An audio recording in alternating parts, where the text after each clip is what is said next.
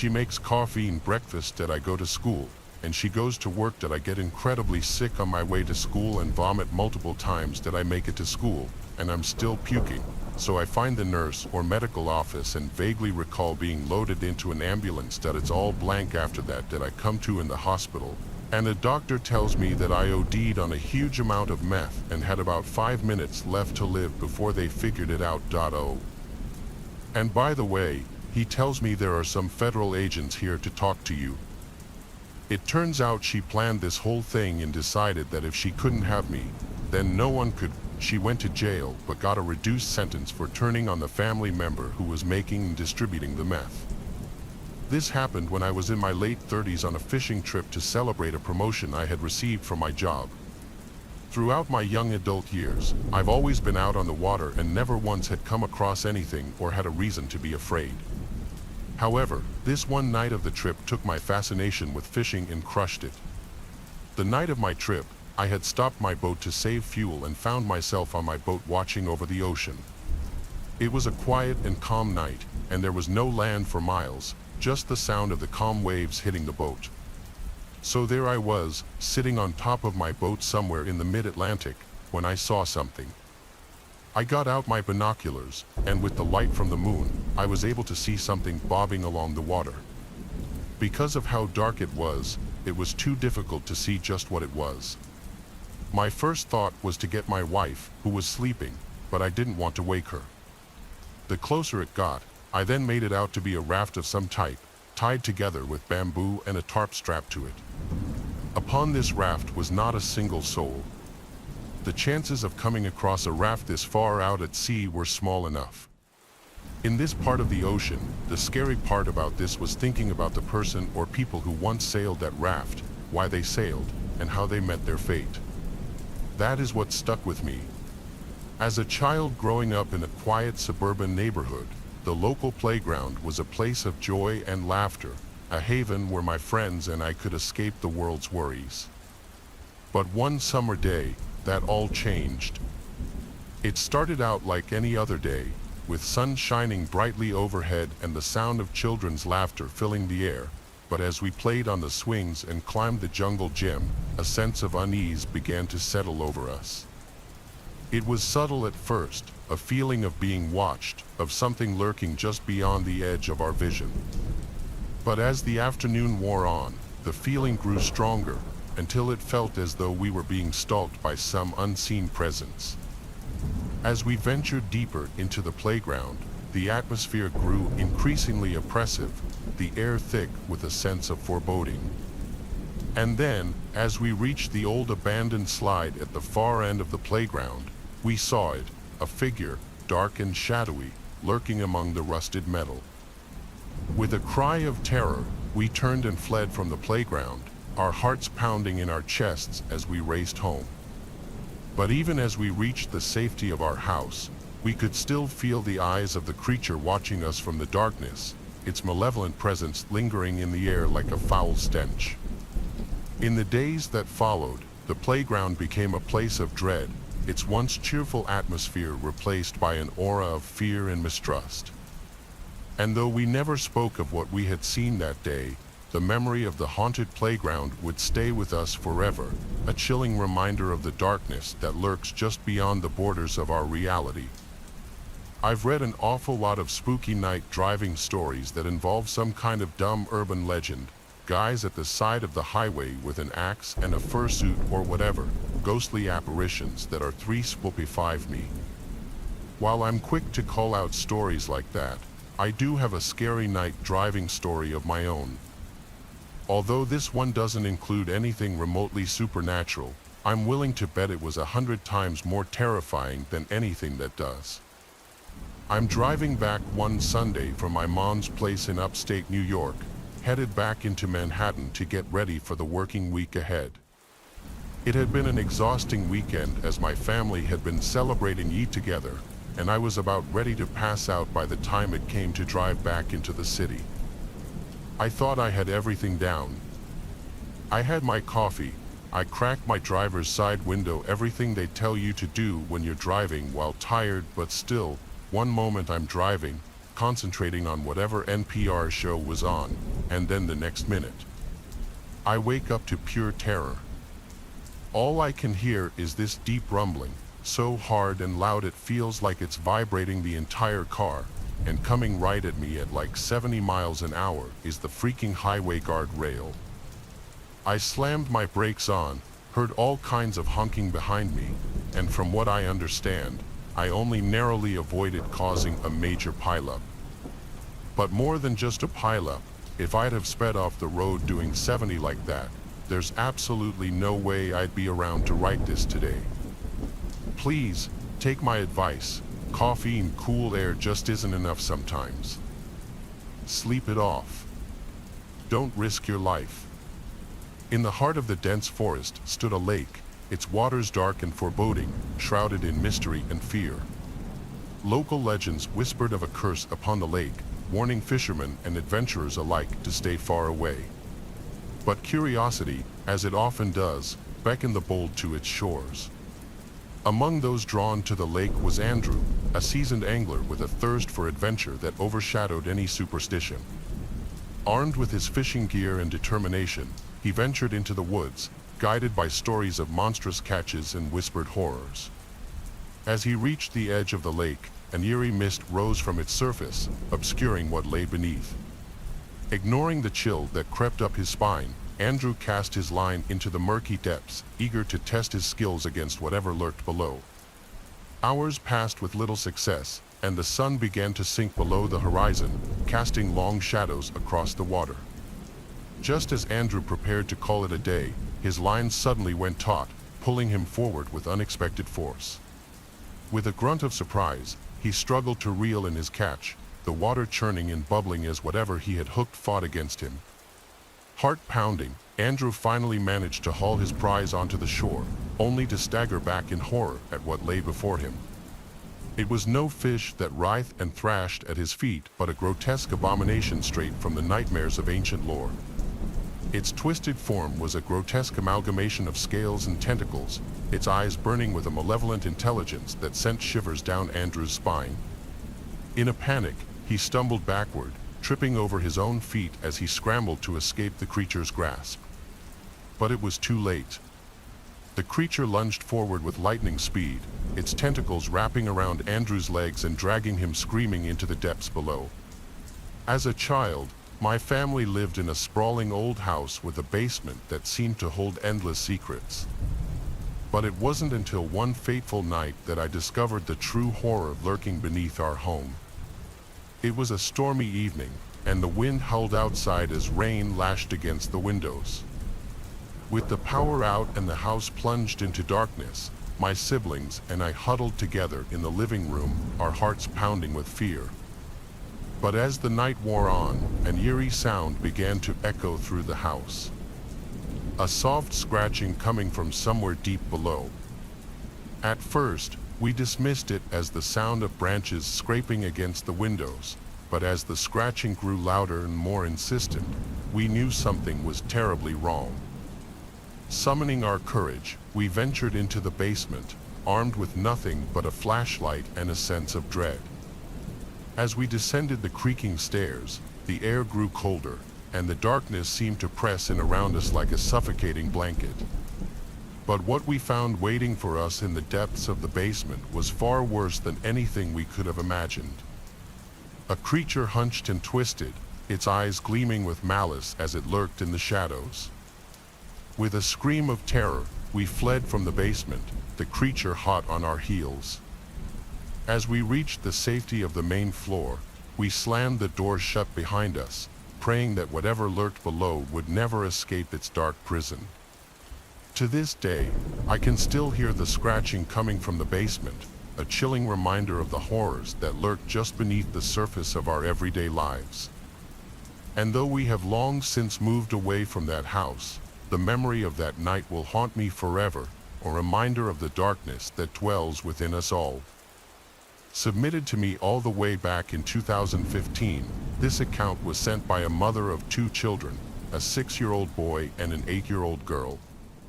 Almost every night, between the hours of 12 and 5 a.m., the boy would come to the parents' bedroom crying that he was scared because someone or something was in his room at the edge of his bed. The boy would claim that every night, the person or thing would come out from his closet and move to the same spot at the foot of his bed, standing there without moving. The first few times, the parents would check the boy's bedroom just to make him feel better. The closet door would always be open, and when questioned about why it was always open when it was supposed to be shut, he would insist it was because he was telling the truth about the thing in his closet. Every time the parents showed their son that the closet was empty, he would go back to sleep. Their 8-year-old daughter never had any similar issues. For a few nights, the parents allowed him to sleep in their room on the floor with a blanket.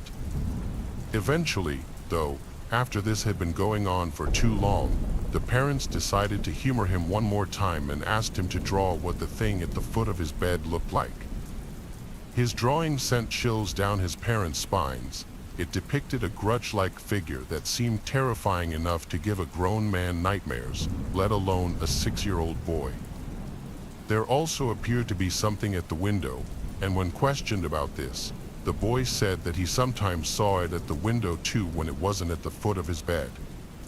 The parents' solution to this was to move their son's bed to the spare bedroom across the hall, which didn't have any big closets. The mother who submitted this couldn't help but feel a little creeped out herself by the drawing, especially every time he came crying to their room in the middle of the night. My husband Jack is in the military. We have generally lived on base at every station we have been to because the surrounding towns can be very crime-ridden and sketchy, and with my husband gone most of the time, the extra security is appreciated. I work from home due to us moving so often. One afternoon, I was taking a break, had made a bite to eat, and was snuggling up on the couch with my dog. That's when I heard the sliding glass door open. It was so nonchalant I thought it was Jack. I saw the cat run from the kitchen and a shadow standing near the door entering it. I thought maybe he had come back for something, so I called out for him and was like, "What are you doing home? Did you forget something?" No answer.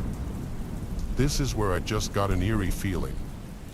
After I asked what he was doing here, I saw the shadow move and heard the click of the sliding door lock. From there, he walked to the laundry room and shut the door. I still had received no response, so I'm sitting on the couch, scared out of my mind, and I call my husband, hoping to hear his phone in the laundry room. I don't hear a ring, but he does answer. I asked him why he came home, and he didn't answer me. All he says is, "That wasn't me. Grab the dog and get in your car."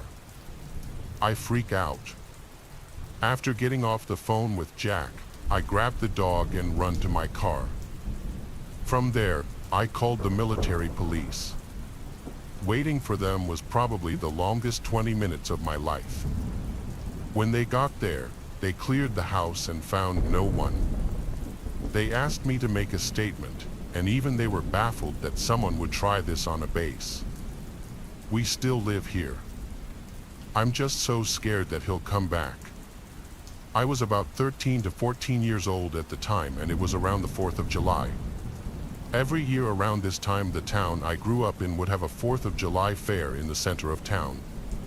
It was always a great place to get together with friends without parents, which at that age is a treat.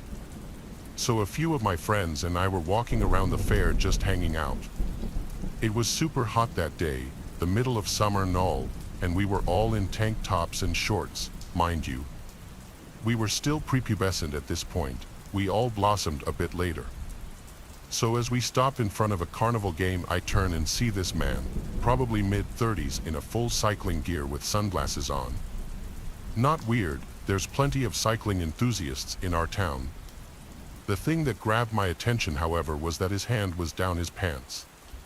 Me being a naive 13-year-old girl at the time, I laughed and just thought he was adjusting his tight biker shorts or something. As we walked away, I whispered to my friends to check out the guy fixing his shorts, and they looked and also found it funny. We carried on with our day and forgot about the man. Eventually, I don't really remember who approached us specifically, but an older friend of ours told us to get on the sidewalk immediately. When we complied, she told us that the man in the biking gear had been following us around the fair. We were kinda behind a lot of the carts, so we weren't in the main part of the fair where everyone could see, and continued to have his hand down his pants, masturbating as he was following us. Someone obviously called the police and arrested the guy. I heard later that they searched his car and found porn inside and a few other suspicious items, but I never heard any more about him or who he was. My friends and I never really mentioned it after that as well. I don't think we fully grasped the situation at the time and just kind of blocked it out. I mean, still to this day, almost 10 years later, it makes me squirm when I think about it. Let's not meet again ever, creepy cyclist. About 2 years ago, I used to work part-time at a popular pizza chain as a delivery driver. I had a full-time job during the day, so the shift at the pizza place would be from 6 p.m. to 12 a.m. I enjoyed the job for the fact that I made good money and it was easy, but I hated working at night because it was dangerous. One night, we got a call 30 minutes before closing for a delivery in the worst part of town. I was stuck taking the order since my manager sent the other driver home early because it was a slow night. I hurriedly headed out to deliver the pizza. About 30 minutes later, my GPS said I had arrived. I couldn't read the house number as it was pitch dark and none of the houses had their porch lights on. As a safety precaution, I called the customer to ask if they could turn on their light. He didn't answer until like the 6th ring. He tells me his house has 2 trash bins next to the curb and that the light is broken, so he can't turn it on. He hangs up the phone. I start walking through the front yard to the front door when I see a man staring at me through the window. I yell out, "Hello," to him, but there's no reaction. He doesn't even move to open the door. I'm getting goosebumps now, and I decide to turn back around and go to the car. I call the customer again to come get his pizza from my car.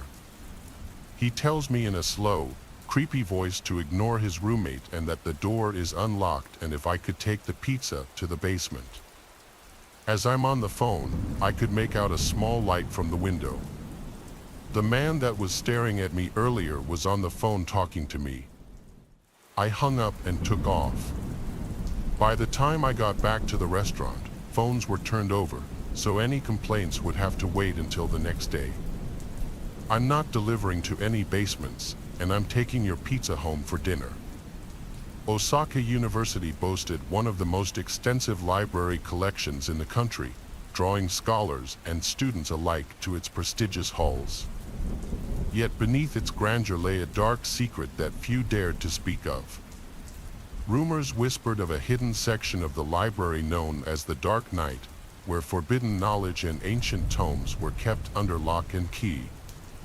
Curiosity led Karina, a freshman at Osaka, to seek out the elusive section despite warnings from her peers. Late one night, Karina ventured into the depths of the library, following a trail of flickering lights and echoing whispers. As she entered the dark night, she felt a chill run down her spine, the air thick with the scent of decay. Among the dusty shelves, Karina discovered a tome bound in black leather, its pages adorned with strange symbols and sigils. Ignoring the warnings etched into its cover, she began to read aloud from its pages, unaware of the dark forces she was about to unleash. Suddenly, the shadows around her began to stir, coalescing into sinister shapes that loomed over her like specters of the night. Terrified, Karina tried to flee but found herself trapped within the dark night, the walls closing in around her. Desperate for escape, Karina searched for a way out, stumbling upon a hidden chamber concealed behind a tapestry. Inside, she found a mirror adorned with ancient runes, its surface shimmering with an otherworldly glow. With no other options left, Karina reached out and touched the mirror, hoping it would transport her to safety. To her astonishment, the mirror rippled like water, and she found herself standing outside Osaka University, the shadowed stacks disappearing into thin air behind her. Shaken but alive, Karina vowed never to speak of her harrowing ordeal, knowing that some secrets were better left buried in the darkness. Out upon the open sea, where the horizon stretches on forever and the depths conceal untold secrets, sailed the trawler-cursed Endeavor, a vessel steeped in legend and whispered tales of woe. For generations, it had plied the waters in search of riches untold, its crew bound by a dark pact that none dared to break. Among those who called the cursed trawler home was Captain Drake, a weathered seafarer with a haunted look in his eyes and a past shrouded in mystery. For years, he had served as master of the ship, guiding her through storms and tempests with a skill that bordered on the supernatural. But as the years wore on, the crew began to whisper of strange happenings aboard the trawler, whispers of voices in the night, of shadows that moved of their own accord, and of a curse that had followed them across the seven seas. Undeterred by such tales, Captain Drake pressed on, determined to uncover the truth behind the curse that plagued his ship. But with each passing day, the supernatural occurrences grew more frequent and more terrifying, until even the bravest among them trembled at the thought of what lurked in the darkness below. It was on a moonless night, with the wind howling and the waves crashing against the hull, that the curse finally revealed its true form. As the crew gathered on deck, their faces pale with fear, a monstrous shape rose from the depths, its eyes burning with a hatred that chilled the soul. With a deafening roar, the creature lashed out, its tentacles snaking across the deck with deadly precision. Panic ensued as the crew fought for their lives, their screams lost in the fury of the storm that raged around them. But amidst the chaos, Captain Drake stood firm, his eyes blazing with a determination born of desperation. With a mighty roar, he rallied his crew, leading them in a final desperate assault against the creature that threatened to drag them all to a watery grave. And as dawn broke over the horizon, the cursed trawler sailed on, battered but unbroken, its crew united in their victory over the darkness that had sought to claim them. For though the curse may linger still, they knew that as long as they stood together, they would never again fear the horrors that lurked beneath the waves. Far from civilization, nestled deep within a remote valley, flowed a river teeming with life and death in equal measure. It was said that the spirits of those who had perished in its unforgiving currents still haunted its banks, seeking vengeance on the living who dared to trespass upon their domain. Among the bravest, or perhaps the most foolish, was Nadia, a thrill-seeker with a penchant for danger that bordered on obsession. Determined to test her mettle against the river's legendary inhabitants, she embarked on a solo kayaking expedition, heedless of the warnings that echoed in her ears. As she navigated the treacherous rapids, Nadia felt a chill wind sweep down from the mountains, carrying with it whispers of the past and the promise of doom. Ignoring the sense of unease that gnawed at her insides, she pressed on, her heart pounding with a mixture of fear and excitement. But as she rounded a bend in the river, she was greeted by a sight that froze the blood in her veins. A spectral figure, pale and ethereal, drifted silently upon the water's surface, its eyes glowing with an otherworldly light, fixated upon Nadia with a hunger that sent shivers down her spine. Paralyzed with terror, she watched as the figure drew nearer, its form twisting and contorting with each passing moment.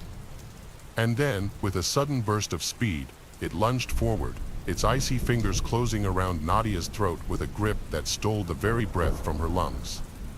Gasping for air, she fought against the spectral assailant, her paddle swinging wildly as she struggled to break free.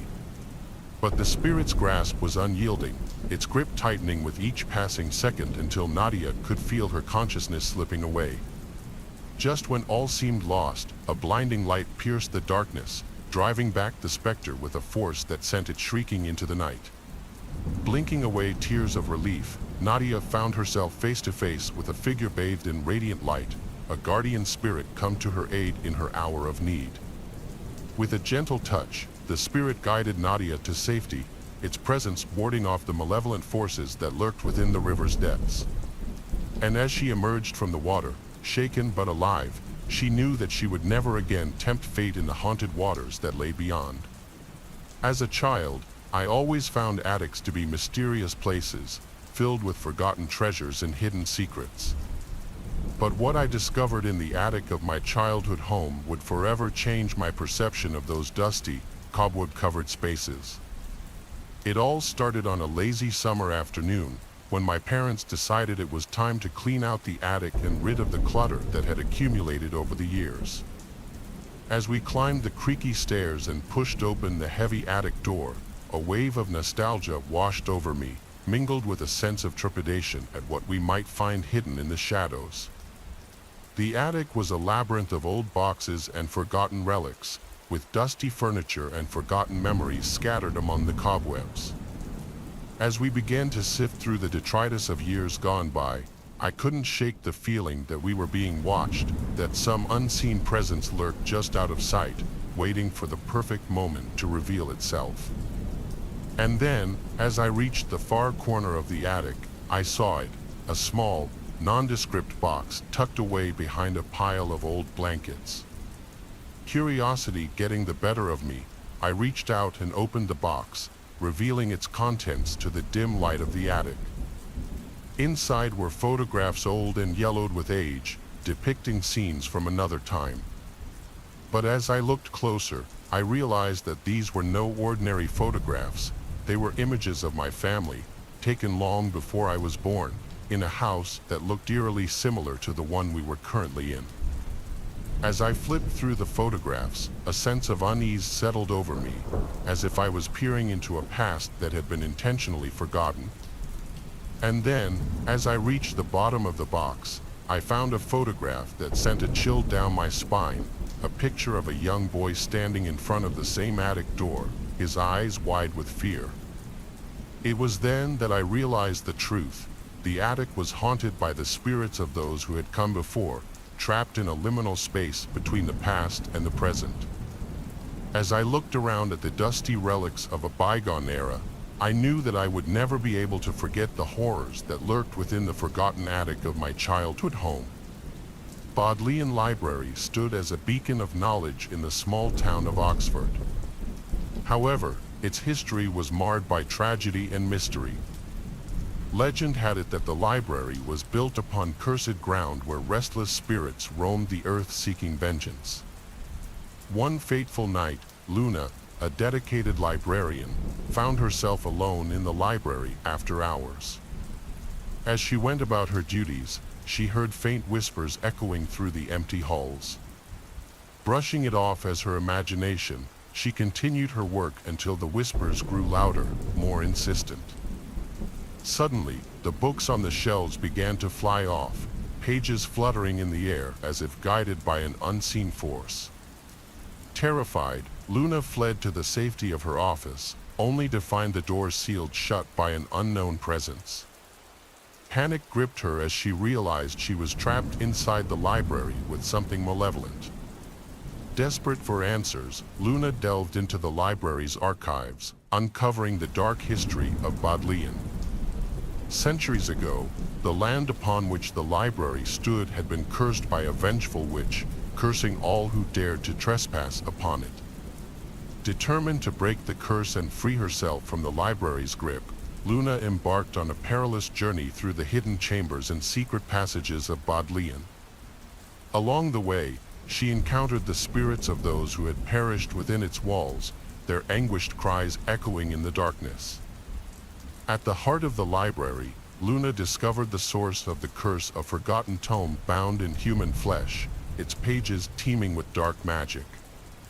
With trembling hands, she began to recite the incantations inscribed within, hoping to banish the curse once and for all.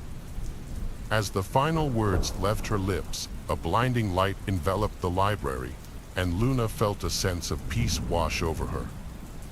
When she opened her eyes, she found herself standing outside Bodleian Library, the curse broken and the spirits laid to rest. From that day forth, the library stood as a symbol of resilience and triumph, a testament to the power of courage and determination in the face of darkness. This happened in the early summer of 2020, right when COVID was at its peak. I'm sure most of you can relate to staying at home during quarantine and not being able to go out. With the constant boredom of staying locked away inside of my house, I decided to take a day for a fishing trip. I live in South Florida, a place where it's notorious to go fishing. My state was still on lockdown, but I didn't care. I drove about an hour's drive away to Key West and went under a bridge to where I was sure I would get a decent catch. The waves were a little rough, but it didn't matter. Fast forward to about 30 minutes later, I'm still fishing, waiting for a bite. I look to my left and see what appeared to be a blue tarp setup behind one of the pillars of the bridge. I thought nothing of it, but for whatever reason, I looked back and saw a man standing there looking at me. To be honest, he kind of startled me as I jumped a little bit and nodded my head as a hello.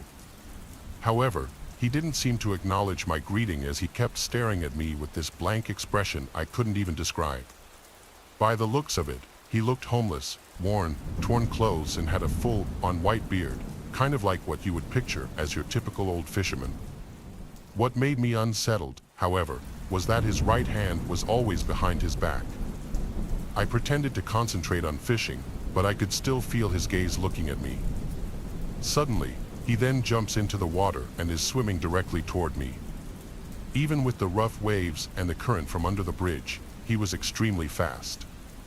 I was out from under that bridge in less than 15 seconds and got in my car with my foot glued to the gas pedal. I also left my stuff behind as, obviously, my life was more worth saving than that. I drove about a few miles where I stopped at a gas station for a snack and then proceeded to go home. What that man was going to do to me or what he wanted, I don't know. I assumed he was probably a dangerous homeless person who didn't like people near where he lived. The next day, I drove back to the bridge and tried to get my stuff, only to find it gone. Not only that, but the blue tarp and the man were also gone. Nothing was left except for an old hunting knife left on one of the platforms where the pillars were held up. After seeing it, I knew that's probably what he was hiding behind his back. A few years ago, I was on the outs with a very dependent girlfriend. What started out as just casual dating turned into her practically living at my house, needing to constantly be in contact with me and always trying to spy on my social media accounts. She was extremely depressed and used my sympathy as a weapon to keep pulling me back whenever one of her crazy actions would push me away. It took my stupid younger self a long time to see the pattern. When I finally did and she realized that she was losing me, she ran over my dog, thinking that the grieving process would bring us back together. The worst part is, it kind of did. The pain of having to drive my dog to the vet and put him down was too much for me to handle on my own, and for once, she was there for me instead of the other way around. Until a few weeks later, when she drunkenly admitted what she had done. I have never been so mad about anything. I was brought up to never raise my hand to a woman, but my morals were serious. Why test it at that point? I couldn't get the trip to the vet to put the little guy down out of my head. How could this person that I loved have done something so psychopathic? I threw all of her things out and had to physically remove her from my house. I filed a restraining order, but before it went through, I had to threaten to press charges to keep her away. I haven't talked to her since. I feel bad for anyone that gets caught up in her psycho behavior. I thought she loved me, but that really led me to wonder if she was some kind of psycho or sociopath who had been playing me for a fool the whole time. Hi guys, Lazy Hair here, and thank you very much for listening. Special thanks to Eden and Lady White Rabbit for narrating the female perspective stories in this video. I thought that would make things a bit more engrossing, and given the subject matter, I thought it worked really well. So make sure to check out both of their channels by following the links down below or by clicking on air icons on the screen right now. Stay spooky, and remember, the best things happen in the dark. The following pictures you're about to see were taken by hikers Orly and Dante, who both live in Eagle Mountain, Utah, a small town south of Salt Lake City. For the past few years, they had been exploring forests in search of interesting things, and one day they found it. One day, Orly was hiking in Cedar Fort, just 5 miles south of Salt Lake City. While hiking, she found large amounts of animal bones and piles of junk people had dumped, but things started to get strange when she started coming across strange symbols and animal parts scattered throughout the forest, some of them in weird formations. On September 15th, she decided to bring her friend Dante along with her to show him in person the unusual things she was finding. This time, the two came across something even more disturbing. On the trail, there was a severed deer head and a pentagram surrounded by deer legs, which were not there the first time Orly walked the trail. The sun was going down, and after getting their pictures, they agreed it was time to head back to the car. But the more they walked, they realized they didn't recognize the path they were on. So, the two started looking around for anything that could refresh their memory of where they were. But as it got dark out, the two accepted that they were lost. With nothing but their phone flashlights to navigate, they started getting the feeling they were being watched. As they picked up their pace, the two started to hear the trees and bushes moving at least 20 feet to their right, made more concerning by the fact that there was no wind that night. The two started to panic and hurried onto a trail they found, hoping it would take them back to Orly's car. Just when things couldn't seem to get any worse, Orly and Dante heard a scream so deep and horrific that it sounded neither human nor animal. The two sprinted down the trail, Orly making a conscious effort not to look back, but Dante did.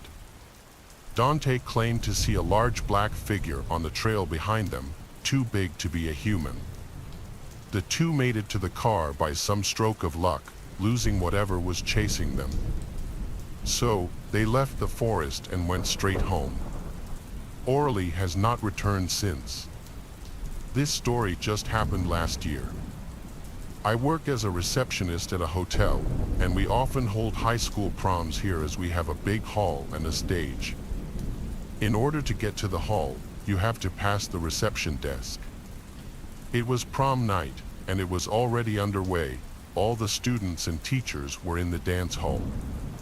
All the pictures had been taken, and the reception area was empty. At some point during the evening, someone approached the reception desk. I looked up to see a tall man standing there. He had a clean-shaven face, and his hair was greasy and tied back in a ponytail. He was also wearing a suit that was pretty old and dirty, along with some Adidas shoes. His eyes were wide open, and he said, "I'm here for the prom." At first, I thought he was kidding, but he looked completely serious. I said, "Are you employed by the school?" He said, "No, I'm a student here." I still kept thinking he was joking. He looked to be in his late 40s, and he was telling me he was a high school student. So, I asked him, "How old are you?" He said, "I'm 17. "No, 16. "Yeah, 16. At this point, I thought he must have taken something. I said, "I'm sorry, but you don't look 16 at all."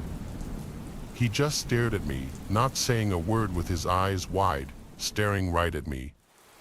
He then leaned over to me and said, "I'll make you a deal. I have a big blade in my pocket. If I'm not 16, you can cut my finger off. If I am 16, I can cut your finger off."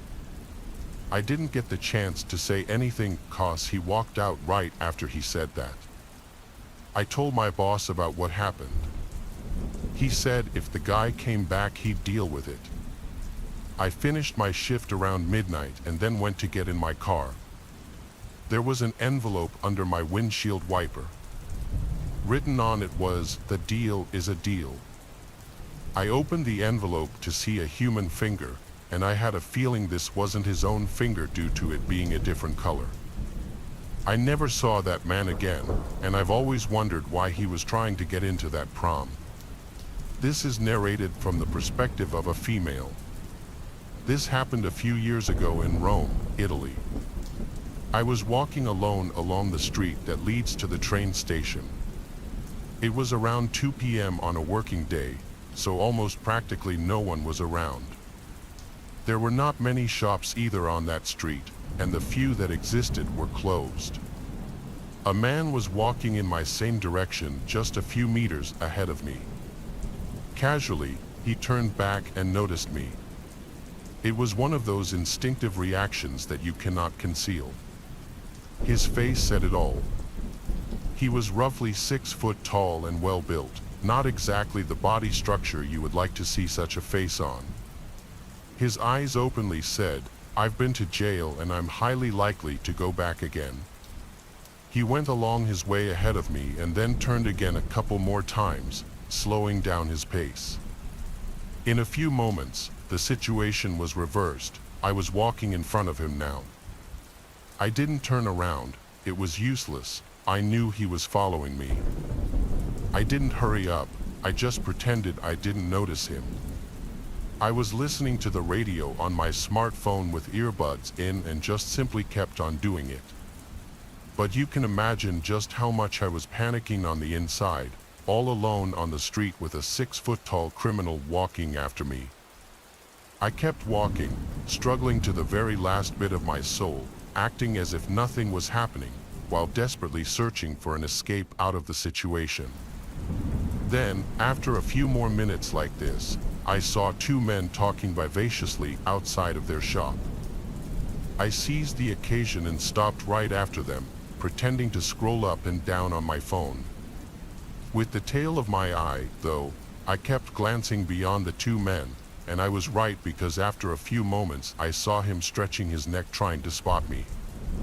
He saw I had stopped and he was leaning against the wall near the 2 other men. He then turned back and went away. I'm pretty sure that I must have had a guardian angel that day who sent those 2 men and placed them at the right time and right place. Nothing else happened, but only because I was extremely lucky. To all the ladies out there, never take for granted that you're safe just because you're in broad daylight. And never give in to fear. As a child growing up in a small town nestled among dense woods, I often found myself drawn to the mysterious allure of the forest. But what I encountered there on one fateful day would haunt me for years to come. It was a warm summer afternoon, and my friends and I had decided to explore the woods behind our neighborhood. Armed with nothing but our youthful curiosity and a sense of adventure, we ventured deeper into the heart of the forest, eager to uncover its secrets. As we wandered among the towering trees and tangled undergrowth, a sense of unease began to creep over me. The air grew still, and the sounds of bird song and rustling leaves were replaced by an eerie silence that seemed to hang heavy in the air. Ignoring my growing sense of dread, I pressed on, determined to uncover the truth behind the whispers that seemed to echo through the trees. But as we reached a clearing in the forest, the source of the whispers became clear. A dilapidated old house hidden among the trees like a forgotten relic of the past. As we approached the house, a chill ran down my spine, and I felt a wave of terror wash over me. The air was thick with a sense of malevolence, and the shadows seemed to dance with a life of their own. With trembling hands, I pushed open the creaking door and stepped into the darkness beyond. What I found inside would stay with me for the rest of my life. A room filled with decaying furniture and cobweb-covered relics of a bygone era. But it was what lay at the center of the room that filled me with terror. A child's doll, its eyes wide with a look of pure malevolence. And as I stared into those lifeless eyes, I felt a presence watching me from the shadows. A presence that seemed to hunger for something far more sinister than mere flesh and blood.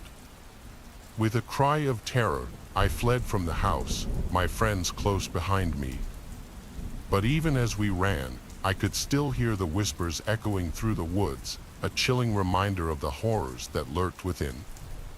To this day, I cannot shake the feeling that something evil dwells within those woods, something ancient and malevolent that preys on the innocent and the unsuspecting. And though I have long since left that small town behind, the memory of that day will haunt me forever, a reminder of the darkness that lurks just beyond the edge of our reality. My younger brother and I have childhood friends that go to the beach with our moms for Memorial Day weekend every year. We've been doing this since before my younger brother was born. On our trip about 2 years ago, we had just arrived at the condo complex that we were staying at and had begun to unpack. We were on the first floor, so only 2 flights of stairs to get to our condo. There was some kind of construction happening a few floors above us, so there were trucks and workers. We had finally finished unpacking our stuff, and we were headed down to the beach when I remembered that I left my purse in the car. My mom gave me the keys, and they went down to the beach while I went to the car to grab my purse. But while I was getting it, an old pickup truck pulled into the parking lot, and an older man got out. He had paint on his shorts, so I figured he was a worker. But me, at the time being a teenage semi-petite girl, kept my eye on him. I got my purse, locked the car, and then started heading back to the stairs. I should also mention that the stairs were outside, open for everyone to see. The man started following me up the stairs, but he was several steps behind me. I figured he was headed up to the construction area, so I gave him the benefit of the doubt. Nevertheless, I started walking faster, and when I glanced behind me, the man was only 2 steps behind. This is when I really started to panic. I only had car keys and a purse on me, and I didn't know the layout of the condo yet. Where was the ninth block? Was the door to the beach open? I finally reached the door to the condo, ran inside, and tried to close it behind me. The man was at the door and was trying to force it open as I was trying to force it closed. I finally just tried to run for it, hoping the sliding door to the balcony and beach was open. Luckily, my mom and my friend were still inside because they forgot to bring sunscreen down. I ran behind them, and the man just stood in the doorway. "Can we help you?" my mom asked. The man awkwardly smiled and mumbled something about looking for supplies and abruptly closed the door. After I calmed down, we went back to the parking lot, and his car was gone. I'm confident that the man thought I was going to be alone in that condo with him, and I don't like to think about what could have happened if my mom and friend weren't there. Creepy carnival workers, so this happened when I was younger, quite a while ago, but it's one of the creepiest things that has ever happened to me, and I thought y'all might like to hear it. Anyways, I was probably about 10 or 11 years old, and my mom dropped me and my younger brother off at this little carnival thing in the supermarket parking lot. I don't know if they really do stuff like that anymore, but they used to set up smaller carnivals with maybe like 10 rides and a couple of food vendors. Anyways, we had been there for maybe an hour, and I noticed that this guy had been watching us for a while. Then I realized that he was sort of following us around to the different rides. I figured he was one of the workers since he was wearing a carnival hat and his clothes were pretty much the same colors as the other people working there. I would look around and spot him watching us from a couple of rides over or standing next to one of the food stands. Now, I don't want to be rude, but this guy had the creepiest freaking face. One of his eyes looked like it had been swallowed up by this huge swollen eyelid. He had these chapped lips that looked like they were bleeding in places, and he just kept following us around for like 30 minutes, mumbling to himself and staring. After a while, I decided that we should leave and find a way to call my mom. As we were about to leave the carnival area, literally about to walk through the exit, this guy hollers to both of us and grabs my brother's shoulder to pull him back in. He started telling us that we're too young to be there alone and asking where our parents are. I mean, I was young, but there were tons of kids there even younger than us without their parents. He pulled us off to the side area between 2 rides and pushed us behind him, then just stood guard in front of us like that. I kept asking to use a phone to call my mother since I was still hoping it was actually about us being too young to be there by ourselves. Finally, he gives me this phone that obviously has no SIM card in it or something because it just displays that error message that old phones used to have. I kept begging him to let us go, and he kept muttering, "No, we're going to take you somewhere real safe, real safe." Then he starts laughing and asked if my mom had picked up, which obviously not, and saying he's going to have to take us himself since there's no one else to take us, whatever that he had planned. Finally, we see another worker walking by and I yell to her if I can use her phone. The guy immediately freezes and then just starts walking away like nothing happened. I explained to the woman what had happened and she just looked really confused and kind of worried. I didn't find out until a couple years later, but I guess she told my mom that she didn't think the guy even worked there, that she had never seen him before in her time working. So that happened. New York City trains are pretty crazy. I've been groped and harassed, and I've seen things that I don't ever want to see again. My best friend and I were neighbors living in Upper Manhattan. It was summertime, and it was pretty late.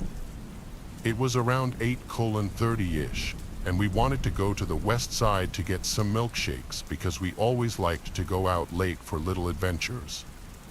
Of course, my parents didn't want us to go out late, but we kept pushing it, and we ended up going.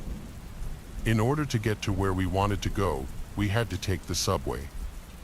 As we're coming back, it was already 9:30-ish, so we expected to get back home around 10. The train arrived, and my best friend and I hopped in. The train car was empty, so we sat on the chairs with 2 seats. As we arrived at the next stop, a man came into the same car. We didn't think anything of it until the man sat right across from us. Keep in mind, the train car was nearly empty, and he could have picked literally any other seat but decided to sit across from us. Of course, my friend and I thought that was weird, so we texted each other saying we were going to move to the next car when we got to the next stop. As we were heading to the next stop, we quickly ran out of the train and ran to a different car. We just kind of laughed it off until our smiles slowly turned into worried faces when we saw the same man coming into the new car we had just moved to.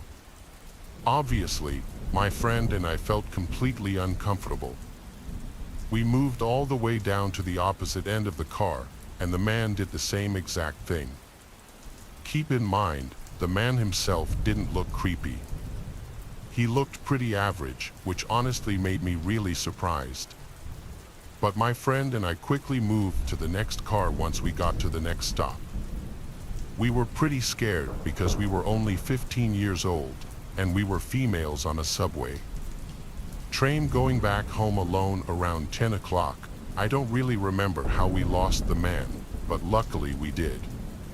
We quickly ran back home after we got off our stop, also making sure we weren't being followed.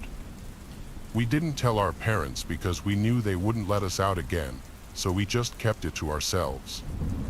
Nothing crazy like this ever happened again to us, but now we know to be more careful taking the subway home. For anyone that comes to New York and takes the subway, please be careful because you really never know who's gonna follow you. I got some Dunkin' Donuts this morning, and it brought the story back to my mind, so I figured I'd share it.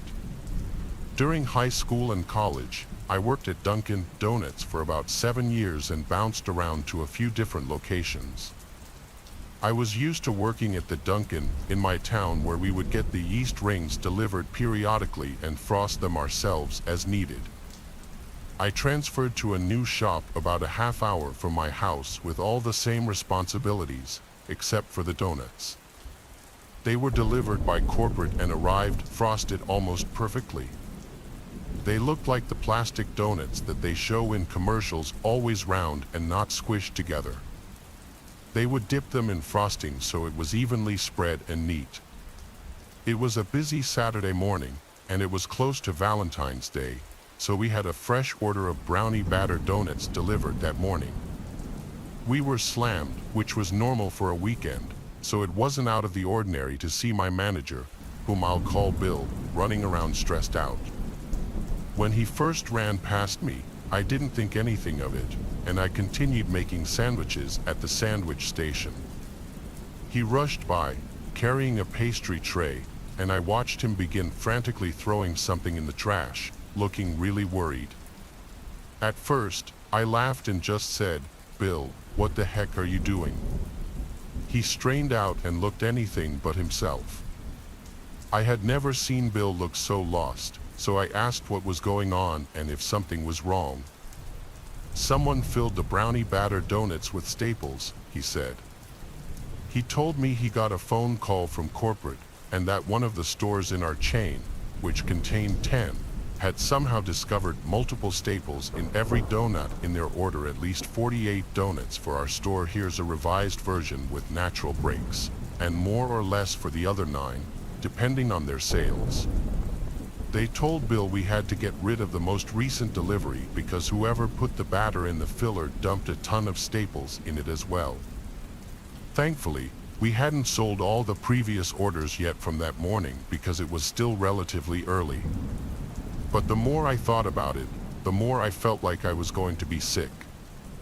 What if a young child had gotten one of them? I pictured some family sitting at home on a Saturday morning, going out to get some drinks and donuts for the kids, and imagined everything else that could have happened afterward. I'm assuming nothing happened because I thankfully never heard anything on the news. It makes me wonder if they covered it up, and I hope they were able to find out who did it.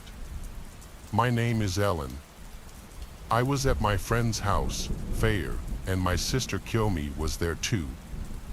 We got on the topic of exploring abandoned places, and Shaw mentioned that she had found an abandoned shack not too far away from her house. We really loved anything creepy or scary, so we decided to go find it. It was in the woods, and Shaw remembered where it was, so we got there pretty quickly. It had a bunch of bush around it and lots of plants growing on it. It had obviously not been inhabited in a while. There was also a smashed car outside by it. I'm not talking like just a window smashed in, I'm talking like a car fell off a bridge type smashed. We found the front door to the shack and pulled really hard on it to open it. As soon as the door opened, a bag came flying out straight at Kyomi. We found it funny, and I guess we were laughing because it made us extra nervous to go in. But like idiots, we still went in. It was one open room. There was a loft and a single curtain separating the bathroom. It was absolutely filthy in there. There was so much trash on the floor, not just garbage, but dirty old clothes. There was also a pregnancy test on the floor, and it was used. Pretty gross, right? In the bathroom area, there was a bathtub that was absolutely filthy, with brown and black stains all over it, and there was a broken toilet. We climbed the ladder up to the loft part, and I'm honestly surprised it didn't break when we used it. There was a bunch of garbage upstairs too, but there was a queen-sized mattress right in the middle of the room with no sheets or blankets, as well as a bunch of kids' drawings that were scattered all over the floor. There was also a calendar that had 2012 on it, so who knows how long that shack has been around for. There was also a notebook with pages ripped in it, and it had a name written on it. I'm so upset that I don't remember the name. But this is the most concerning part. Laying right on the mattress was a gun, and we live in Canada where guns aren't legal.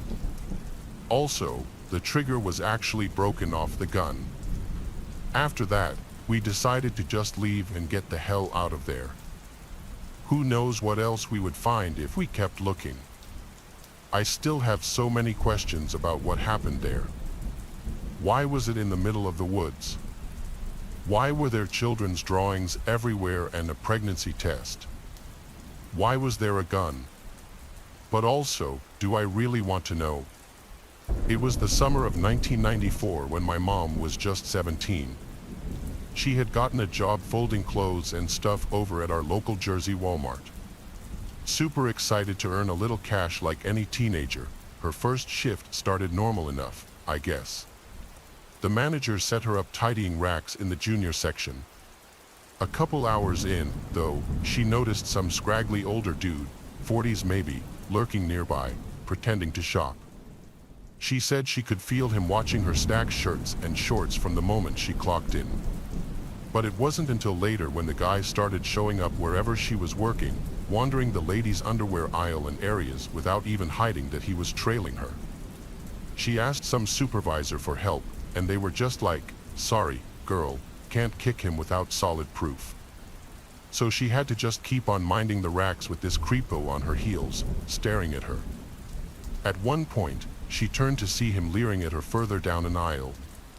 "Come over here and show me those cute little panties, sweetheart," he said, making her skin crawl. She rushed away, but he kept popping up to bother her and make uncomfortable remarks about her body. Come the end of shift, she was majorly freaked, knowing the stalker guy could be waiting for her outside. But she had no choice but to finish up and get her stuff from the back room to leave. She even tried getting a coworker to walk out with her, but they all just wanted to jet. So here's this 17-year-old petite girl having to traverse the empty, darkened store alone and get to the lot before this psycho can grab her. And what do you know? He pops out as soon as she turns into the last aisle near the rear exit. He then said, "There you are, pretty young thing." She froze, panicking at the sight of him lurching towards her, grinning. She made a break for the doors but only made it halfway across the parking lot when he caught up and dragged her back, screaming. Pinned her down, trying to rip at her top as she's kicking and clawing back. Some night patrol guard came running over from around the corner, yelling loud, which caused the creep to book it just before doing who knows what else to her. Cops took my mom's statement while she shook and cried there with ripped clothes and bloody scrapes everywhere. My mom's parents were shocked, obviously, and pulled her from the job after. She didn't leave the house alone for weeks after that trauma. Even now, all these years later, just driving past that Walmart gives me chills knowing some monster lurked there waiting to terrorize my mom trying to earn a paycheck. My mom says growing up is accepting that evil hides in plain sight. I say thank God that guard showed up, or I may not even be here telling this ugly tale. The world failed to protect her innocence that night. Me and my 3 friends were in New York around Christmas time. We didn't finally decide to leave until about maybe 2 o'clock in the morning. We got on the first train that we could catch, and as expected, it was empty. We were pretty sobered up by then. Then there was a sudden commotion in the next car over.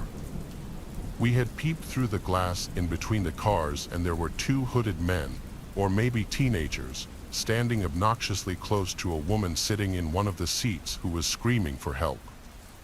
I suggested that we go over and kick their asses, but as me and a buddy got a closer look, we saw they were armed with handguns. I pushed all my friends to get to the next car over, away from the armed men. I took a look back and saw one of the men pointing at us before starting to follow. We ran through at least 3 different cars with the men following us before the train finally stopped at the next station. We all booked it through the old station to the nearest place we could hide. I got separated from my friends, so I went to hide behind a garbage can. I could hear my chaser's shoes hitting the tiled floors, so I knew I had no time to find a better hiding spot. I peeked through the opening at the top of the bin. I could get a better look at them now. One was black, the other was Indian, and they were both really young looking. I was sure they were only trying to rob us until I heard one of them say, "If you find them, kill them." I hope you understand why I almost gave away my position in reaction to hearing this, with a gasp and almost pulling the garbage bin down with me as I returned to cover it. I consider it a miracle neither of them caught me. They left the area. I took notice that they didn't have their guns drawn at that moment. I ran in the opposite direction of the 2 and quickly caught my friends who were waving me over from behind a large pole. I took cover with them behind another pole not far from that one and we waited for as long as we thought necessary. The big shock to the story, though, was when we caught a glimpse of the woman from the train, who we thought was being threatened by the two men, walking over in the direction of the men and then calling something along the lines of, "Where are they? Don't tell me you didn't get them." The two men reappeared from beyond a corner, walking over to the woman. The rest of what they said was too low to pick up on. They walked back down the stairs to the platforms and, as we could guess, waited for another train to run their trap again. At the very least, we called the police and reported what was going on, but I have no idea if they were ever caught. My partner and I recently bought our first home. On the day of closing, the selling realtor informed us that the seller hadn't given her the keys to the house. She also claimed that the seller never had a garage door opener. When we asked about when we could obtain the keys, the selling realtor explained that the seller works an hour away and has long hours, so we couldn't get the keys until 9 or 10 p.m. Instead, the realtor arranged and paid for new locks on the front door and even gave us money to buy garage door openers. We closed on the house, and everything else went smoothly. However, when I went to set up and turn on the electricity, the company told me they couldn't turn on our power until the next day, even though I had called in the morning. The house needed a good cleaning, as the seller didn't bother to clean before moving out. Let me first describe the house layout. When you walk through the front door, it opens to the living area, with the kitchen to the left. Part of the kitchen is hidden from the front door due to stairs leading to the basement, so you can't see the oven or the fridge. The neighborhood is one of the safest in my area. I had to use the front door to move things in since the locks were installed before I arrived, so I didn't bother locking the door. Moving on with the story, since I didn't have electricity, I decided to start by cleaning the fridge. I turned on a true crime horror podcast and got to work. The fridge doors were wide open, and I was just doing my thing when a shadow appeared behind me.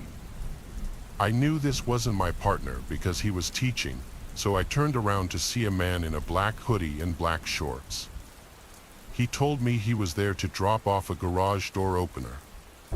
He placed the opener on the island without saying another word. I probably spooked him just as much as he spooked me because he quickly ran out the door. It took me a while to compose myself and call my partner, hoping he was on break so I could tell him what just happened. I also texted our realtor about this strange interaction. I wondered if I hadn't heard a knock because I was so engrossed in my work. But I'm certain he didn't knock. I know this because less than an hour later, another man knocked on the door, explaining he was there to drop off a key to the front door. If he tried the doorbell, I didn't hear it because there wasn't any electricity. We're still working on the house before we officially move in, but now I'm ultra spooked about being alone in the house. I refuse to listen to a true crime horror podcast while the house is empty. This story did not personally happen to me, but it happened to my father. It takes place approximately 3 years ago near the Stones River battlefield in Murfreesboro, Tennessee. My parents are divorced, and my dad lives in an apartment with a roommate. At the time, my dad was a truck driver. On this particular night, he was driving back home, driving along Stones River battlefield, which was a battlefield during the Civil War. My dad is a history buff, and he often took me and my siblings there since it was a spot he enjoyed visiting. On this night, however, it changed his perspective about this historical landmark. As my dad drove down the road, he saw a group of people waiting to cross the street. But as he got closer, he realized that this group of people were all dressed as Civil War soldiers. My dad's initial thought, of course, was that they were reenactors, not giving any thought as to why they were doing a reenactment this late at night. Maybe they were practicing. He didn't know for sure and didn't even think about it. When my dad approached, he stopped his truck and let them cross the street. But what he saw next terrified him greatly. One of the soldiers had stopped and looked at my dad with cold black eyes and a ghostly pale face. My dad was spooked and just sat there in shock until the soldiers had crossed the street and disappeared like mist on the wind. My father drove the rest of the way home, trying to piece it together and keep his sanity intact. He had no idea what he had just witnessed. He then told me some things that had happened after that, things that scare me more than anything. He told me as he got home, he was video chatting with someone on Skype, and at one point in the night, he got up to go do something, so he left his room. When he returned, the person he was chatting with on the video call asked him something strange. They asked, "Was the person walking around in your kitchen your roommate?" My dad's roommate was gone for the night, and my dad's apartment is very small, so if someone had broken in, they wouldn't be hard to find. My dad began to freak out, immediately thinking that one of the ghost soldiers he saw had followed him home. For the longest time, my dad wasn't a believer in the paranormal, not until this experience. He even discovered that around that area and the battlefield, there were common ghost sightings.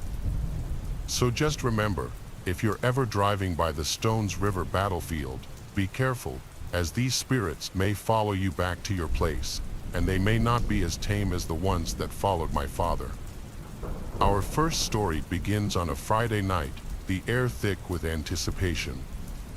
A young man named Jack, an avid gamer, scoured online marketplaces for a deal on a used console, eager to dive into the latest releases. He stumbled upon an offer that seemed too good to be true, a current-gen console, practically brand new, being sold at a fraction of the retail price. The seller, only identified as KL, was vague in his responses, claiming he simply needed to get rid of it. Despite a prickle of unease, Jack dismissed his better judgment and arranged to meet KL at a dimly lit gas station later that evening. The seller, a gaunt man with nervous eyes, arrived in a beat-up car, the console hastily wrapped in a garbage bag. He practically shoved it into Jack's hands, eager to be rid of the device. Jack, his excitement overriding his apprehension, paid the man and hurried home, eager to boot up his new purchase. As he connected the console to his TV, he noticed an unsettling detail he had overlooked in his haste, a single deep scratch etched across the top of the console, almost resembling a cryptic symbol. Brushing it off as nothing more than cosmetic damage, Jack grabbed his controller and prepared to enter a world of digital entertainment. From the moment he pressed the power button, things felt off. The console whirred to life with an unnatural hum, the fan noise louder and more erratic than it should have been. The screen flickered, displaying distorted images and garbled text before snapping into focus, revealing the console's home screen. But something was different. The usual cheerful background was replaced with a static image of a dark, desolate forest, the trees twisted and gnarled, their branches reaching out like skeletal fingers.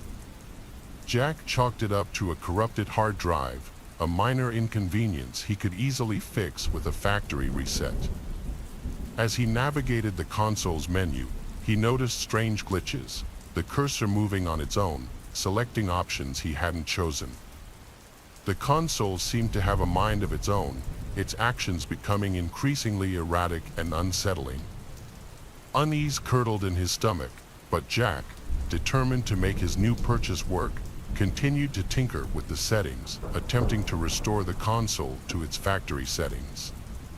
His efforts were met with resistance, the console seemingly fighting back, the screen flashing with disturbing imagery, grotesque figures with hollow eyes and gaping maws flickering in and out of existence. Cold dread washed over Jack as he realized that this was no ordinary glitch. This happened in the summer of 2013, back when I was an on-duty police officer. I've been in the police force for several years, and you'd often have to respond to calls you didn't want to. This ultimately led you to see and hear some disturbing things you couldn't even imagine. I've dealt with many different calls that range from abusive exes to full-on crime scenes.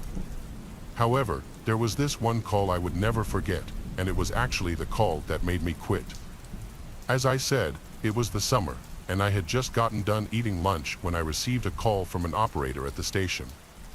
As the story went, an 11-year-old sister was home alone with her 3-year-old brother, who had reported him missing as she couldn't find him for hours. Now, normally, calls with missing children would almost always turn up upon arrival, but that wasn't the case in this situation.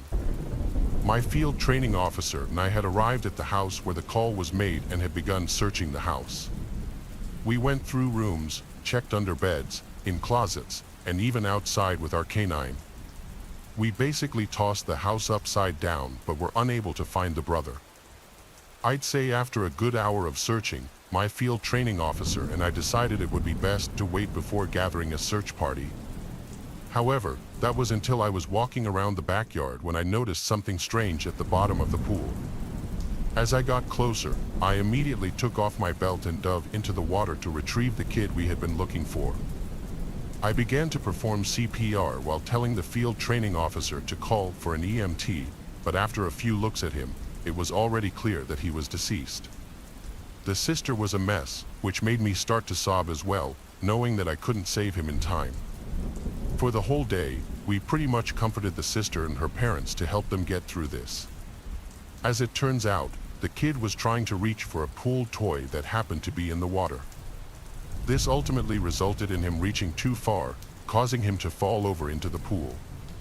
The crazy part was that he had just started swimming lessons with his parents, which only added to the pain. The following week, I quit my job as a police officer on the spot as I simply couldn't get my mind off of that call. I knew if I were to stay, I'd likely get more calls like that down the road. It was only a matter of time. Calls with kids are the worst, especially if they don't have a happy ending. For God's sake, please don't leave your kids home alone, especially if you know they get easily distracted. I hope you use my story not only as a lesson, but also as a message to understand what police officers go through. We all have this perception of police officers arresting the bad guys and protecting our communities. While all of that is partially true, there are also the calls that are never talked about. That call I responded to is definitely one of them. Tale takes us deep into the darkest corners of the internet, where whispers of a cursed game spread like wildfire through online forums and chat rooms. They called it the Grimoire, a text-based role-playing game shrouded in mystery and whispered rumors of misfortune and despair. Legend had it that the game was the creation of a reclusive programmer, a digital recluse who had poured his darkest fears and obsessions into its code. But something went wrong. The game, once intended as harmless entertainment, became corrupted, twisted by an unknown force, its code taking on a life of its own. Rumors spread like wildfire through the online gaming community, tales of players experiencing strange phenomena, their real lives mirroring the events of the game with chilling accuracy. Some claimed to have lost fortunes, their in-game losses translating into real-world financial ruin. Others whispered of broken relationships, accidents, even disappearances, all linked to the game's malevolent influence. The game, it seemed, had a way of reaching out from the screen, of blurring the lines between the virtual and the real with terrifying consequences. Despite the chilling tales, curiosity got the better of many, drawn to the game's mystique like moths to a flame. Among them were two friends, Mark and Lucas, avid gamers with a penchant for the strange and unusual. They stumbled upon the Grimoire on a hidden forum, its download link buried beneath layers of cryptic messages and warnings. Intrigued and perhaps a little foolish, they decided to download the game, eager to experience its mysteries firsthand. As they installed the game, a sense of unease settled over them, the computer screen flickering erratically, the room growing noticeably colder. Ignoring the warning signs, they launched the game, its opening screen a jumble of distorted text and disturbing imagery that seemed to writhe and pulsate before their eyes. A single line of text appeared on the screen, its message chilling in its simplicity. Welcome to the grimoire. You have been warned.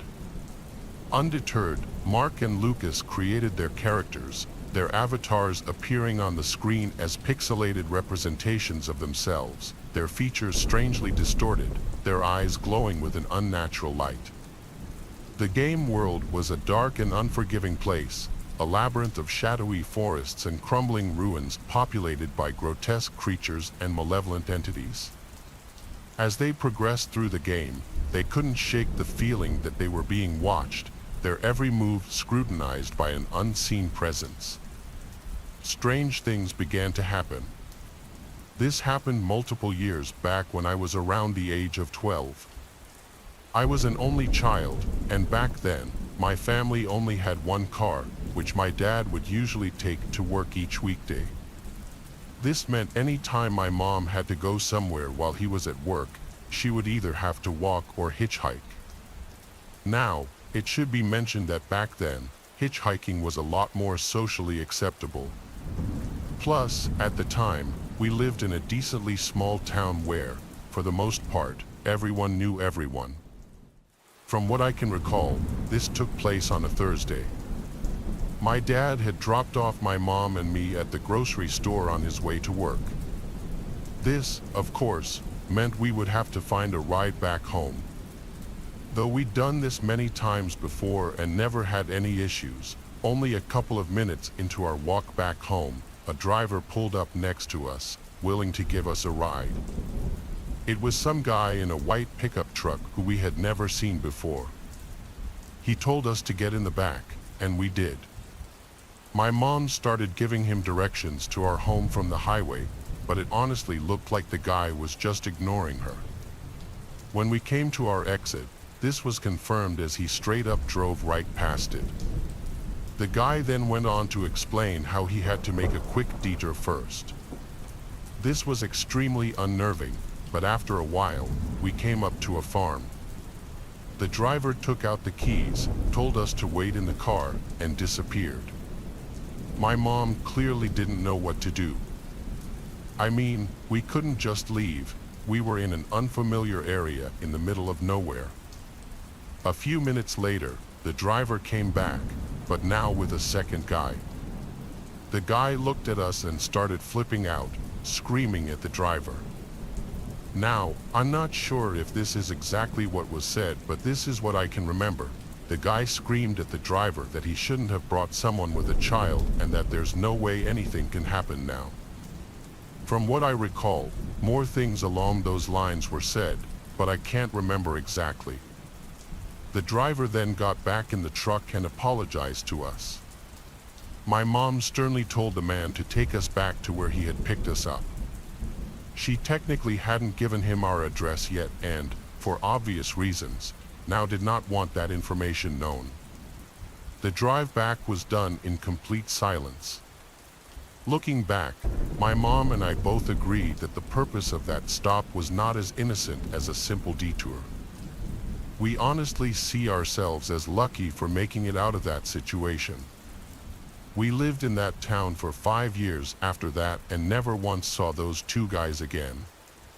I'm an only child and grew up in a small town. My parents were hardworking, often struggled to pay the bills, so they usually worked a lot of overtime or even had multiple jobs. Because of this, I was left home alone pretty frequently. I was 13 at the time, and this night both my mom and dad were working closing shifts, so I was at home by myself after school until 10 or 11. To keep myself busy, I'd usually watch TV or go for walks in the woods behind our house. After getting home from school and having a snack, I went outside and started walking along my regular path while the sun was still out. It was a 2.5 mile trail through the woods that almost never had anyone else walking on it. Strangely though, about a mile into the walk, I saw a guy on the trail up ahead. He was sitting with his back against a tree, wearing a dark blue jacket and had a red baseball cap tilted downward, covering his eyes and most of his face. From the way he was slumped over, It almost looked like he was sleeping. So I continued walking, trying to quietly pass by him. As I got just a couple of feet away, though, he lifted his head and instantly locked eyes with me.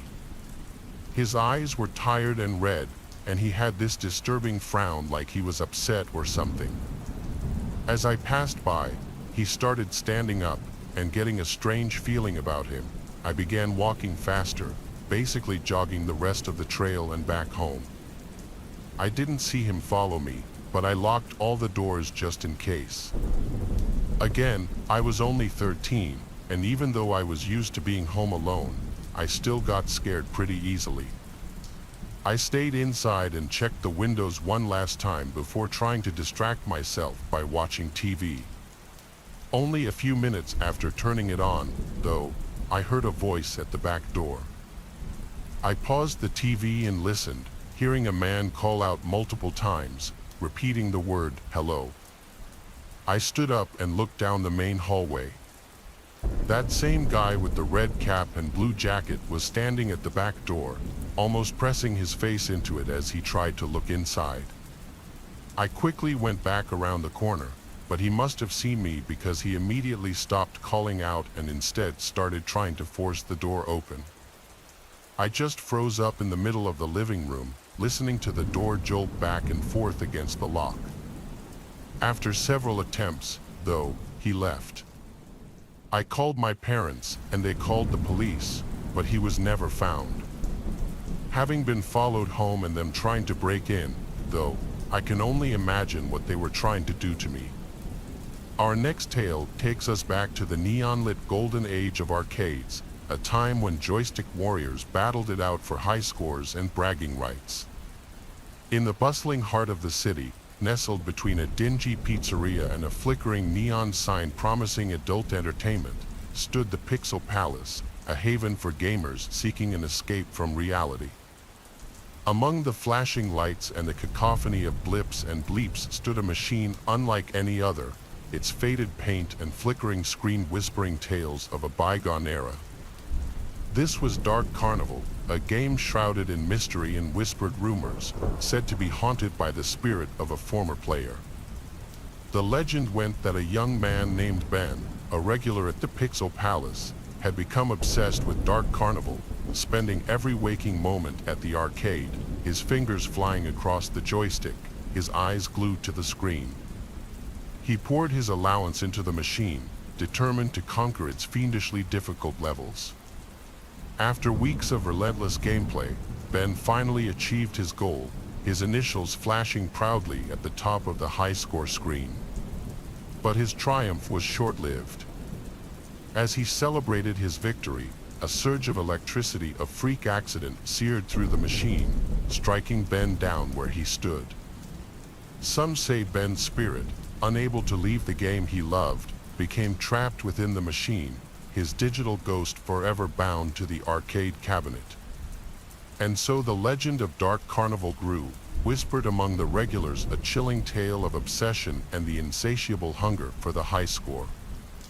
Most dismissed it as an urban legend, a spooky story meant to deter players from hogging the machine for too long. But there were those who claimed to have witnessed strange occurrences firsthand, the screen flickering erratically, the game playing on its own, the faint sound of laughter echoing from the speakers, a chilling melody that sent shivers down their spines. One evening, a group of friends, their laughter echoing through the arcade, gathered around the Dark Carnival machine, their competitive spirits ignited. Among them was Tony, a skeptic by nature who scoffed at the stories surrounding the game. "It's just an old machine," he declared, "nothing more than wires and circuits." His friends, a mix of believers and those who enjoyed a good scare, exchanged nervous glances as Tony deposited a coin into the machine, the screen bursting to life with a burst of static. As Tony navigated the game's opening levels with ease, his skepticism began to waver.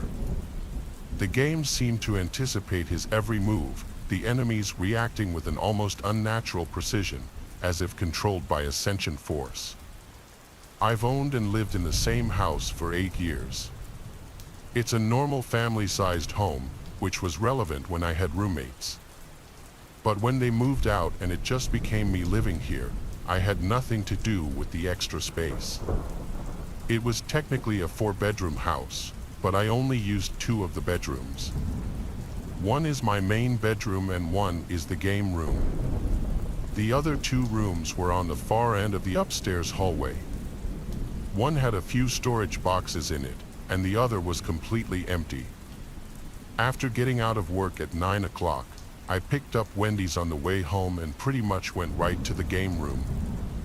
I was off tomorrow, so what better to do than game all night? I put my headphones on and loaded up COD, but before I had time to even load into a match, I thought I heard something that sounded like a knock at the front door. I took my headset off and listened, but not hearing anything and figuring they would have knocked again if there was someone there, I went back to my game.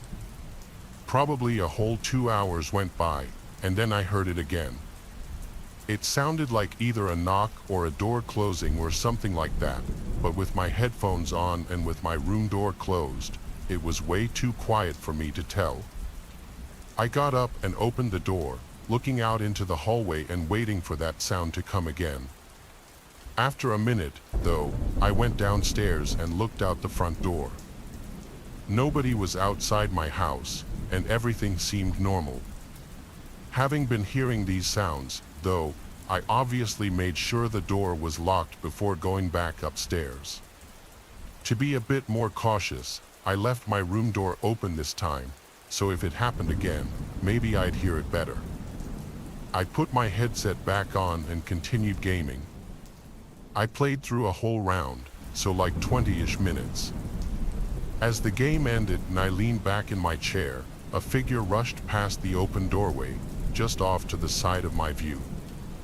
I immediately threw my headphones off and jumped from my chair, horrified and unsure what to do. I just stared at the doorway. I didn't get the courage to finally move for several minutes. When I looked into the hallway, though, and eventually the rest of the house, nobody was there, but the front door was unlocked again. When police came and investigated, it was clear that the person had been hiding and very likely living in the empty room. I hadn't been in there for weeks or maybe even months, so all this time they could have been just on the other side of the wall from me, and I had no idea. It's really scary to think about, especially if I'd happened to confront him. There's no saying what he would have done. It was late afternoon, and I was probably around 10 years of age at the time. I was on my way home from my school football when I realized an odd man was walking along my street. At first, I stopped walking and examined the man for a moment. There was something about him that just did not sit right with me, the way he moved, the way he looked, the way he was looking at things in such definitive detail. I could not really put my finger on it. All I knew was that his presence made me feel extremely uncomfortable. I went and sat behind a car so he could not see me, and I waited for a few moments as he walked into somebody's driveway out of view. I ran back to my house, which was only a few doors down. It did not take me too long to reach my driveway. However, when I stepped onto my driveway, I felt like I was being watched. I did not look back. I rushed into my house to tell my mom and grandparents what I had just seen. Of course, they just brushed it off and made an excuse for it to not be some kind of alien man. I could not be bothered to stand around and try to convince them, so I went up to my room and stared. I stared out the window for a while, and then there they were. My window looks out into the driveway, so I could see him clearly. He was tall, maybe 6'5" or so, and extremely skinny. His neck was abnormally long, and his shoulders were narrow. He wore a white sports jersey and a pair of baggy jeans. The top of his head was large and veiny. Overall, he was a weird-looking person. I bolted downstairs with the most intense adrenaline rush I had ever had to tell my family. Out of breath, I stuttered out my words, and they walked out into the living room to take a look for themselves. My mom's face turned pale as she stared into the eyes of the person who was now stood up right against the living room window, so close, in fact, that you could see the condensation from his breath on the glass. He gently pulled up a notebook from his pocket and started writing. As this happened, everything was quiet and everybody was frozen in place. It was the eeriest atmosphere I have ever experienced. A few seconds passed and he finished taking his notes. He strolled back to the driveway. Still pale, my mom turned to me with an expression of terror and complexion. The only thing we knew to do from here was to contact the police, which we did. However, they looked for this man all over the neighborhood and could not find him anywhere. Overall, this experience has probably been one of the most bizarre and terrifying I have ever had. I am hoping someone can help me figure out what happened here. I'm hoping somebody can tell me who or what this thing was. I've read a lot of things online, and this sounds a lot like abductions I've heard in the past. Luckily, I didn't get abducted, but what do you guys think? Almost 10 years ago, I was in college down in Florida when I received a call from my ex-girlfriend, with whom I had only broken up about 6 months prior. I didn't recognize the number at first, as I had switched cell phone carriers not long before. I had never been one to answer calls from unknown numbers, but since I was in college, I often received calls from professors, financial aid representatives, and people inviting me to D&D games in the dorms. So, I kind of nervously answered, hoping it was something good. I recognized the voice immediately, and as soon as I did, my heart sank. There was a reason I hadn't given her my new number, and I wondered just how she had gotten hold of it. She said, "We need to talk," to which I replied that I wasn't sure we really did. It had been 6 months, and I thought we were out of each other's lives. She insisted, saying, "No, we really need to talk. Are you sitting down? Because I have something to tell you." My initial thought was that she was pregnant. And I won't lie, I felt myself getting weak in the knees. I sat down on my bed, feeling my heart racing in my chest and my hands getting clammy, bracing myself for the bad news. Then she told me, "We got a patient in the ER from a car accident, and she didn't make it. I'm so sorry, but it was your mom." My ex worked as an emergency room nurse, and getting that news absolutely destroyed me. I was in shock. For some reason, I tried calling her cell, but she didn't pick up. Of course, she didn't pick up. So, I hung up and called my little brother to give him the news. We cried like babies as I told him everything, how my ex had given me the news ahead of time, how she wasn't answering her phone, all that stuff. He confirmed that she had driven over to Walmart about an hour ago and lamented not making the most of his last goodbye with her. Then, in the middle of our heartfelt conversation, I heard him shout, "Mom," out of nowhere. She wasn't dead, she had just walked through the door, super confused about what was going on. Long story short, my ex had lied, and she did so because she wanted to hurt me, quote, just like I'd hurt her. At this point, I should tell you that I cheated on her with a girl in college, but I was at least man enough to admit it and have her break up with me. I'm not saying I didn't deserve some kind of revenge, but dear God, not that brutal. Ex-boyfriends can be terrible, sure, but some ex-girlfriends can be absolute psychos. Ere the police station was on, I noticed that the car stopped following me. I pulled into the police. I didn't get out of my car. I sat in the parking lot for a few minutes, making sure that the car didn't come in after me and that it was gone. Then, I finally went back on the road and went home. For the rest of my drive, I did not notice the car directly behind me or anything. There were a decent number of other cars on the road, but it wasn't all that busy. Eventually, I got back to my house and pulled in. My street was usually pretty quiet, but as soon as I parked my car in the driveway, my phone started to ring again. I jumped when I heard it. When I looked, it was the same number as before. I decided to answer it, When I did, I heard the same man's voice speak. He said, "You shouldn't have gone to the police station. You should have just gone home. I know where you live." This really freaked me out, but just then, things got worse. I suddenly heard a car approaching and saw headlights entering my street. I turned and ran for my house as fast as possible. I got to the door and unlocked it just as the car reached my driveway. It pulled in and parked behind my car, and I made it inside my house. I locked the door behind me. I took out my phone and called the police.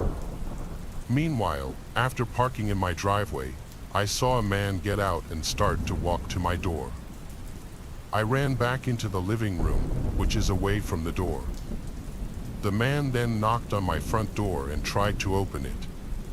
After that, he stayed on the front step, just standing there. I really wondered if that guy was crazy. He called me again, but I didn't pick up. I let it go to voicemail, and he did not leave a message. The good part is that he did not attempt to break in, he just stood there right outside my front door the entire time. Finally, the police got there. They talked to the man and were able to get him to leave as well as give him a citation. I hoped that that would be enough. It was certainly one of the scariest situations in my life. That man was very sneaky. I really don't know how he got my phone number or knew where I lived. I think he waited for me around the corner of the police station or something, then kept a distance so I didn't notice him.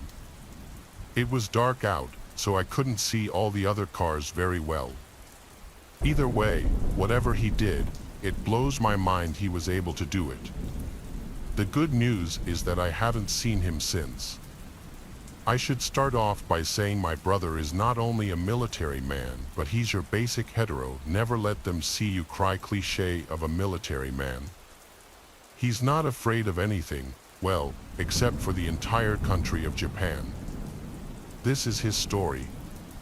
My brother joined the Marines when he was 18 and was stationed in Japan. He really enjoyed his time there for a while, the girls specifically. He made friends with some of the Japanese guys his age who worked around the base. On nights where he and his soldier friends had the night off, the local Japanese guys would show them around, bring them to bars, introduce them to girls, etc. One night, after a little drinking and no luck with girls, a guy invited my brother home to play video games. My brother accepted the invite, and they played video games for a few hours. During this time, the guy tells my brother the main reason he wanted to get home early was because his little sister had been suffering from night terrors, causing her to wake up screaming, crying, and sometimes vomiting.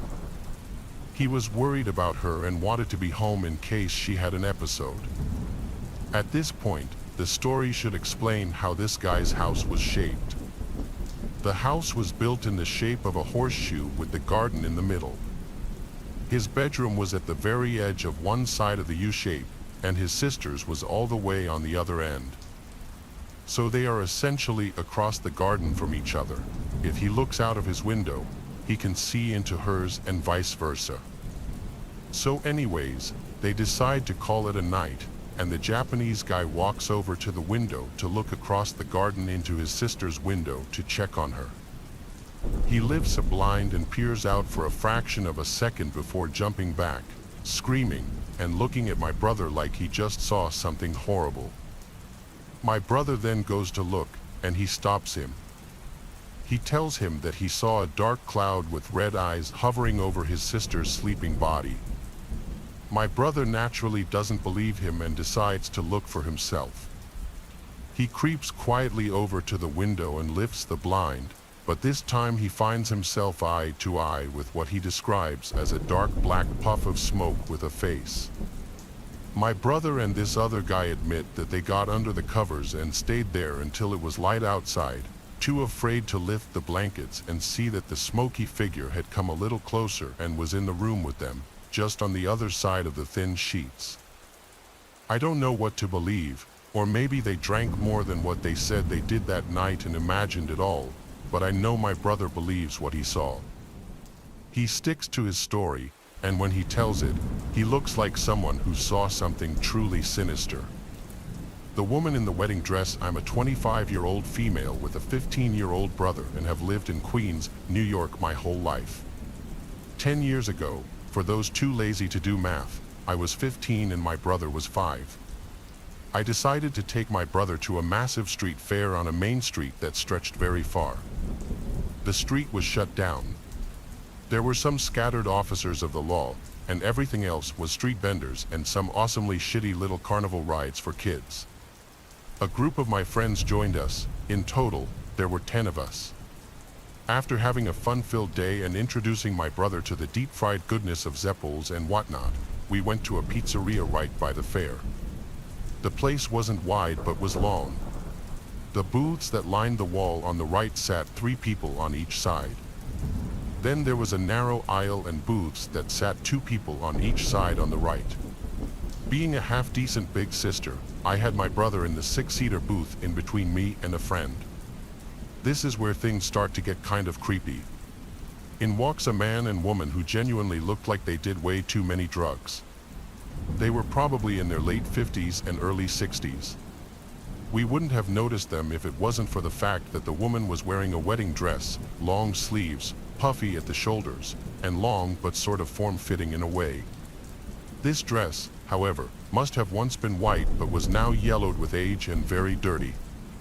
She sat with the man parallel to our booth, our other friends sitting behind them, and a young couple with their 3 to 4-year-old daughter in front. The woman looked around, spotted my brother, and began to talk to him. "You're adorable. How'd you like to come home with me?" My brother has always been a bright kid and ignored her, eating his pizza. "Come on, little boy, you don't want to be around these teens." I nicely turned my face to the lady and asked her politely to leave us alone. She stood up and came to our table, trying to reach over to touch my brother. My friend stood up and blocked her. She went and sat down and started harassing the young couple and their daughter. After about 10 minutes, my brother announced he had to go to the bathroom. When my brother stood up and headed for the bathroom, 5 steps away, the woman asked him if he'd like her to help. At this point, I told her to get lost and leave my brother alone. She tried to push past me and rush to my brother in the bathroom, but another friend was standing in front of the door, basically guarding him. She cursed me out and sat down. As soon as he came out, I picked him up and carried him out. She tried to grab him from me, but there were 10 of us and 1 of her. We went to the nearest officer and told him what was up, and he ran to the pizzeria. Come to find out, she actually abducted a kid from the fair, but when the child started screaming bloody murder, she put him down and ran. Halloween night, I don't know what year it was, but it was probably like 4 years ago, and it was a Saturday. I'll keep this short and to the point. My friend Jamie and I were set on doing something scary that night, and that ended up being a visit to the abandoned house way up the road from our campus.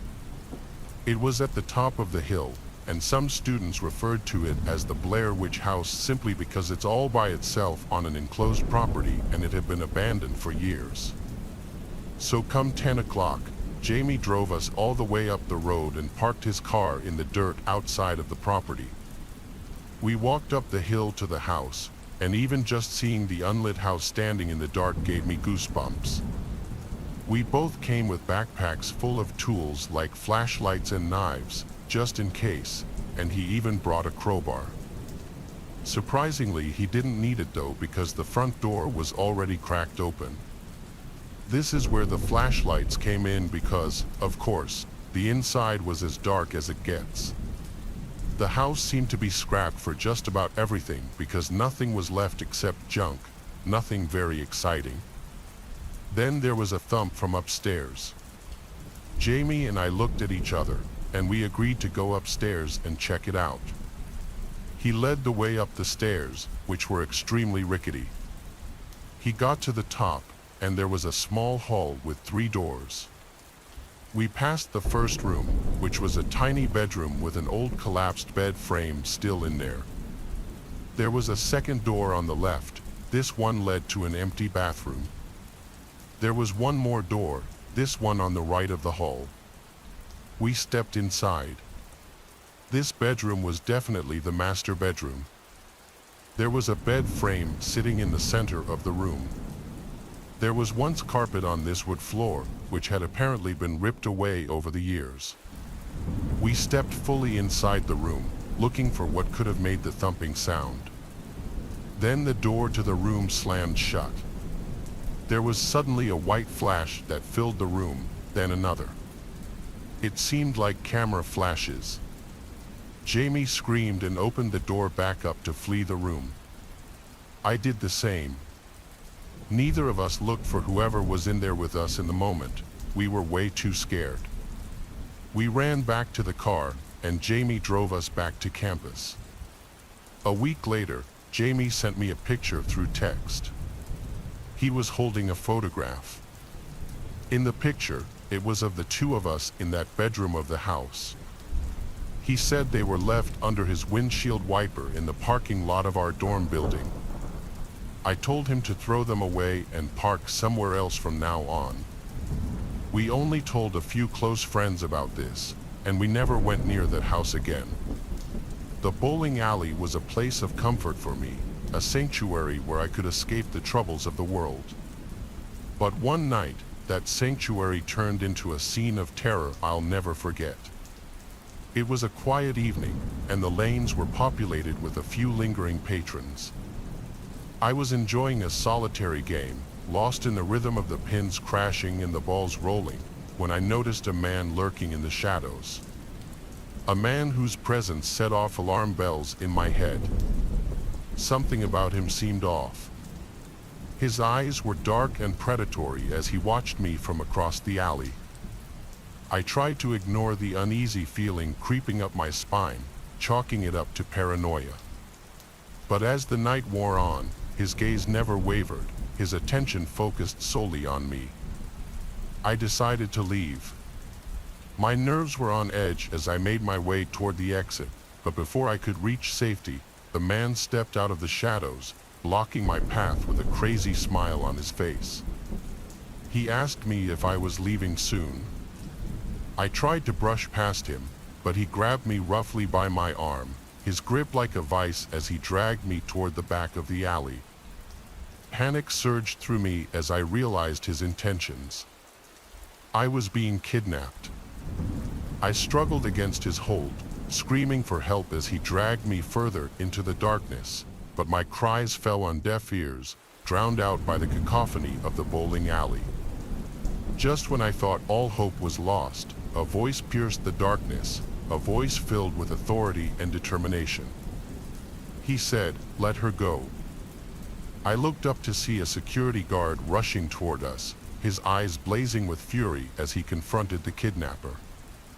With a curse, the man released his grip and fled into the night, leaving me shaken but alive. The security guard helped me to my feet, his presence a reassuring anchor in the midst of chaos. As we waited for the police to arrive, he listened intently to my story, his expression grim as he took notes. When the police finally arrived, they took my statement and launched a search for the kidnapper. But despite their efforts, he was never caught, leaving me to grapple with the trauma of the horrifying night. In the days that followed, I could not shake the feeling of being watched, the memory of the kidnapper's sinister smile haunting my every waking moment. But as I returned to the bowling alley, determined not to let fear rule my life, I found solace in the knowledge that I was not alone. There were people like the security guard who would stop at nothing to protect the innocent from harm. Yet, as much as I try to think positively, there's also that other side. What if that man is still watching me? What if he tries to strike again? This happened to me just a bit over a year ago. I'm 24 and have a townhouse in the suburbs. I live alone, which for me gets really boring, so I try to have friends over whenever I can. My closest friends come a couple of times a week and sometimes even sleep over to escape their parents' houses. I didn't have any plans this night, but I had plans for the next day with my friend Adam, who was supposed to be coming over to have a movie night. So I really was just trying to get this night over with and looking forward to the next day. I went to bed early, like 9:15.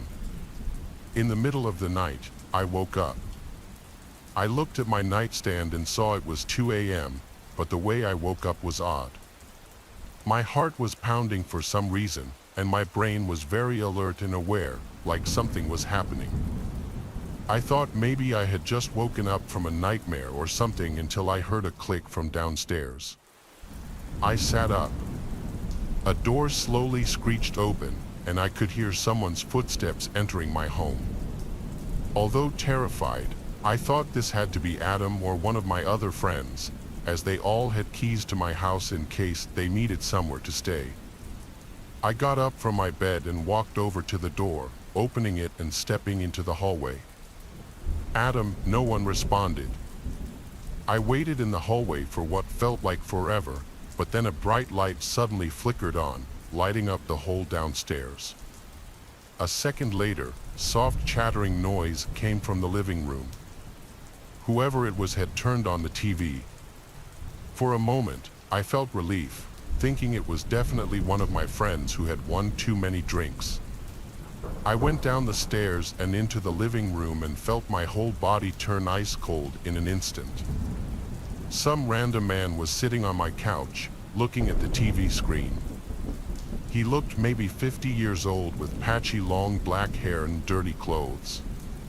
As I stared at him in fear, he glanced over at me and showed a crooked smile, then waved his hand as if to invite me over to the couch. I turned around and sprinted right out the front door. I banged on my neighbor's door until they let me in and called the police.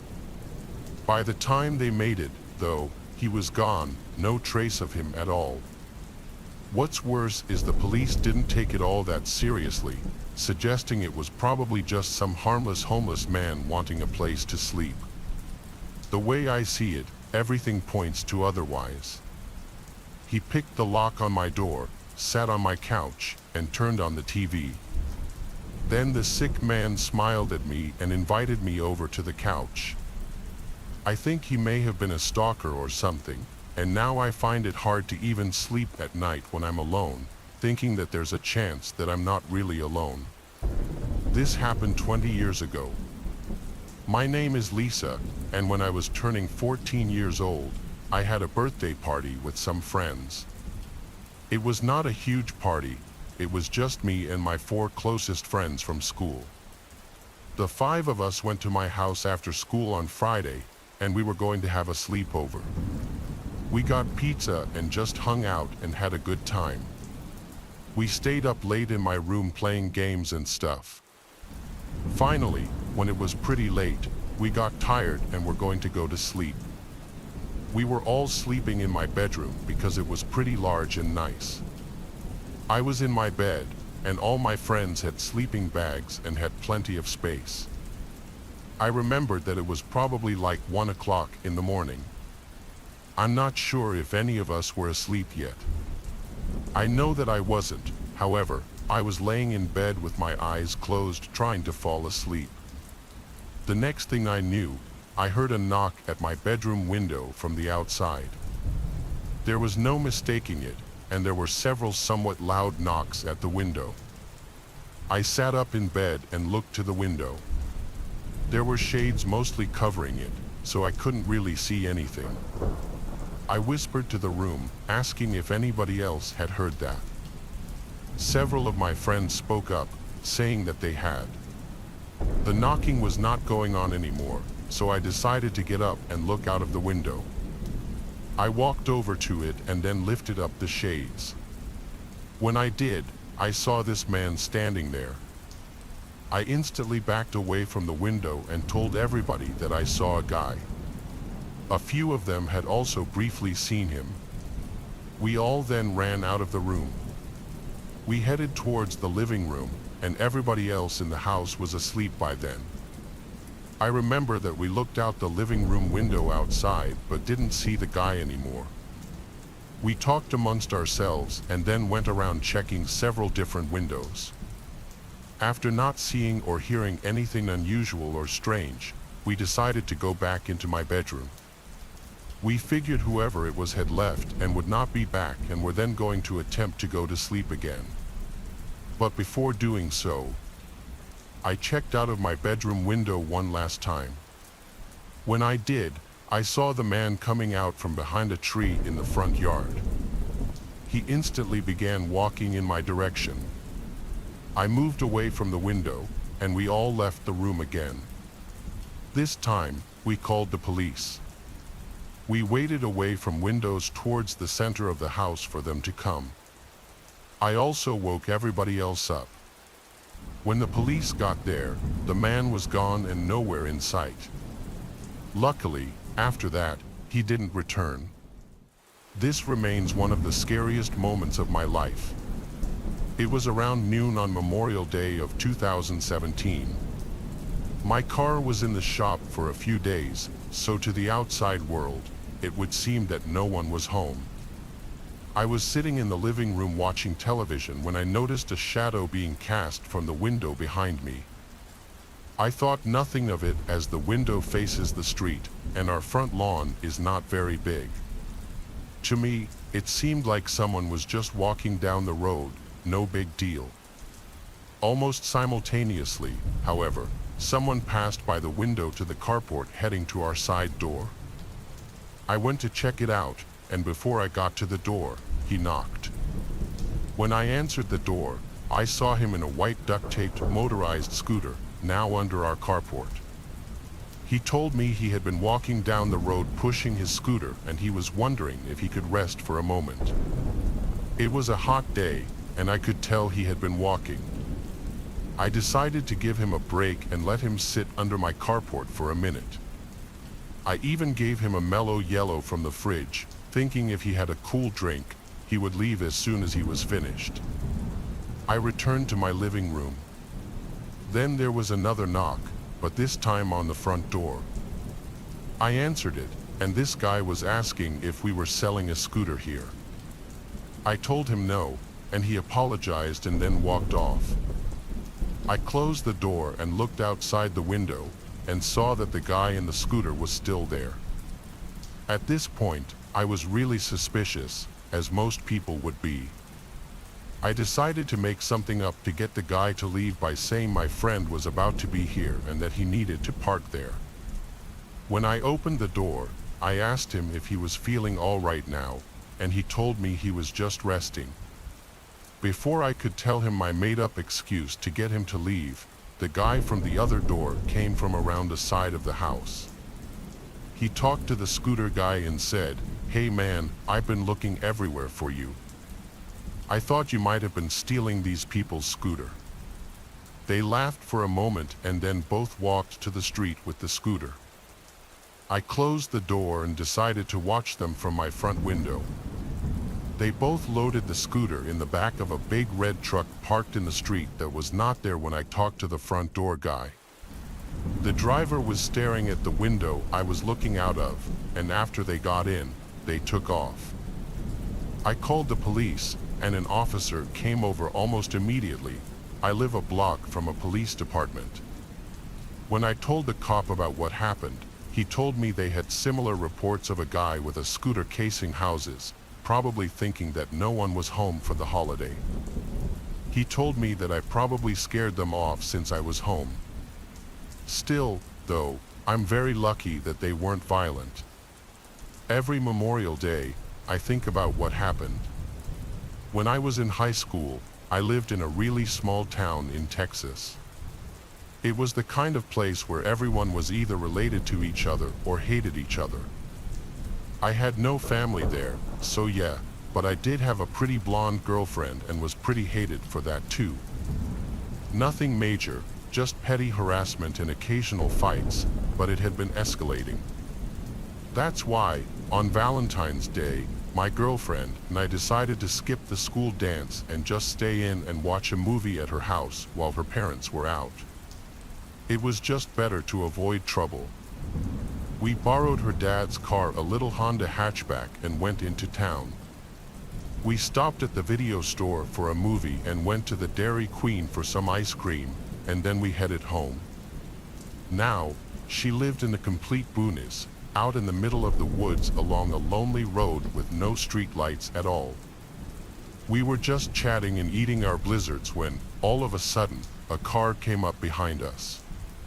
No big deal, but what was a very big deal was that when the headlights flooded the interior of our car, I saw two hands in the back seat and a head coming from the hatchback part of the car. As soon as the lights hit, the head and hands retreated back down. A solid chill ran through the entire length of my body. I slowly reached down and pulled out my pocket knife, the only thing I had. She saw me and asked what was wrong. Loudly, I said nothing. I just had to stop at my friend's house real quick. But she knew that I didn't have any friends.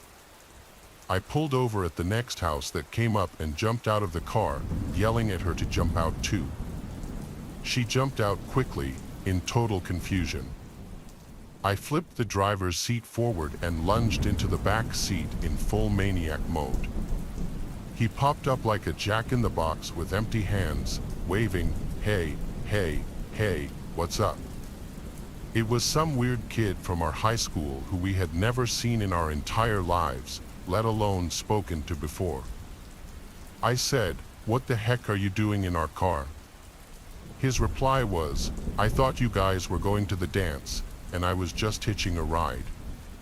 We sat there, staring at him with our mouths open, wondering what to do. We tried to act real cool, and obviously, we were in the middle of nowhere in some random person's driveway, so whatever he was planning was forgotten. We actually ended up driving him to the dance and dropping him off.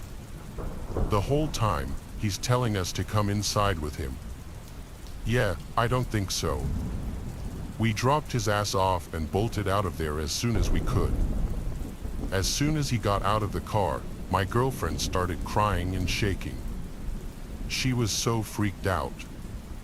I have no idea what he was trying to do when the lights caught him crawling out of the hatchback. Each year when I was a kid, we would celebrate New Year's Eve and stay up late. Normally, I would go to bed at about 10 o'clock, but on New Year's Eve, I would stay up until around 2 a.m. My sister, my parents, and I would play board games and watch movies. We would then watch the ball drop when it was midnight and would stay up for several more hours. I think this happened when I was about 12 years old. That time, like any other, we played games and watched a couple of movies. This continued well past midnight, and at roughly 2 a.m., we all got tired and finally decided to go to bed. We could sleep in the next day because nobody had work or school. Our house was on a pretty quiet street. Other than that, it was a pretty typical neighborhood. I stayed up a little bit later than everybody else that night because I was watching a movie in the living room. When it ended, I finally went to bed. I remember getting back into my bedroom and turning out the lights. When I did, I could see very clearly into the front yard because of the moonlight. There was a woman standing in our yard. She was not facing me, and I didn't recognize her. I walked over to the window, and when I did, the woman turned and faced me. She saw me and then started to walk closer in my direction. This really creeped me out. Nobody was supposed to be in our front yard. Nothing like this had ever happened before. I moved away from the window and hid. I ducked down and laid on the floor so that she couldn't see me. My window was pretty large, and I did not have a cover on it at the time. Now, my bedroom was also on the second floor, so she couldn't directly reach me, but I was still terrified. I waited there, just hoping that she would go away. A few minutes went by, then I heard something hit my window. I wasn't sure as to what it was. I started watching my window, and something else hit it. The woman was throwing sticks at it. She was trying to get my attention, and I don't know why, but I got up. I carefully looked out of the window again. The woman was still there and looking right up at me, this time closer. She said something, but I couldn't hear her. Then I saw her motioning for me to let her inside. I was not going to do that. She then walked to the side of the yard near the front door. Then she knocked on the front door. I didn't move. I was hoping that my parents or sister would wake up. I didn't have the thought to call the police for some reason. It just never entered my mind. The woman knocked on the door on and off for like 5 minutes. Finally, she walked away. I watched her from the window walk to the end of the driveway and then a little ways down. She then got inside of a vehicle and drove off. The whole situation was really bizarre, and it really confused me. The next morning, I told my parents about it. They had no idea what she could have been doing either. Luckily though, she never came back. I'm a driver for Uber, and I'm a 26-year-old female. This happened when I was 25. It also happened to be on Halloween night. I usually start in the town next to mine. It's only 15 minutes away. On the way there, I get the notification that Tony needs a ride. His pickup area was odd but still within town limits. I didn't think twice and I accepted it. His pickup was at a well-known bank. I thought it was odd it was 11 p.m. and the bank's closed hours ago. I sent a notification to the customer letting him know I was there in the yellow car. I waited about 2 minutes, and he knocked on my window asking if I was Karen. I said yes and told him to hop in and buckle up, and he did. He was an older man, and he had some food with him as well as a backpack which he put at his feet.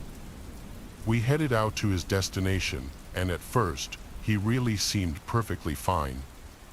He did ask me to pull over so he could call his friends and make sure that they were home just in case.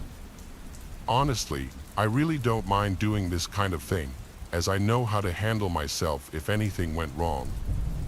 But I don't think I saw him call anyone. His phone wasn't dialing out. He just put it up to his ear and said no one answered. So, I got back on the road as I wasn't gonna wait around forever. At the next stoplight, he asked to see my hands. I figured he wanted to see if my nails were done or something.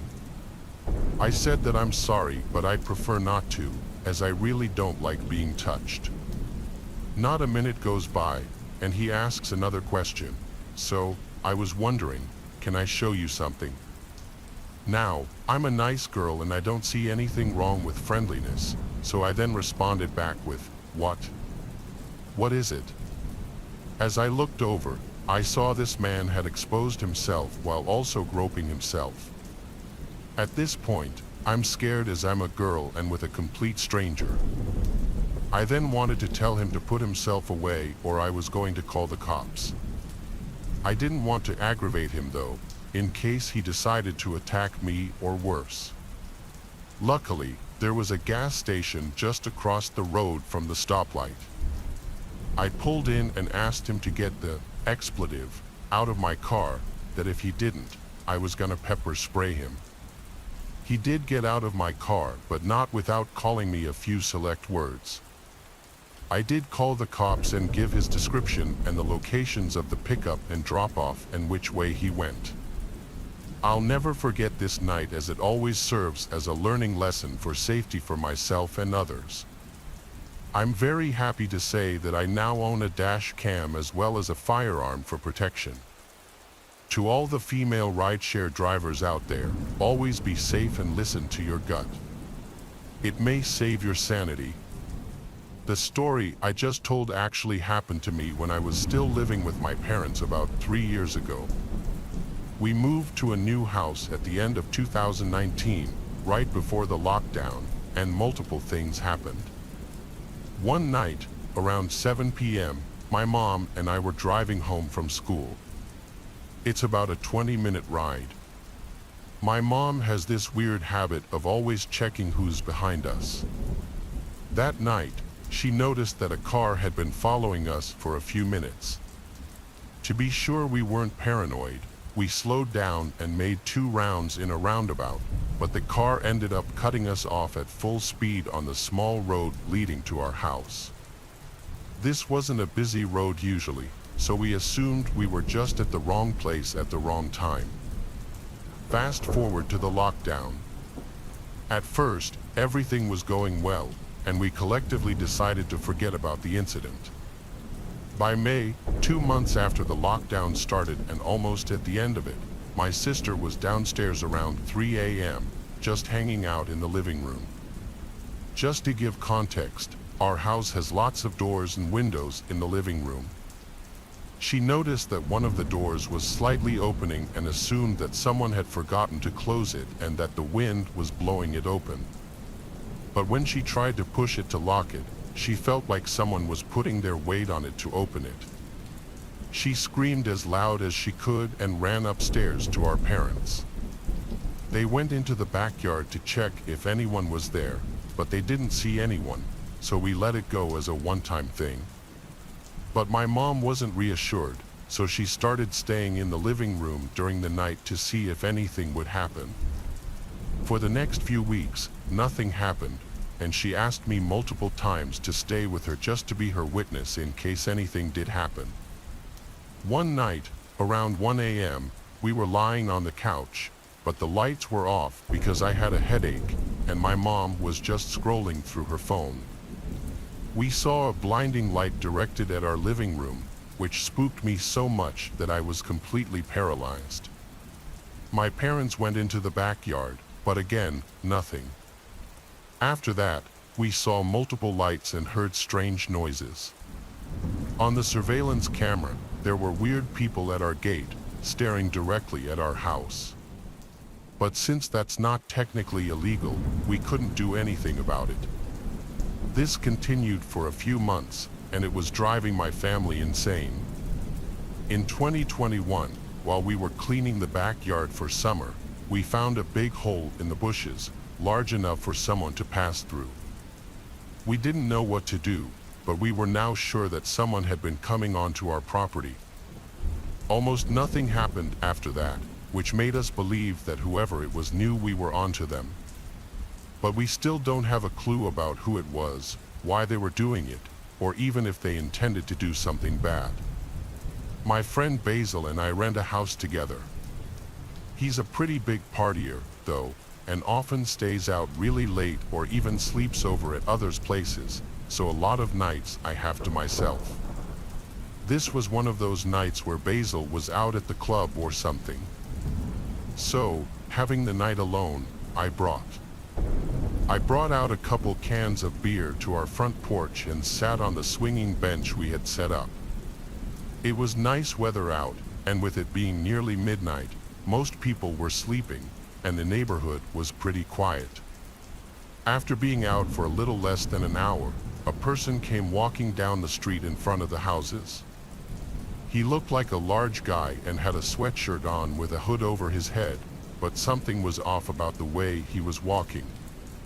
He was very stiff, like only his legs were moving, and his whole upper half wasn't. When he got up to the part of the road my house was in front of, he stopped and looked over at me. I waited a few seconds for him to say something, but he didn't say anything.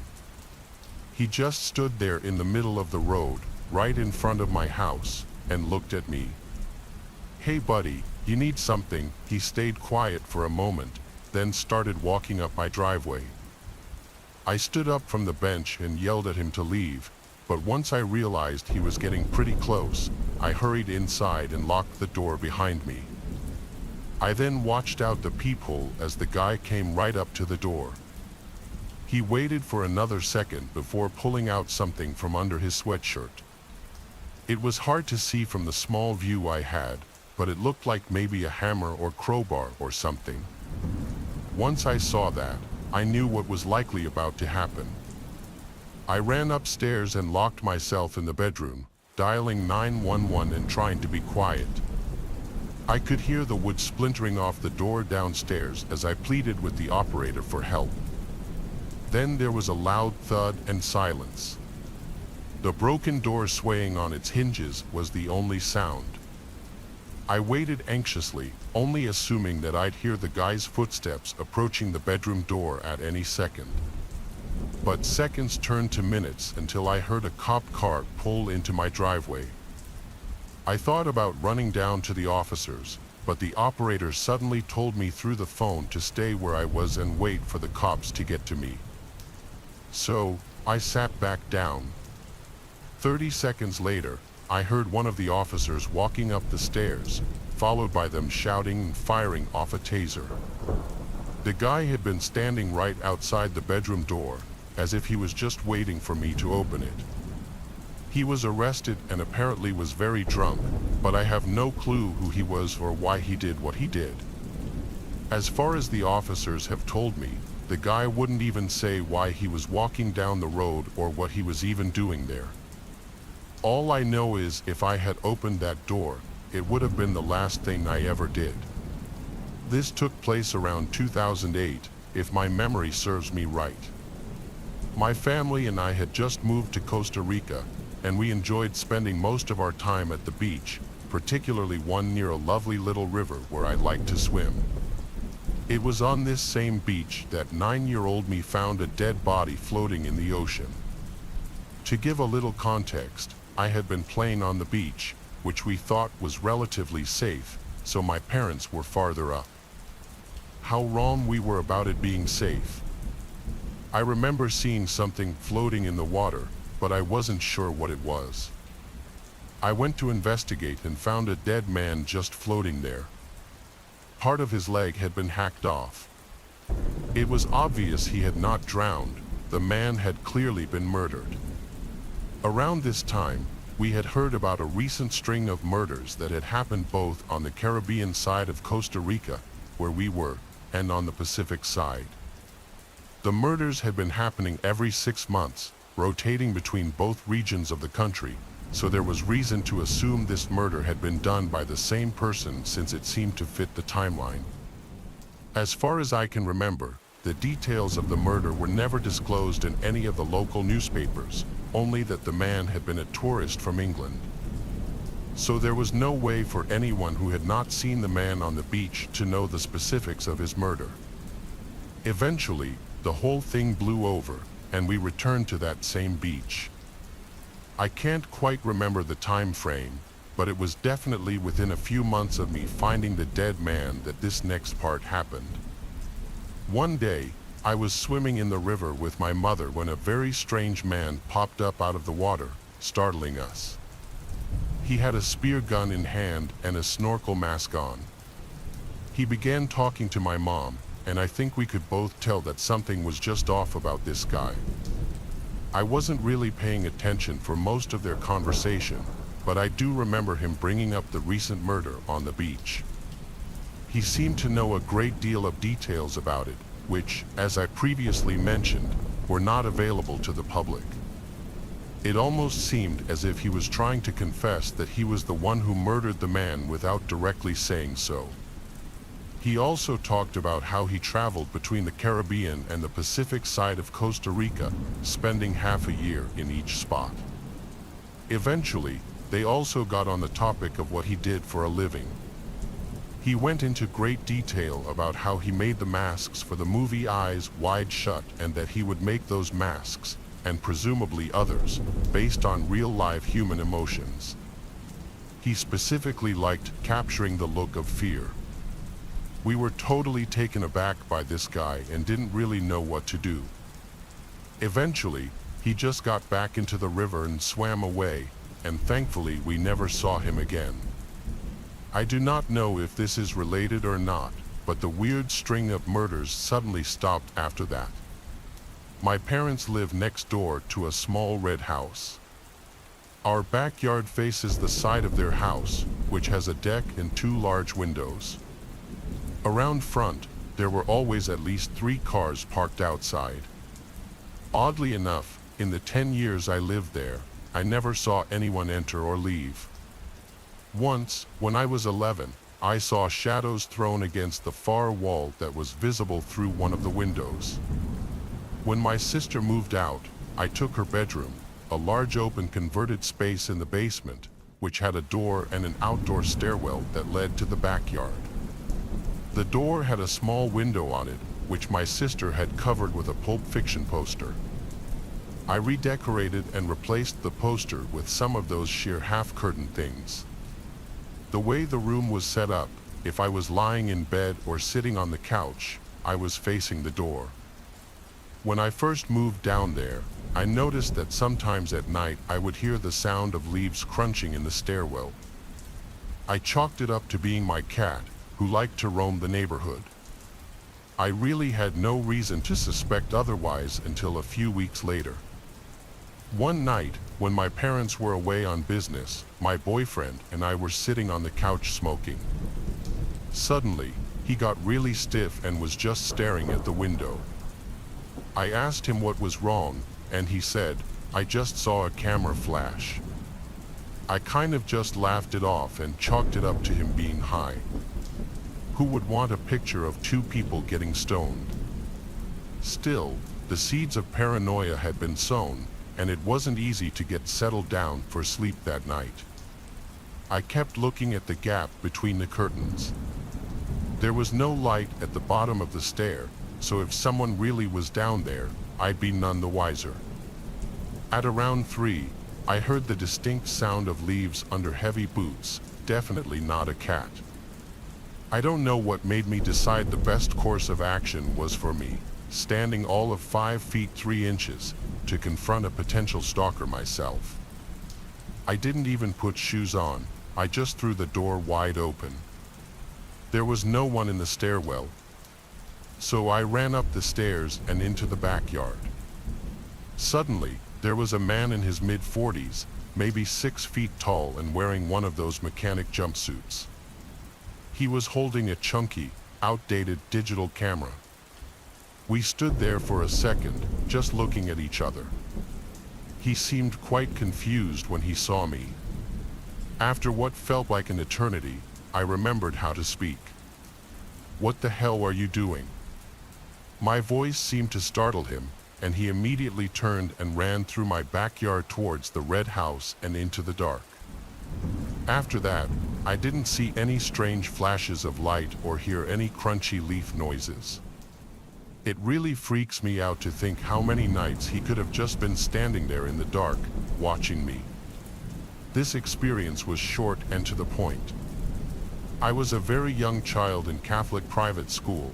I was in the 4th grade. Our school would routinely practice lockdown drills. I think once every couple of weeks we have one. All of us in the class were always excited for them for some reason. As kids, we just found it to be fun. It's all a joke when you're that young. Half the kids don't even realize what you're practicing for, and the other half who do don't ever expect a real lockdown to happen. One day it did, though. Over the intercom came a voice from the front office saying, "We're going into lockdown. This is not a drill." I remember some kids still laughed at the announcement as if it were cool to hear that we're going into lockdown. No one could have prepared for what came next as our teacher seemed concerned and rushed to shut the door and the lights and yelled at us to get in the corner. I think that's when everyone realized this wasn't just a regular lockdown drill, something serious was going on. We all huddled in the corner of the room. Each door had a narrow glass window which could be looked through. Suddenly, the silence was broken by crazed screaming from the halls, one lone male's voice. It was just incoherent screaming. The man was chanting something. Screams got closer, and I remember how scared we all started to get. The screams got closer until they were right outside our classroom door. Then bangs on the door made a bunch of us scream and cry. The man on the other side of the door screamed, "Your God is dead. Jesus didn't die for your sins. You're all gonna burn." Our teacher tried his best to calm us down as the screams intensified, and the man started to yell, "I hear you in there. I see you. Open up the door." The man screamed words I didn't understand at the time, but I believe looking back he was screaming Islamic phrases and shaming our religion. I was too young to put it all together immediately. The bangs on our door stopped, and the screams continued further down the hall. Away from the door, but they could still be heard. The crazed man continued through the halls. The man's screams were overpowered eventually by the yells of other men. There was a huge commotion in the halls during what I presumed to be the moment he was taken down by police or security. We had to stay in the lockdown position for a long time even after this. After a while, the lockdown was over and the school day was cut short. Parents were called to pick up their children. Luckily, my mom didn't work, so she was able to come pick me up right away. It was a bit of a scarring experience. We were all so young that we didn't even understand the gravity and freakishness of the situation. I'm just glad no one got hurt. My mom dated a guy called Jim between the years of 2001 and 2003. That he was a seemingly nice guy, clean cut, had a gut, but was easily over 6 foot and fairly built. That he had no children and owned a property in a city in the Midwest. That I remember being disappointed when she broke up with him, as he was lots of fun to be around. However, she claimed that she didn't want to be with him anymore because he was a smoker. Fast forward about a year later, it was around 1 o'clock in the afternoon, and my 13-year-old self was playing video games in my room while my mom was at work. That I heard our garage door open, and given that we lived in a cozy townhouse, the sound of the door opening was relatively pronounced. That I thought it was weird, as my mom never came home from work until about 4 o'clock or 5 o'clock, and she would have called to let me know if she was getting off work early. So I peered out of my window, which directly overlooks the driveway, only to see a silver Audi parked outside Jim's car. After a few minutes of wondering why he was at our house, I realized that my mom hadn't been communicating with him at all since they broke up. I don't think he got out of his car, as he eventually closed the door and pulled out of the driveway. This led me to believe that he still had our door code programmed into his car. In the past, he would stay over a lot, so the fact that he had our code wasn't alarming. What was concerning was that he still had it in his car. If he had come in, it would have been easy for him to hear me upstairs. Given the size of our house, that I ended up calling my mom and telling her that he had come by and opened the garage, presumably to see if she was home. She mentioned that he had recently been bugging her about some bottles of wine that he wanted back from our house. Anyway, she said that she would change the garage code when she got home, but that never actually happened. Fast forward about 5 or 6 years. During the summer, I was staying with my dad. One day, I received a call from my mom asking if I had been to the house at some point during the day. She was somewhat grilling me because some obvious things, like chairs in the kitchen, had been moved out of place. My mom is a very particular person and likes to keep everything neat and organized. That I kind of laughed and said no because I hadn't been to the house in a few days. That I wasn't expecting her follow-up question. She asked me, "Did you put the dog in the bathroom and then pull the chair in front of the door?" This was incredibly odd, and she started to freak out after I still said no. That I later found out that her ex never stopped emailing, texting, or calling her since they broke up. There were never actually any wine bottles. He just kept badgering and harassing her for money. Given that nobody else had our garage code except for my dad, who was out of town at the time, all signs pointed towards the ex-boyfriend Jim. It's creepy to think that he still had our garage code after so many years of being broken up and not communicating. It makes me wonder how many other times he might have come by besides these two notable occurrences. Change your garage code after you get out of a relationship. You never know who may come by. This story took place last year towards the end of October, just before Halloween. Do you know that seasonal fall feeling you get in the US, more specifically the Midwest states? It's such a different feeling than the rest of the year.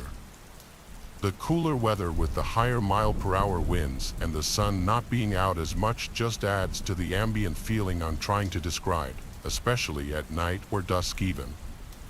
And with Halloween only being a few days away, it just adds to the eeriness. I love this time of year though, so I'm not complaining at all. I live in a small city, and I live in the downtown area of it in a medium-sized neighborhood. I have a car, but my house is walking distance between almost everything I need to get to daily. I ride my bike a lot through town all around the area. I have a route that I usually do once or twice a week. It's probably a 4.5-mile bike ride. Sometimes when I'm really bored and don't feel like biking, I'll walk the route instead. Sometimes I'll do a light jog here and there as well. But I have severe asthma, so I try not to overdo anything. One night when I was riding, it was a little bit later than usual. I was making my way to this park that I like to ride through sometimes. It has a nice park trail I like to go through. The park closes at dusk and it was already dark outside. I knew it was close, but I felt like it wasn't a huge deal and that it couldn't hurt, so I rode through anyways. After all, I've done it many times with no trouble at all. I have reflective lights on my bike and a flashlight gear to the front of my handlebars as well. All of a sudden, it became clear as I was getting closer there was a strange figure in the distance. As it got even closer, I was able to shine my flashlight at whatever the shadowy figure was. Well, it wasn't just a shadow, it was a human being dressed up as a clown. What the hell do you want? Who are you? There was pure silence for a moment. Dude, seriously, please stop, I said, a bit more demanding. Dude, I'm not going to tell you again. Get the hell away from me. I was trying to seem like I wasn't scared, but deep down I was fucked myself. He started walking towards me slowly. Right then and there, I turned around and booked it all the way home. Thank God I was on my bike. Had I been walking that night, it would have been nothing short of a foot race. I made it back home safe and sound. This still gives me the heebie-jeebies to think about. What makes this even scarier was there was not one single car at the park, so more than likely it was just me and him there. Why else would he be there alone? Was he even alone? I don't know what's worse, but there is no single doubt in my mind he was going to try and hurt me. It was Thanksgiving. I had half the family over, along with the next-door neighbors, Tom and his wife. They don't have a big family, so they used to come over to watch the game with us on Thanksgiving. After eating dinner, we all sat in the living room to watch football, except for my daughters Tracy and Michelle, who aren't into football. At the time, Michelle was only 13 years old and Tracy was 16. During halftime, I decided to go up to Michelle's room to get her to come down. She finally budged and came down to the living room.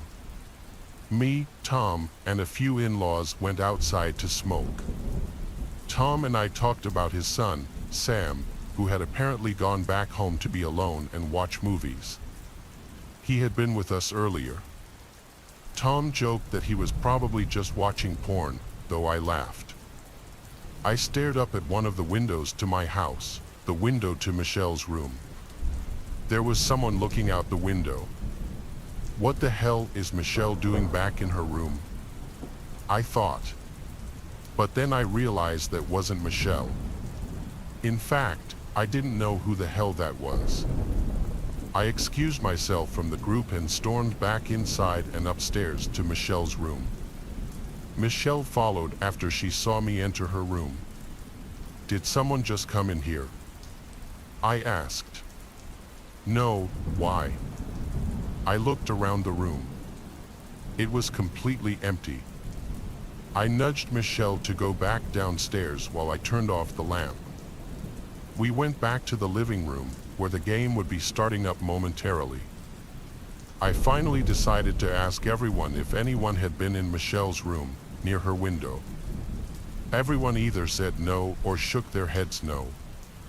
Someone had to be lying.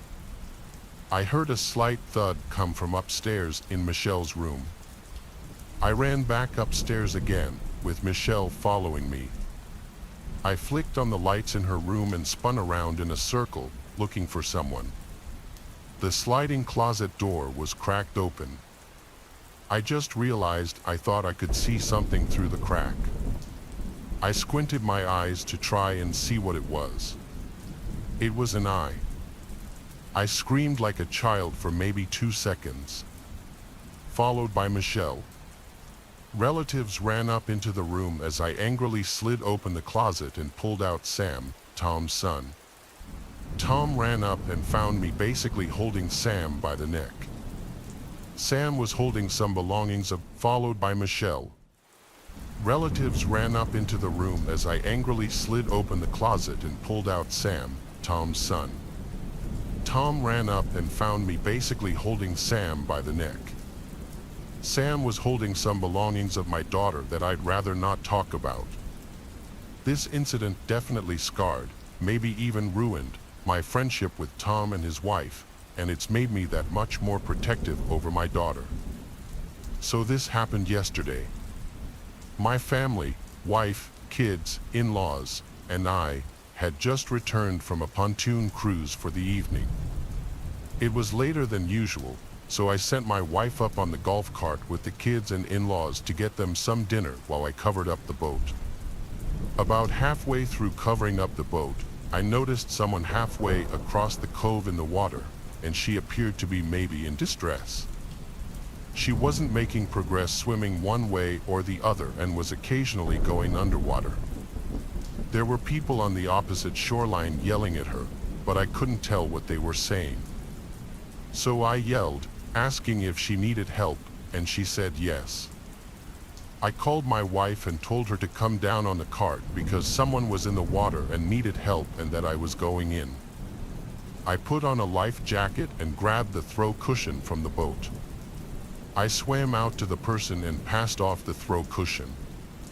She appeared to be out of breath. The first thing she said to me was, "I'm topless." I responded with, okay, but are you all right?" I also immediately thought to myself, 1, my friends are never going to believe this, and 2, what is my wife going to think with a topless woman swimming to the shore with me? She then said that she was running from her boyfriend, who was messed up. She also asked if it was shallow enough to touch yet, and it definitely wasn't, so I helped her to the dock where my wife met us. She told my wife, "I'm sorry, but I don't have a shirt on." Again, my wife just asked if she was okay, and she told us the boyfriend story again. Fair enough.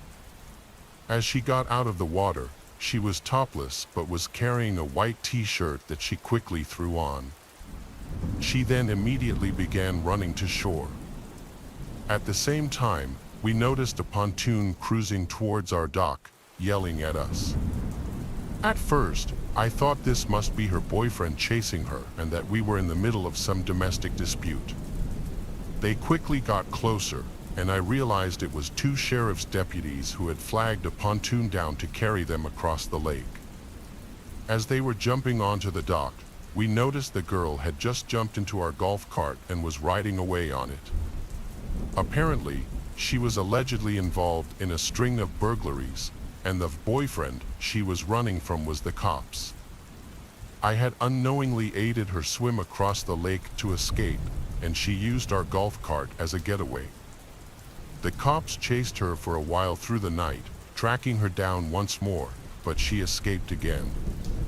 We looked all day for the golf cart today, but had no luck.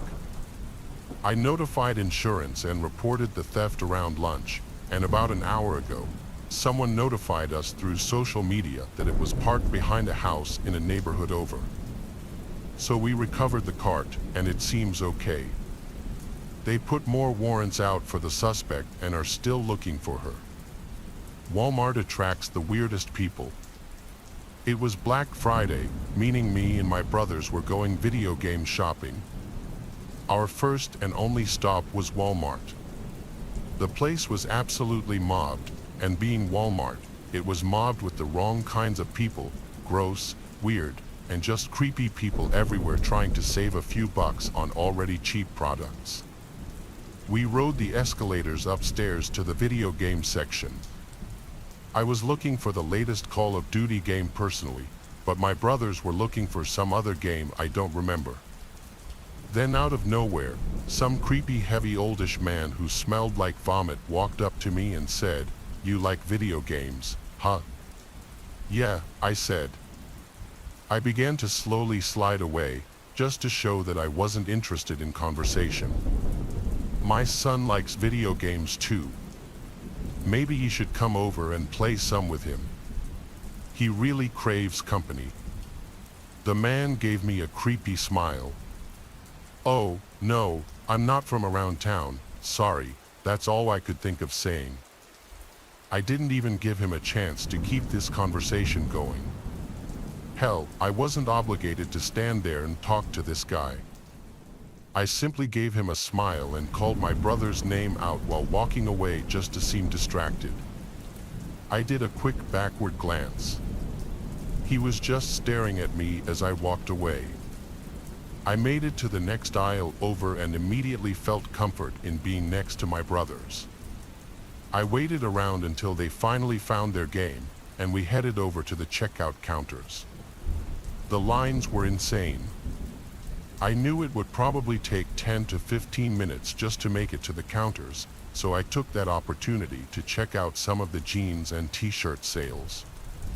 At one point, I found myself in probably the most secluded corner of the store checking out some t-shirts when someone grabbed my arm hard.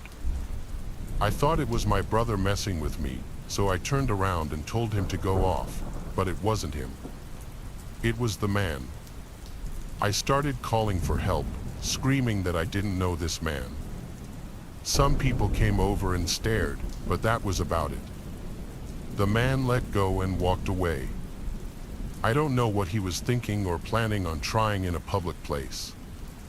I didn't tell my brothers what happened out of embarrassment, but they picked up on the fact that I was quiet afterward.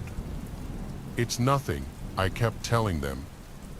We got into my brother's Camaro, and when I sat down, I looked to the entrance of the Walmart.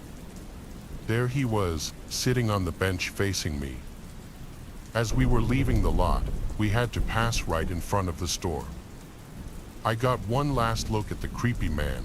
His head moved ever so slightly to constantly face me, even through the car window at night. I gave him the finger, but it didn't seem to influence him in the slightest. That was the last I ever saw of him. Walmart attracts the weirdest people. The story I'm about to tell you is a series of blurry memories from when I was a little kid. We were living in our old house. My brother and I always hung out in the basement where our dad had his hockey table, pool table, and video games.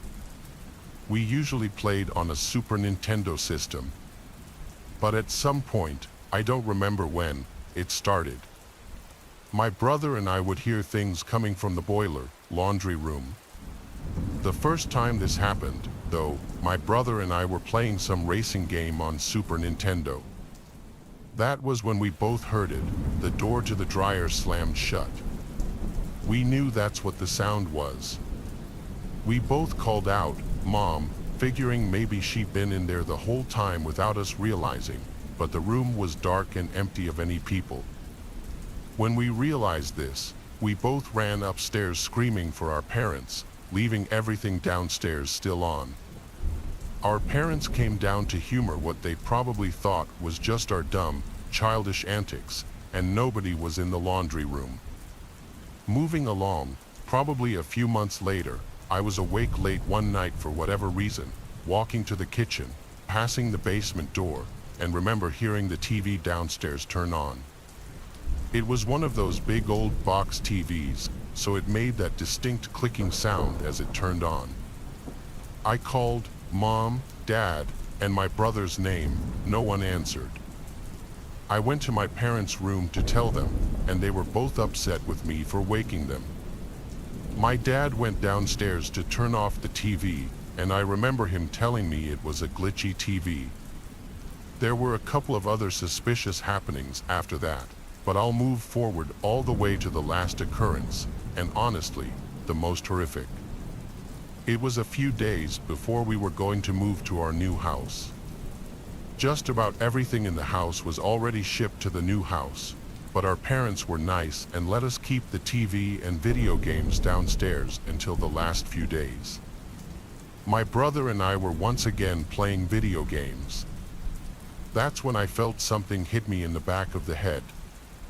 I thought it was my brother at first, but then saw the red ball bouncing on the ground behind the couch. Then the door to the boiler room slowly shut as my brother and I looked at each other with horrified looks on our faces. Once again, we ran upstairs screaming. Our parents once again went downstairs, but when they came back up, they were strangely silent. They told us to go to our rooms and wait there. A while later, a police car showed up, but our parents wouldn't let us out of our rooms. They wouldn't tell us what happened until we finally moved. Apparently, my dad tried to open the boiler room door, but something was holding it shut or perhaps pulling it shut. Even so long ago, I could sense fear in my dad's voice explaining it. I don't believe in ghosts, but to this day, I still don't know what to make of what was going on in that basement. I went to work one day, and the lights of the bowling alley flickered ominously as I made my rounds, checking on the deserted lanes. It was late, and most of the customers had long since gone home, leaving the alley eerily quiet, except for the faint hum of the machinery. I was lost in thought when I heard it, a soft, almost imperceptible rustling coming from the corner of the alley. My heart skipped a beat as I turned to investigate. My senses were on high alert as I approached the source of the sound. A chill ran down my spine. Standing in the shadows was a figure, dressed in a tattered clown costume, its face obscured by a grotesque mask twisted into a sinister grin. I froze in terror as the clown stepped forward, its eyes fixed on me with an intensity that sent shivers down my spine. Its movements were slow and deliberate, like a predator stalking its prey. It was hunched over, just trying to get me. I didn't know what was happening. I tried to summon up the courage to run, but my legs refused to move. I was rooted to the spot, helpless against the terror that gripped me. Then, with a sudden burst of speed, the clown lunged toward me, its outstretched hand reaching for my throat. I stumbled backward, my heart pounding in my chest as I frantically searched for an escape. But no matter which way I turned, the clown was there, its malevolent laughter echoing through the empty alley like a death knell. I knew I had to do something, anything, to survive. With a surge of adrenaline, I grabbed a nearby bowling ball and I hurled it at the clown with all my strength. To my horror, the ball passed right through the clown as if it were made of smoke, leaving me standing there, trembling and alone. But the clown wasn't done with me yet.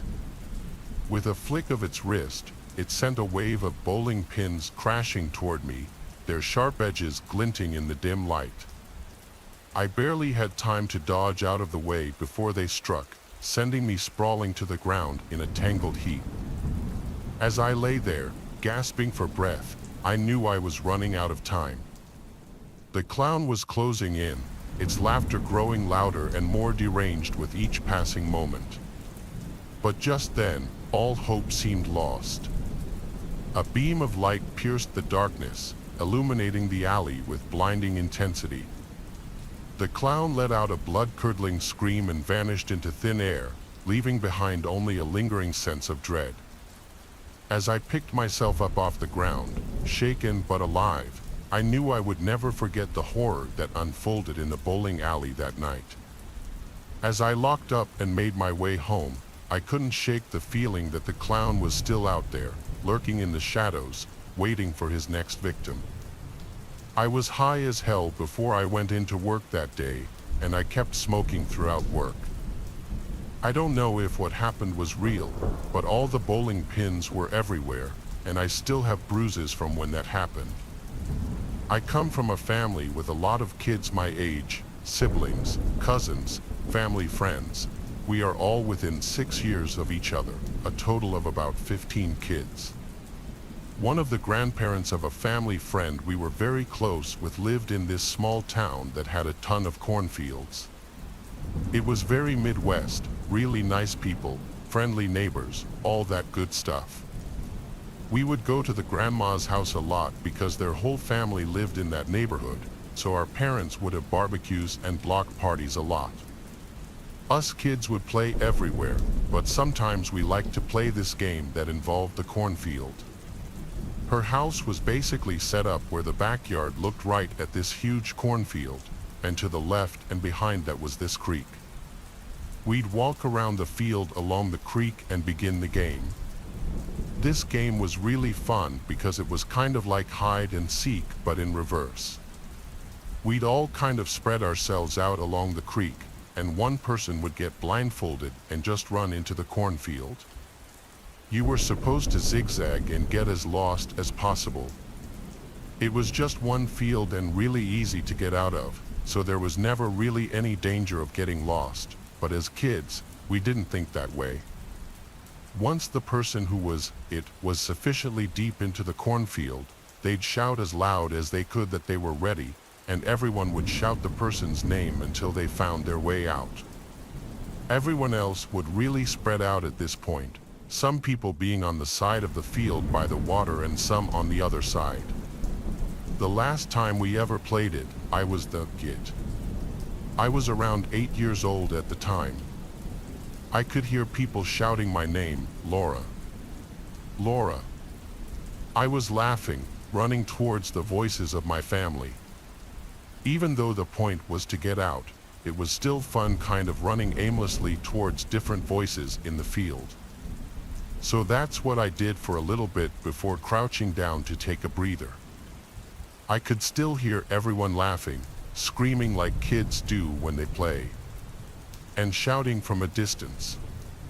I swear I didn't hear any rustling that was out of the ordinary in a windy cornfield. All I know is I could hear my friends calling to me, Laura. Laura, when all of a sudden, from right behind me, almost directly in my left ear, I hear a man's deep voice say, Laura. Just thinking about this, remembering the sound of the voice, completely scares the crap out of me. I booked it out of there as fast as I could, screaming at the top of my lungs the entire way, and joined everyone back at the creek. I was kind of a dramatic kid, so I don't think anyone really took me that seriously, and I basically forgot about the whole instance. It was just so frightening. I don't think I've ever experienced such complete dread since then. My whole body felt like ice, like someone had dumped a glass of cold water down my spine. I could feel the fear all the way into my fingertips. This is a short but scarring story nonetheless from my early childhood. I grew up in an average middle-class home in the suburbs. My sister and I were huge fans of Christmas as kids. I had to be like 7 years old when this happened because we had just moved to our new house. This is one of my earliest memories in life that I remember vividly just because of the gravity of it. On Christmas Eve, I would always have trouble sleeping, even as a young kid, just due to anticipation. I would stay up really late playing video games in my room on my old box TV. I'd play until I just fell asleep from exhaustion.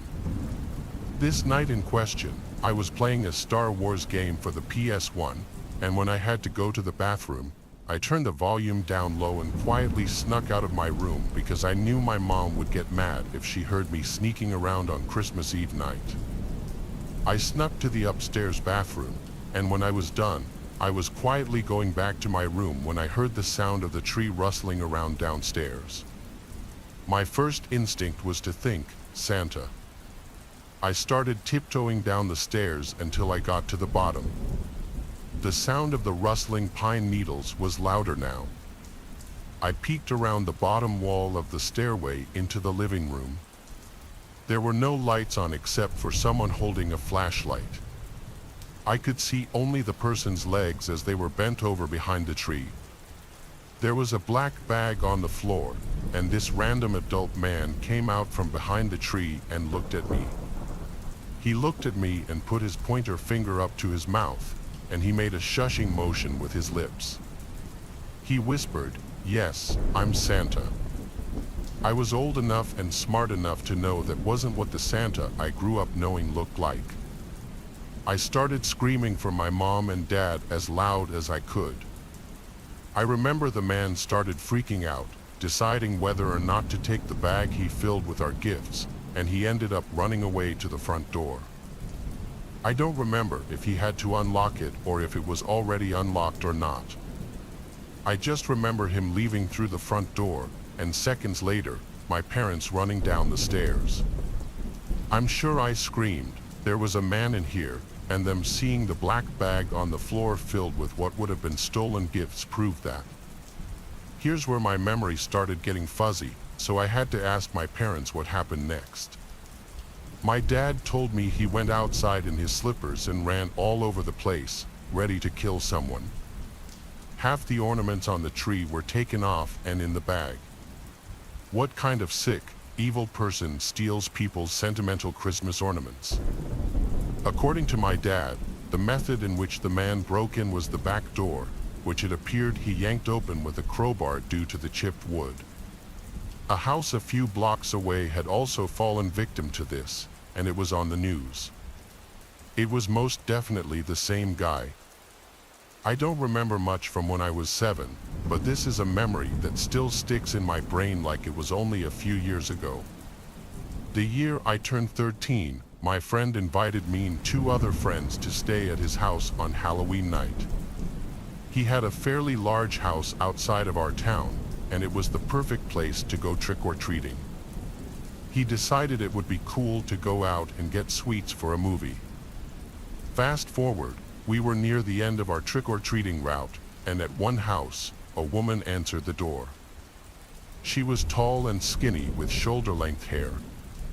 Her house was disgusting. We could smell the odor of cigarettes from inside. She was quick to tell us that there were no more sweets left. However, she could try to find something for us. After a couple of minutes of waiting, she came back with an old brown paper bag with old-looking candy inside. We kindly denied the bag and told her we were getting picked up, so we better go.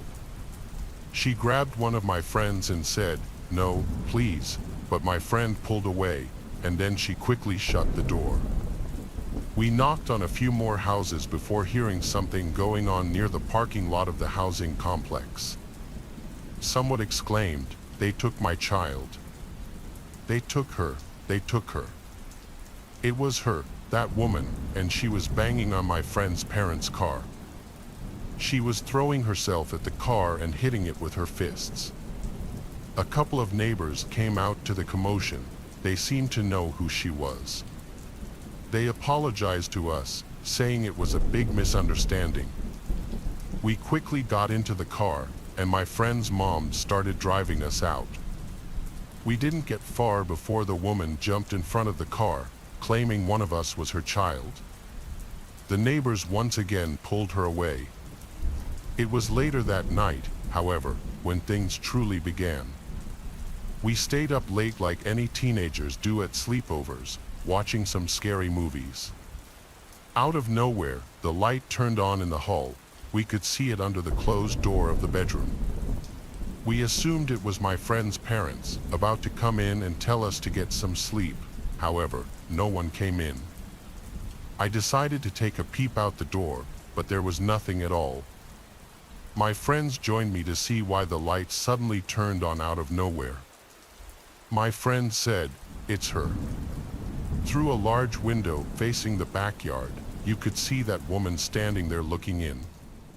However, the second she saw us stare at her, she ran away. Disturbed by this, we went back inside the bedroom and locked the door. We were obviously quite shaken up by this. Who was she? What did she want? We sat around for an hour, nervous and on high alert. However, we eventually managed to fall asleep. The next morning, my friend's mom told us that the situation at the housing complex had shaken her up so much she thought she had seen that woman standing over her bed in the middle of the night. My friends and I never even told her we saw that woman at the house that night, which led us to wonder, what if, just maybe, that woman actually was inside the house that night? This experience happened to me when I was only 9 years old. Being that it was so long ago, I don't remember every small detail, but I'll do my best to keep everything as accurate as possible. Back then, I lived in a considerably remote area and the US neighboring houses were a good half-mile apart. Therefore, while my family had met a couple of our neighbors, many of them were complete strangers. This included the resident of the house to the left of ours. I don't remember his name, but it was an elderly man that lived there. He was creepy, to say the least. All of the windows on his house were spray painted so that no one could see inside, and his whole yard was completely overgrown. I know all this because every Monday through Friday, I had to walk past his house to get home from school. Every time I did this, the man would either be standing on his porch watching me or trying to make conversation with me as I walked by. It got to the point where I dreaded walking home from school just because I'd have to walk past him. But this wasn't even the worst of it. Maybe once or twice a month, the guy would make the half-mile walk to our house in the middle of the night. He would then shine a flashlight into the window of my room. I knew it was the same guy too because one of the times, I witnessed him walking down the road towards our house. Looking back, this was 100% extremely alarming behavior, but at the time, I thought the best way of handling it was just to ignore it. Therefore, I didn't tell my parents about it. I also remember reasoning that my bedroom was on the second floor, so it's not like he was able to see much of inside my room anyway. Skip to a summer night in that same year, and I was once again woken up by the light of a flashlight shining in my room.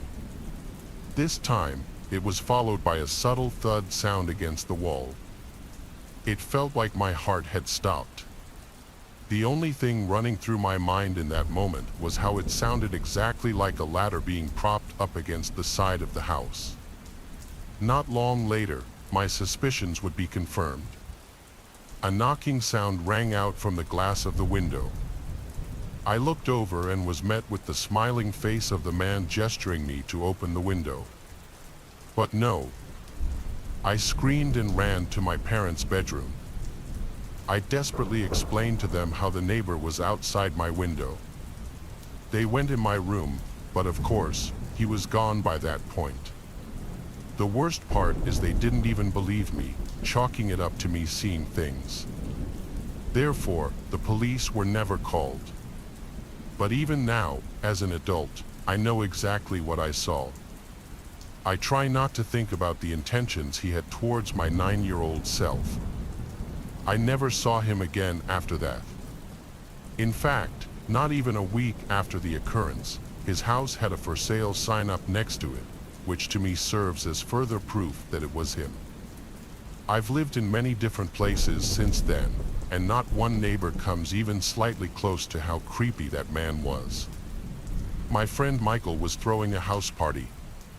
I arrived early to help set things up. I secured a spot to sleep in his parents' room, meaning I could drive to the party and drink without having to worry about driving home. His parents obviously weren't home for the night. Most of our close friends in our friend group came, plus a bunch of Michael's friends who I didn't know. The party was fun. At midnight, everyone screamed "Happy New Year" and cheered their drinks. After that, people slowly started circulating out, and the party started to quiet down as people went to either other parties, bars, or home. The later the night got, the more it became just the closer friends staying behind, until it just turned into a chill drinking session in the living room. This went on late into the night. It was likely 2:40 a.m. when the last of everyone who wasn't sleeping at Michael's house was gone. As it quieted down, we started hearing this occasional sound. At first, we didn't know what it was, but it soon started to sound like a creaking sound. It was dismissed as a sound from the fridge or something at first, which I know sounds stupid, but house appliances often make weird noises. It was just Michael, me, and Lloyd. Lloyd was falling asleep on the couch already. It was reaching that time where we were just going to go to sleep. However, eventually, we got so bothered by the noise that we had to search. We went to the kitchen, and it wasn't coming from in there. We realized when we were close to the basement door that it was coming from downstairs. Michael opened the door, and we heard this creaking sound. "Go check what it is," I said. He kept saying, "No way." Then he called down into the basement, "Yo, who's down there?" The creaking stopped, and we never heard it again. After a solid minute of waiting at the top of the stairs, we agreed to go down together. We both grabbed knives, drunkenly thinking that was a good idea, when in reality, we were so drunk we'd probably only hurt ourselves with them. We got to the bottom of the stairs and looked through the entire basement. It's not huge, it just has a couch, TV, a bar, a table in the corner, and various old pieces of junk. It was pretty messy at the time. The first thing we did was search any possible crevice for someone who could be hiding. Then we tried to figure out what could have been making that sound. I noticed a rocking chair, and so I went up to it, sat in it, and then started rocking in it. It made the exact same creaking sound we had been hearing. Michael and I looked at each other. I stood up, and so did every hair on my body. I don't think we ever ran faster than we did when we ran up those stairs and slammed the door shut. We tried to come up with any logical explanation, but there was none. He kept the basement door locked for days until his parents came back. There was no living soul down there, but something was moving that rocking chair. That rocking chair used to belong to his grandma, who passed away forever ago, and it's just something his mom held on to for sentimental reasons. I can't say I've ever experienced anything resembling the paranormal before this, nor since then. It still sends chills down my spine. This story happened almost 10 years ago, late summer 2006. I was an 18-year-old freshman in college. I went to a tiny college at the opposite end of the state I lived in. I lived in the basement and ground floor of an old dorm. My floor was men only, but the floors above us were women, and then the other side of the dorm was all men. I have some stories that are sort of creepy, but this one takes the cake. At the time, it didn't really click as that creepy. Hindsight is 2020. I was young, naive, and full of you-know-what. I was in the best shape of my life at 6 feet 2 inches, 180 pounds, and handsome. I'm 10 years older now, though, and I put on 100+ pounds. I was a young, good-looking college guy in my dorm. There was a communal bathroom for all 20 guys to share, 2 stalls, 2 urinals, and 2 showers. That was it. One of the showers had an air vent that was about 7 feet up, but on the outside, it came out on the ground level. Well, one hot summer day, I'm taking a shower and just talking and joking with the guy in the next shower behind me. All of a sudden, I hear someone else talking to me. I think that maybe someone has come into the bathroom and wants to use a shower or something. That thought quickly leaves my head as I realize that the air vent has been opened, and the dorm's maintenance man and janitor is now looking at me through the vent. This guy was 50 years old and looked like the actor Clint Howard, the ugly redneck guy in a lot of Adam Sandler's 90s comedies. He had a thick Appalachian accent. He somehow knew my name. I don't remember ever giving it to him, but I had said hello to him a few times. He was also trying to make small talk. It was very weird.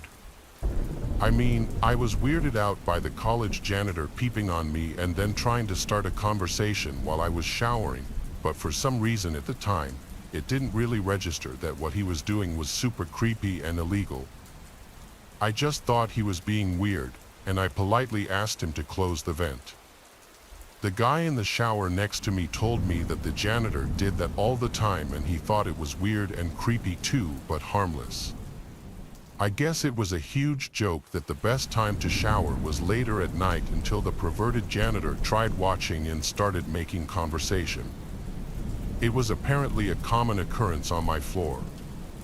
My floor was mostly made up of the freshman football players. I was not one of them, and I guess the janitor liked to talk to these guys about the team in football through the air vent while watching them. I still shudder at that thought. I would see the janitor occasionally around the dorm after that, but I never experienced him spying on me again, thankfully. I also never told the resident life or college administration about the janitor doing these creepy things. I hope maybe someone spoke up one day and maybe he was fired, but who knows? This is a story that took place back when I was a kid. I was probably somewhere between the ages of 8 and 9. At that age, I loved Christmas mainly because of all the things that I would get. I lived with my parents, brother, and sister in a 2-story home in a typical neighborhood. Each year, we would do lots of decorating inside and outside of the house. Our Christmas tree would go in the corner of our living room, and all the presents would go underneath it. On Christmas Eve that year, we went to my grandparents' house and then we were going to my uncle's on Christmas. That night on Christmas Eve, after we all went to bed, I had a difficult time falling asleep. I usually did when I was a kid because I was always so excited for Christmas. I finally was able to doze off for a bit but woke up sometime later when it was still night. I remember just turning over to try to go back to sleep, but then I thought I heard a noise. It sounded like it was coming from downstairs. My bedroom was the closest to the stairs, and even I could barely hear it. I looked at the clock, and it was 1 a.m. I didn't know why anybody would be up at this hour. Being that young and a curious kid, I decided to go and look. I left my bedroom and then walked a few feet to the railing of the stairs that overlooked the living room. I looked down, and everything seemed normal. All of the lights were off, but the lights from the Christmas tree and the few other decorations were on, so I could see a little bit. I looked down at the tree for a little while longer. It was very large, and we always got the biggest tree that we could find. But then I saw somebody come out from behind the tree. It wasn't my dad or brother, but a random guy that I didn't know. As soon as I realized that it was a random guy, I turned and ran. I went to the end of the hallway where my parents' bedroom was. I woke them up and told them that there was some guy in the house. I remember that my dad got up to look. He came back a short time later and said that he saw somebody leaving the house through the window. The police were called, and when they got out to our house, they searched all over our property. They didn't find the guy, but they did find that our window was broken.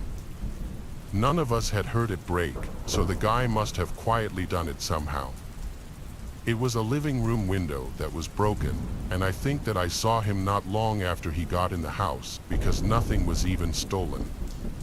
I think that he either saw me or heard me, and that scared him off. I'm just really glad that he didn't try to come upstairs or anything. It still really freaked me out knowing that somebody broke in. It took me a long time to be able to fall back asleep, but eventually, I was able to. That was by far my craziest Christmas experience. Nothing like that has happened since, much less on Christmas. I still don't know who the guy was or why he chose our house. I also don't know if the police ever found him. This is something that happened to me when I was much younger. I believe I was about 11 or 12 during this time. I lived at home with my older brother and my parents. One of my favorite things to do after school most days was to unwind by playing some video games. I would go upstairs to my bedroom and start playing on my PlayStation 2 for a while. Sometimes, I would play all the way until it was time for dinner. So, one day I got home from school and went straight up to my bedroom to play some video games. Both my parents were still at work, and my brother was still at school. That's how things usually were for an hour or two after I got back on most days. I remember playing video games, and a little while in, I heard my brother getting home downstairs. The front door opened and closed, and I heard him walk inside. I thought nothing of it, and I kept gaming. But about an hour later, I got a call from my mom. I had a home phone in my bedroom and saw through the caller ID that it was my mom's cell phone. When I answered, she told me that she was on her way to pick up my brother from his friend's house, and they would be home soon. My dad was going to pick up some food on the way home from work, and she wanted to know what I wanted. I told her whatever food it was that I was in the mood for that night. Then we said bye, and I hung up. It was only after ending the call that I realized it was strange that my brother was not home. If he was at a friend's house, then who had I heard entering our house? My heart started racing, and I had a terrible feeling. I carefully walked to my bedroom door and opened it up. I had never heard the person walking upstairs or near my bedroom. I didn't know where they went after entering the house. So, after not hearing or seeing anything, I left my bedroom. I quietly walked down the hallway and looked downstairs. I still saw nothing.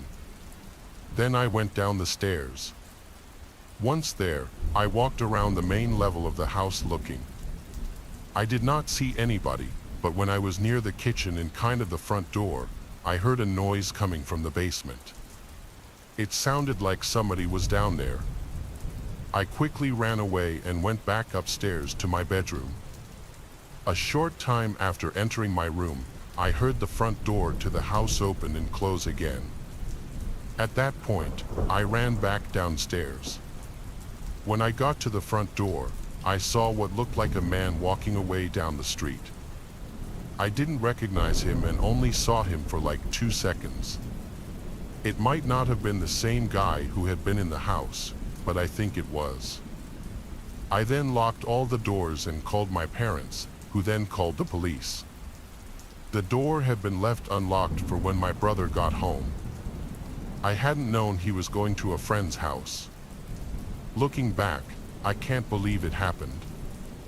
I didn't even know I was home alone with some random guy downstairs. I'm really glad that he didn't go near my bedroom. Why I'm done with the local fair. Every year since about the 5th grade, I've gone to our little town fair. It used to be in the mall parking lot, huge, well-kept, polite staff, and always busy for the week or so it was here. But the last 2 years, it's been rather small and kind of shady. The staff moved to a smaller, empty lot behind our local Outback. This year, my boyfriend took me as a little, "I'm sorry we're not going to prom" gesture. We're walking around for a little bit. It's still pretty early in the day, so it seems like mostly little kids and their parents are there. He and I decide we'll go to ride the bull, something I've done quite a few times growing up going to rodeos. This was his first time. I paid for him and begged him to do it with me. I explained what he had to do, how he can't hold on with 2 hands and whatnot, and he does well for his first time, about 15 seconds at full speed and shaking. Now it's my turn. I hop on and ride with no issues. I'm wearing skinny jeans, so I'm not entirely shocked when I get a wolf whistle about the little bit of lace that got flashed on one turn. Turning around thinking it was just my boyfriend, I walk off and walk back up to him, dizzy. A carny comes up and tells me I was one of the longest riders in this town. I quickly thank him and give him a big, proud smile, holding on to my boyfriend.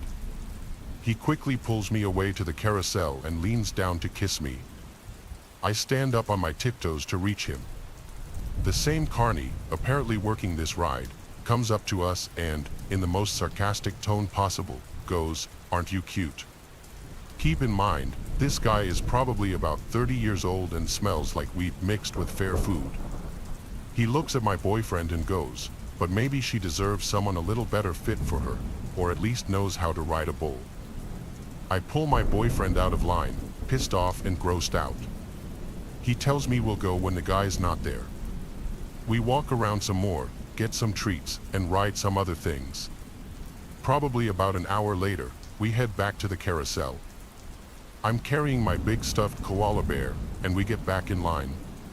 No sign of the creepy carny. We get our wristbands, stand, and get on. I sit on the outside while my boyfriend sits on the middle horse.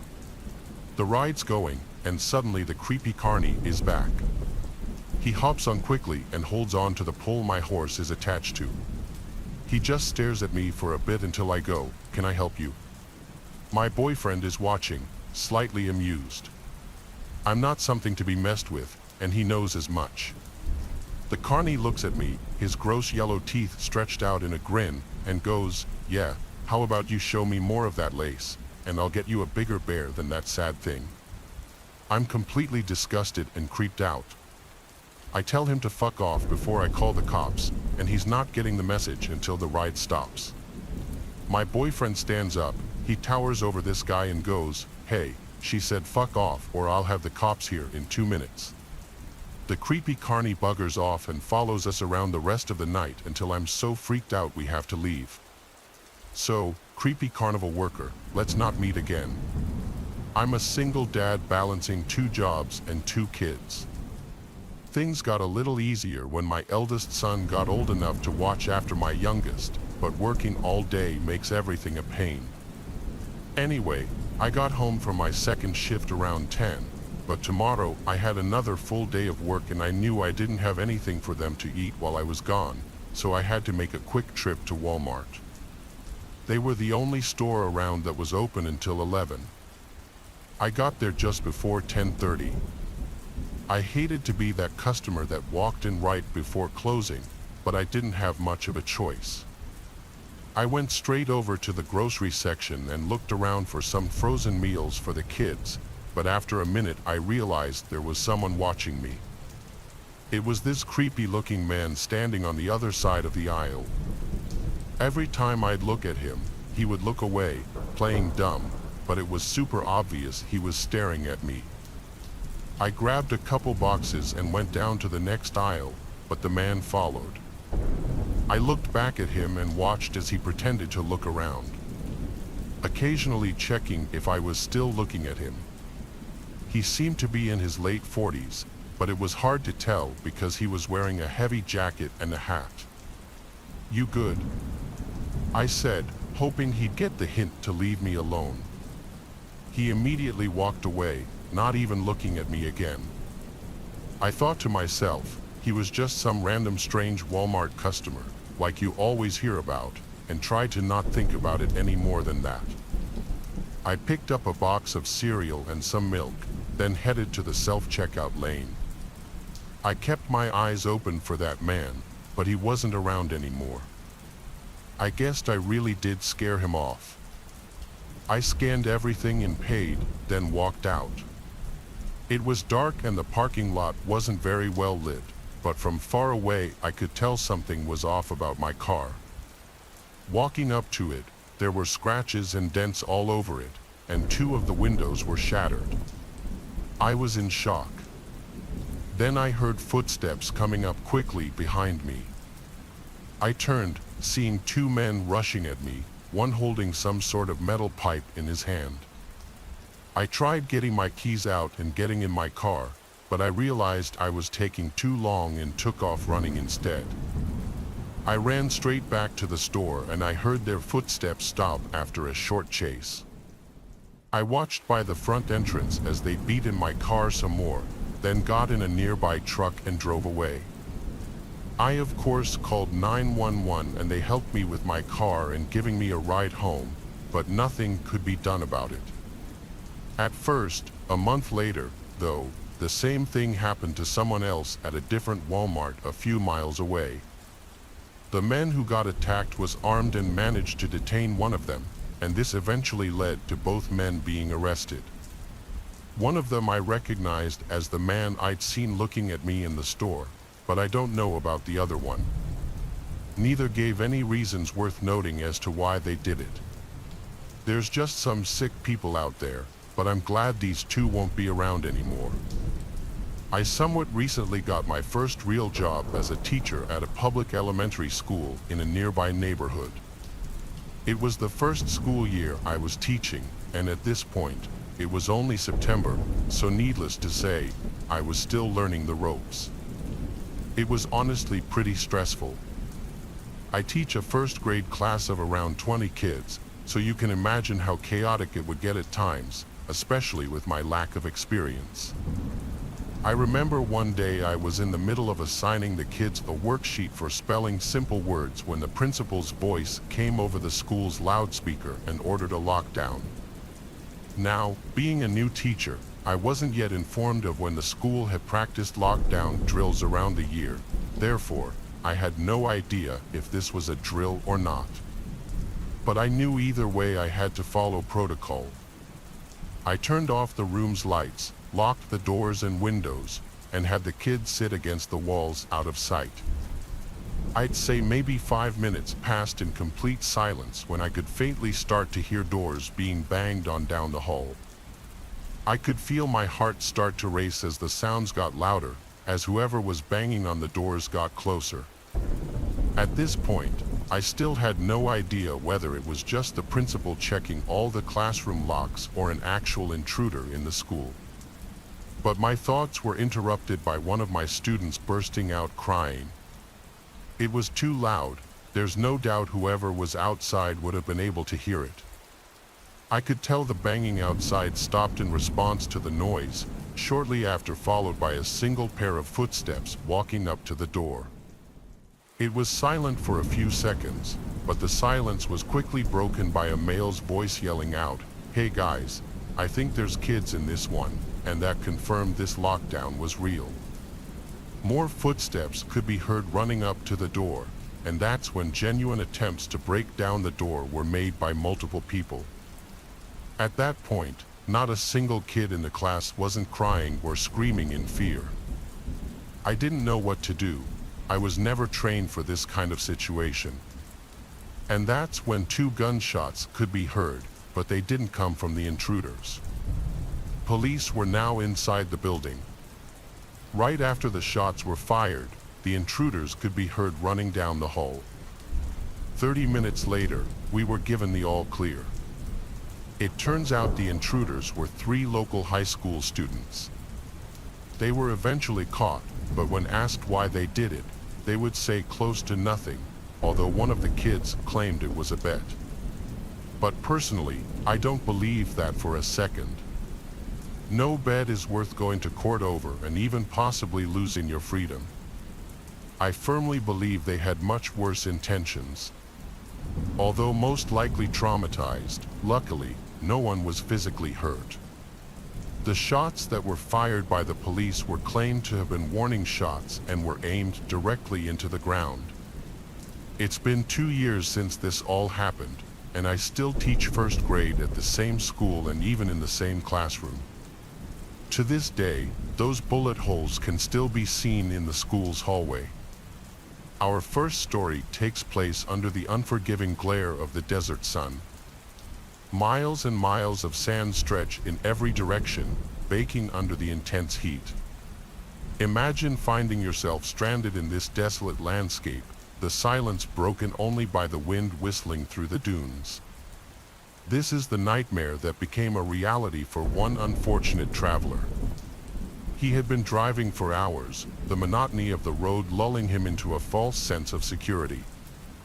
He had ignored the gas gauge, its needle dipping dangerously low, too focused on reaching his destination. Then it happened. The engine sputtered, coughed, and died, leaving him in stunned silence. He was stranded miles from civilization, the nearest town nothing more than a dot on a map he'd hastily consulted hours ago. Panic began to set in, a cold dread creeping up his spine as the gravity of the situation sunk in. The sun beat down relentlessly, the heat radiating off the sand making the air shimmer. He had a meager supply of water, a granola bar, and the clothes on his back. Hope, it seemed, was in short supply. Days turned into a desperate struggle for survival. The relentless sun sapped his energy, the scorching sand burned his skin. He rationed his water, each sip a precious commodity, but dehydration was a constant threat. The vastness of the desert mocked him, a desolate wasteland stretching endlessly towards the horizon. As darkness fell, the desert transformed into a chilling tableau. Gone was the oppressive heat, replaced by a bone-chilling cold that cut through his thin clothing. The silence was broken only by the howl of the wind, a mournful sound that echoed his growing despair. He huddled in his car, a meager shelter against the elements, with fear as his only companion. Days turned into nights, each one blurring into the next, a terrifying cycle of scorching days and freezing nights. His hope dwindled with each passing hour, replaced by a gnawing fear that he wouldn't make it out alive. He had become a prisoner of the desert, trapped in a desolate wasteland with no escape. One day, while stumbling through the sand, his vision blurred from dehydration, he spotted something in the distance. Was it a mirage, a cruel trick of his exhausted mind? As he stumbled closer, his heart pounding in his chest, he realized with a surge of hope that it was a road, a ribbon of asphalt cutting through the desolate landscape. With renewed determination, he dragged his weary body towards the road, each step a victory against the relentless grip of the desert. As he finally reached the roadside, he collapsed, his body spent, his spirit broken but not extinguished. He had escaped the clutches of the desert, a survivor of a terrifying ordeal.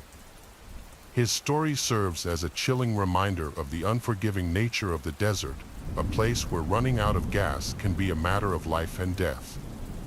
It's a testament to the resilience of the human spirit and the will to survive, even in the face of overwhelming odds. This happened back when I was a kid. I was 12, and my best friend Rex came over one Friday to sleep over.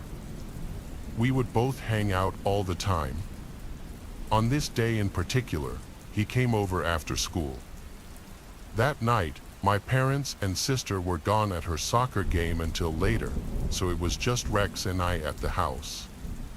We were playing video games in the living room for most of the time. At probably like 8 p.m., there was a knock on the front door. It was really strange because we hardly ever had people knocking on our door. I paused the game and looked to the window. I couldn't see who was at the door from there, so I got up and walked over. Then I checked out of the living room window. There was some random guy there, and I had no idea as to who he was. I didn't get a very good look at him, but enough to tell that I didn't know him. He seemed a little bit sketchy too, so I chose not to answer it. I went back over to the TV, and Rex and I continued gaming. The guy knocked at the door once more, but we still didn't bother to answer it. We hoped that he would go away and not stay there. Several minutes later, we hadn't heard anything, so I went over to the window to check. When I did, the man was gone. So after that, we figured that that was the end of it. Soon enough, Rex's parents and sister got home. Rex and I just kept playing video games, and we ended up staying up later than everybody else. I remember that the later it got, the quieter things became other than the TV. I don't know exactly what time it was, but we heard this noise coming from outside by the window. We both turned around at the same time to look. When we did, we saw this man at the window. It appeared to be the guy who had been at the door earlier. When we saw this, Rex and I both sprinted out of the living room to my bedroom. When we went inside, literally right after that, we heard the sound of glass breaking coming from the living room. It sounded like the man had broken into the house. We locked the bedroom door, and luckily I did have a phone in there. We called the police, and I could hear the man just for a moment inside of the house, but things got really quiet after that. He didn't seem to go anywhere near the hallway where the bedrooms were. The police were fast to arrive and got there only about 5 minutes later. The next thing that I knew, they were inside of the house. My parents and sister got up from the commotion. When Rex and I came out of my room, there were multiple cops in the house speaking with my parents. I found out that the man had been inside and was arrested. He was located hiding behind the living room couch. It was a crazy night, but after that, things were fine. Of course, we had to get the living room window replaced. I'm not really sure what the man was after or why he chose to break into our house. I really can't believe that he broke in. I'm glad that Rex and I were able to get to my room and then call the police when we did. It was the middle of the summer. I was 11 years old and my younger brother was 8. We were outside playing various games with other kids in our neighborhood, but we finally headed home as the sun went down.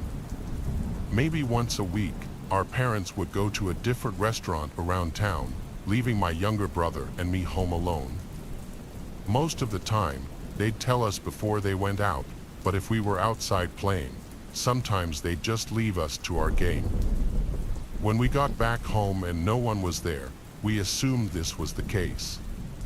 Confirming this was a note left on the kitchen counter. My younger brother and I both went to the living room to watch TV, something we usually did before bed. After half an hour, it had gotten completely dark outside. Just then, I heard the doorbell ring, followed by knocking. At first, I thought it was our parents getting back, but it definitely wasn't normal for them to use the front door, much less not have a key for it.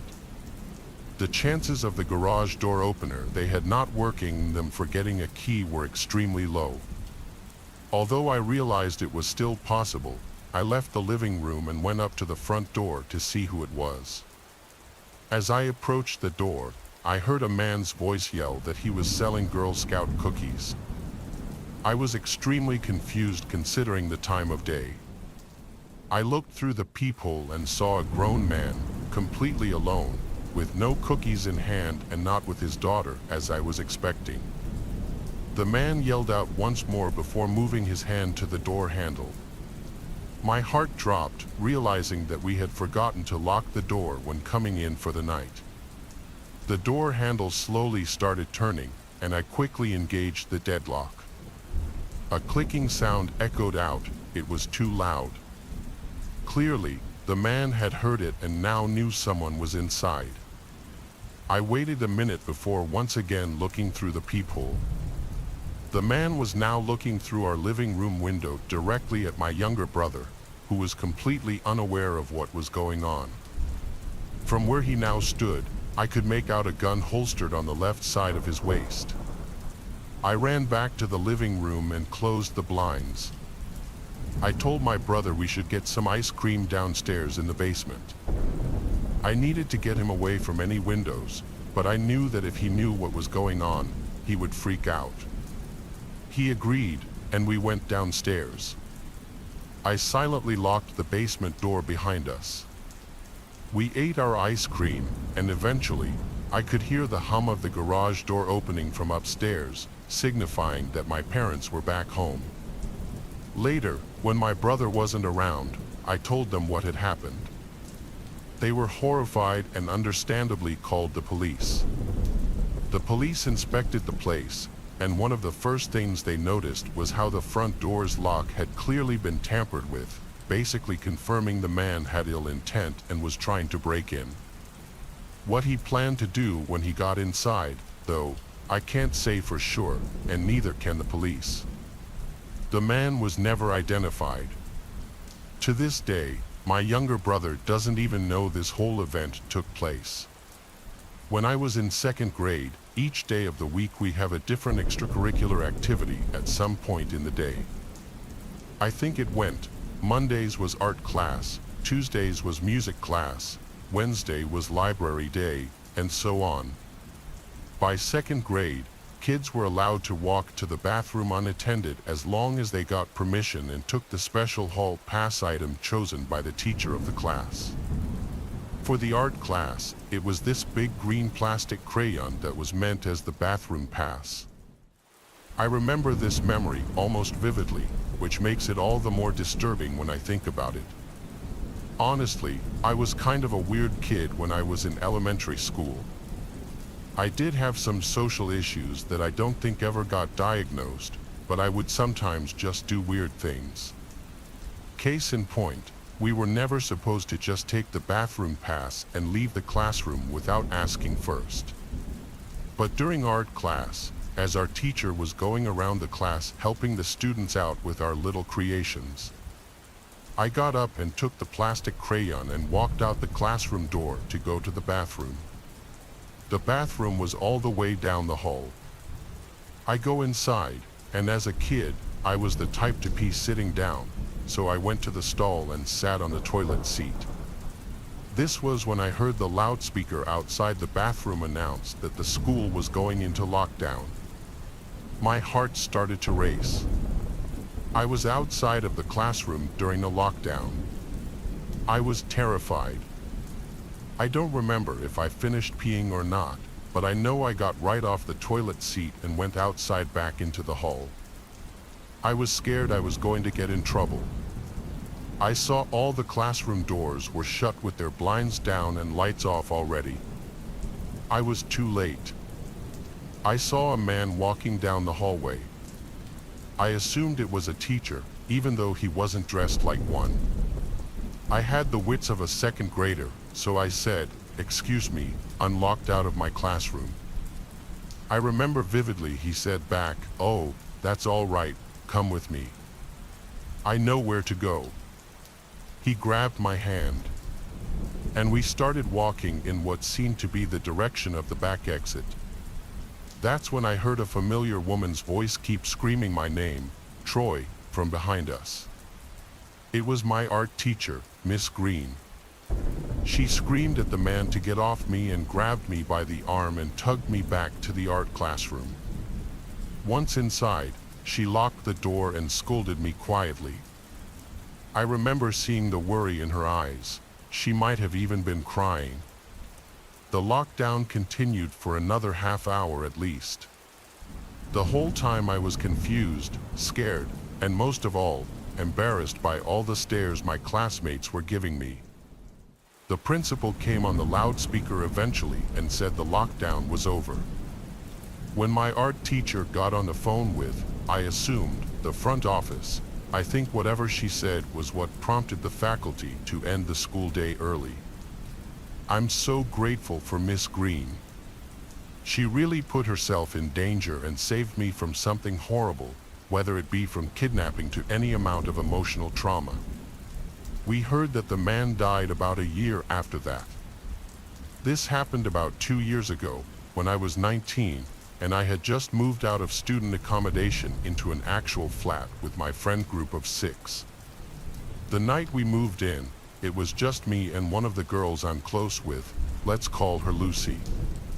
I had my boyfriend over at the time, we'll call him Alec. The other people moving in were scheduled to move in 2 weeks later as they were all on various holidays or visiting home. So, it was just the 3 of us. Lucy was in her room, and Alec and I were smoking a joint in bed, watching kung fu movies. Then, I started to notice a man, at least 300 pounds and 6 foot tall, pacing outside of our window and looking in occasionally. We were on the basement floor at this time, but the windows were at ground level. Okay, that's weird, but we'll just make sure the windows are locked. 20 or so minutes passed, and everything seemed okay until Lucy ran into my room and said, "Babe, there's a man in the house." We must have left the door unlocked by accident. Now, I'm feeling chills. I'm like, what the hell do you mean there's a man in the house? Alec is frozen solid.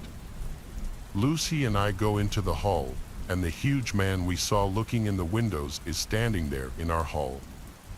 We ask, "What are you doing here?" and he pulls out his phone and shows us a text message from an unsaved number with our address written on it and something about people being inside. He told us that he was looking for his girlfriend and that she lives here. We're like, no the hell she does not, so please remove yourself from our house. He says, okay, and that he'll phone his girlfriend. He turns his phone to low volume and speaks to another man on the phone, who was clearly not his girlfriend. With more urgency this time, we tell him to get out of our house, and he says, okay. He finally leaves, and we lock the door. By this point, everyone is shaking. He's still on the phone with this man outside, and they're speaking a language we don't understand. But we can hear him getting angry. I tell Alec to please make the scary man go away, and he goes outside and tells him to shift away from our doorway as he's really scaring us. The man says, okay, and that his taxi is here. He walks up a dead-end street where no taxis were, though. We told our upstairs neighbors, who we had met earlier that day, about the whole ordeal.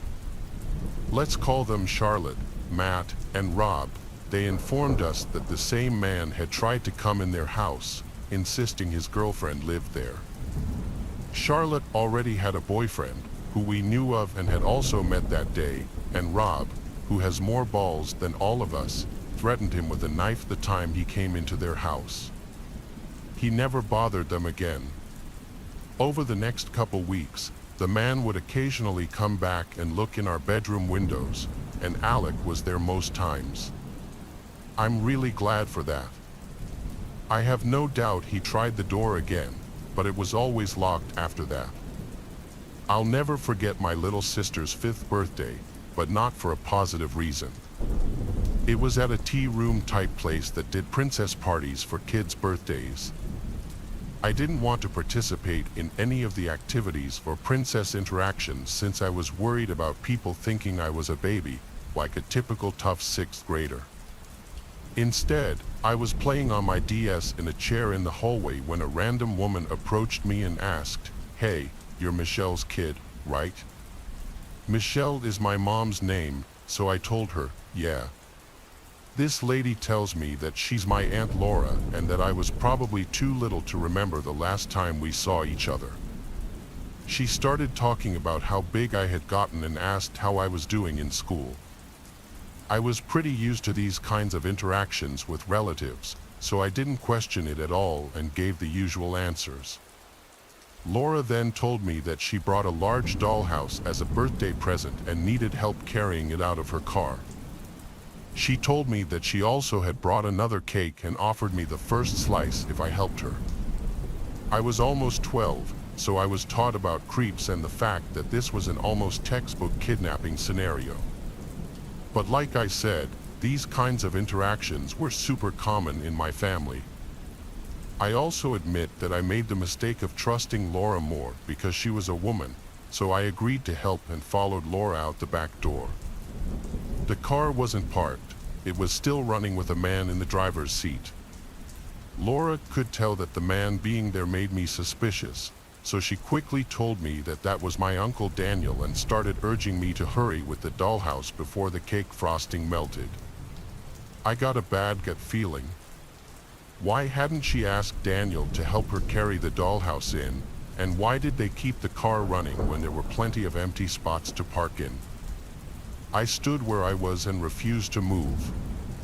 Laura's tone became much less friendly as she was now commanding me to come to the car.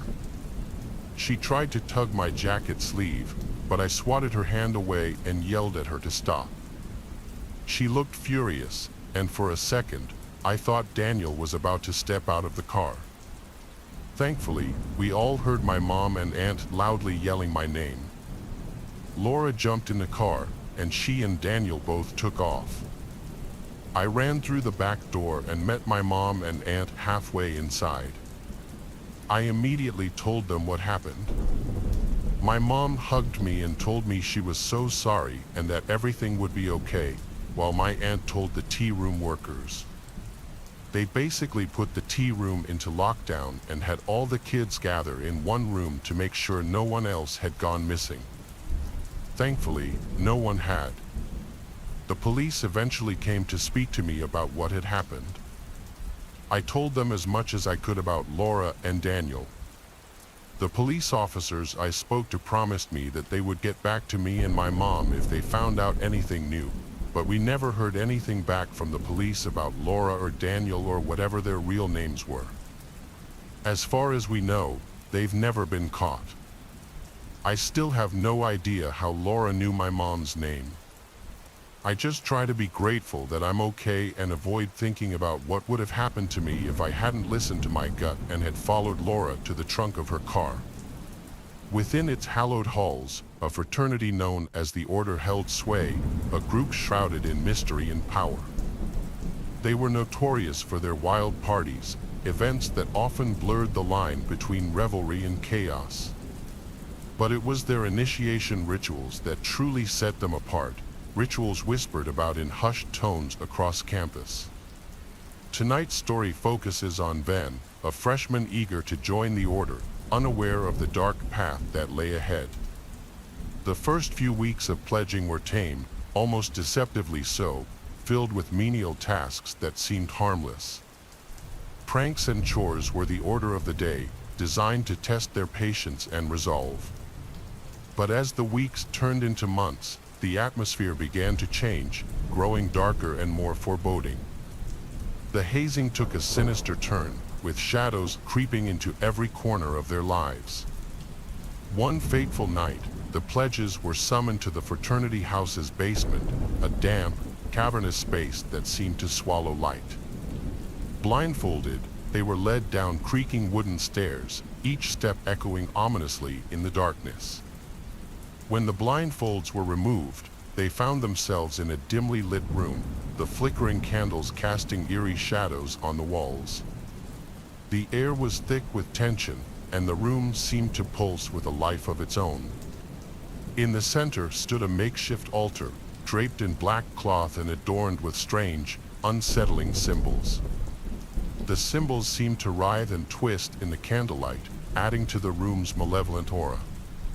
The fraternity brothers, faces hidden beneath dark hoods, circled the pledges like predators around prey. A low, guttural chant emanated from beneath the hoods, a sound that seemed to vibrate through the very bones of the pledges.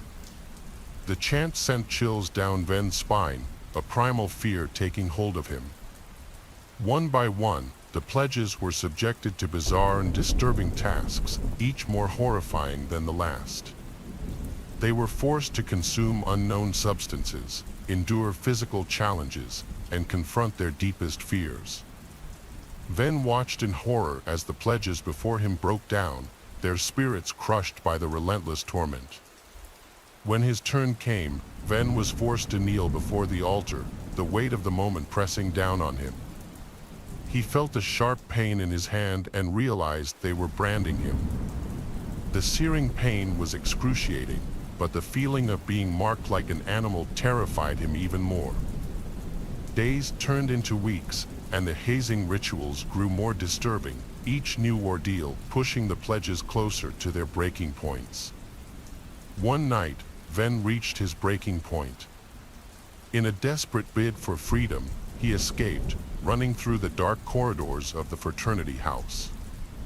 He ran to the police station, his heart pounding and his mind teetering on the edge of madness. The officers listened to his frantic account, their faces growing more disturbed with each word. A raid on the fraternity house confirmed Ven's horrifying account, uncovering a web of dark secrets and ending the Order's reign of terror. The authorities uncovered disturbing evidence, bringing to light the true extent of the fraternity's malevolent activities and ensuring that such horrors would never happen again. 20 years ago, I was living in New Jersey and worked as a pizza delivery driver. I worked at this neighborhood joint called Domino. The shop was at this corner on the edge of town. The area would be pretty busy during the day, but not so much at night. Obviously, we were open pretty late, with it being a pizza shop. One time, I was working until 2 a.m. At about 1 o'clock in the morning, there was a delivery for me to make. I was sitting inside the shop and left out the back door to go to my car. I parked in the small lot behind the place, which was where employees would park. As I walked out the back door, I saw this guy standing near my car outside. He started moving away, and I asked him what he was doing. The guy quickly moved behind a couple of dumpsters that were back there. He had gone out of sight as quickly as I had seen him. I figured that he had left the property and went into the alley behind the dumpsters. I just knew that I couldn't see him anymore. I went to my car and didn't notice anything out of place. I got inside my car with the pizza and then left to make the delivery. I was able to do so without a problem. After getting back from the delivery, I went back inside. A while later, I got my next delivery to be made. I left through the back door again. This time, when I left, I did not see anybody by my vehicle. But when I was walking towards it, about halfway there, I heard footsteps behind me. I looked back and noticed the same guy. He was walking in my direction. I went faster and got inside my car with the pizza. The guy kept going towards my car quickly.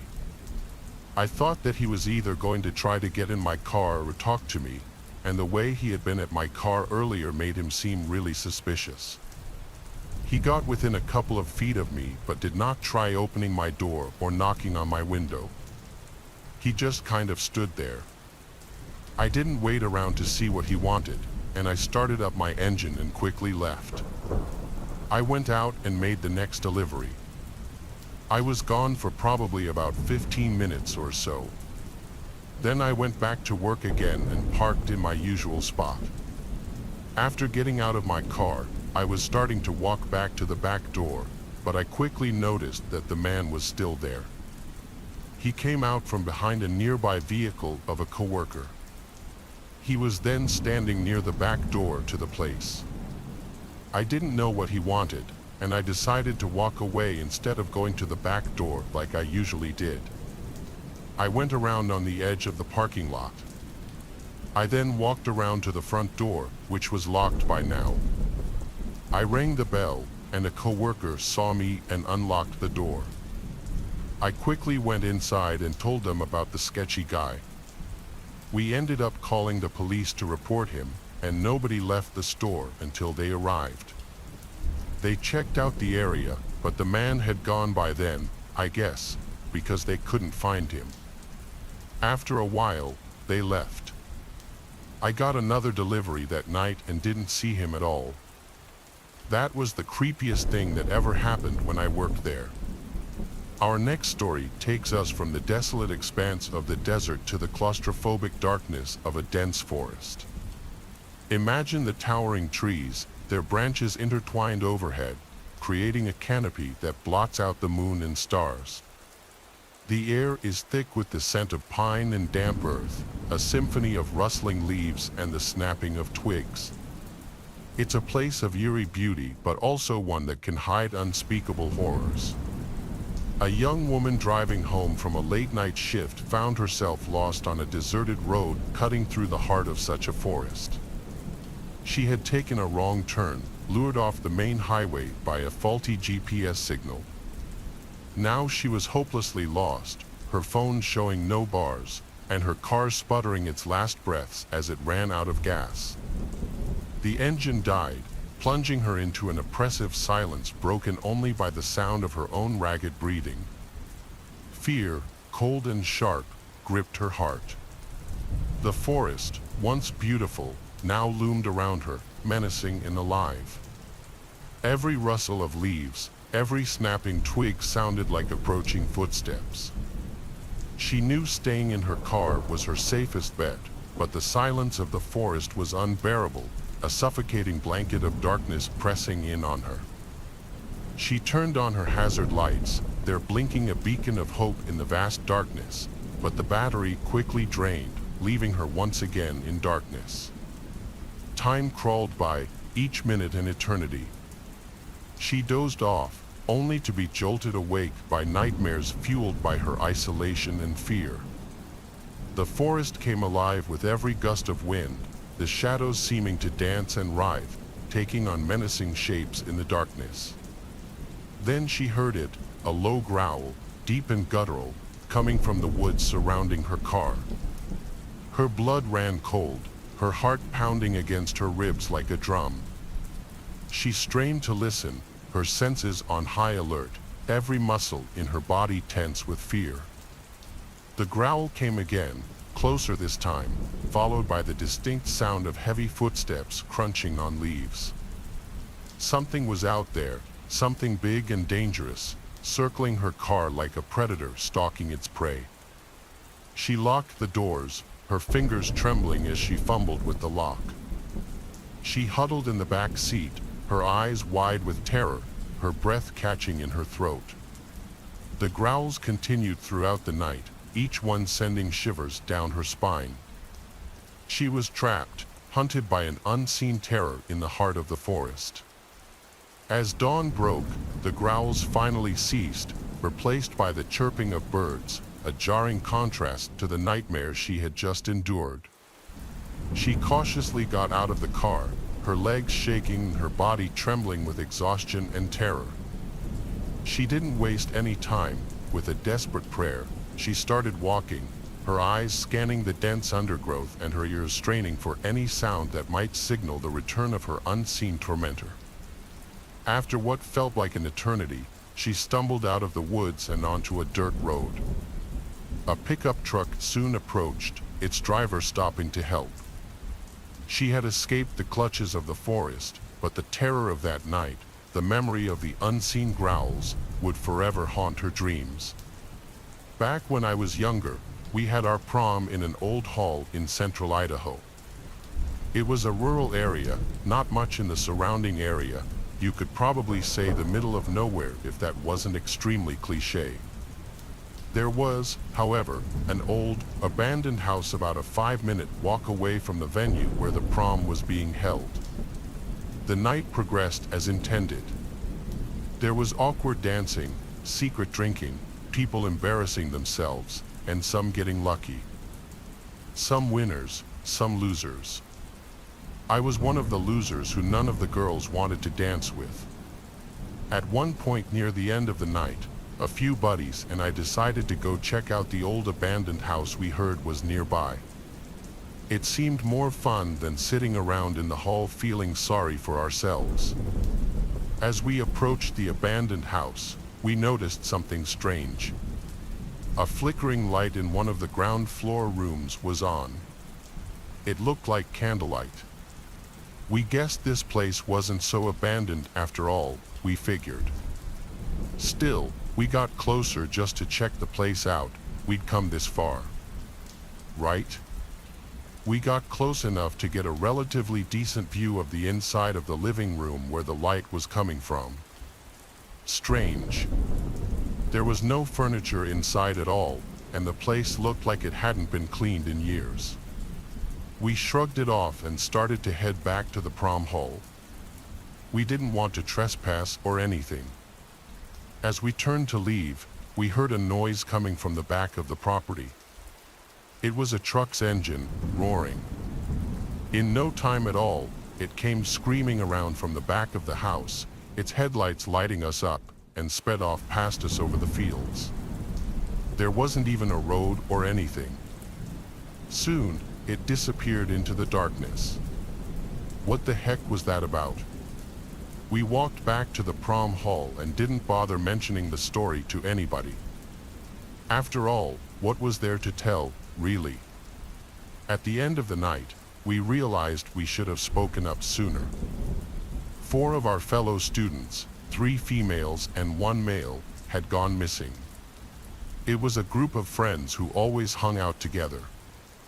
One of their other friends said that they'd gone to explore the abandoned house earlier in the evening. When they hadn't returned, she assumed it was just because they were having fun out there. The authorities were notified, and they went to explore the abandoned house we'd checked out earlier. Inside, They found the male student, bound, gagged, and unconscious on the living room floor. If we'd gotten closer to the window, we would have spotted him lying there. The females were nowhere to be seen. When he finally came to, the male said he had no memory of what had happened. The last thing he remembered was approaching the old house. My friends and I spoke up about the truck we'd seen speeding off across the fields. Now the main theory is that someone or someone's took those female students and that they were in the truck we saw speed past us. Perhaps they'd seen us approaching the house and we spooked them. Who knows? Either way, those students were never seen or heard from again.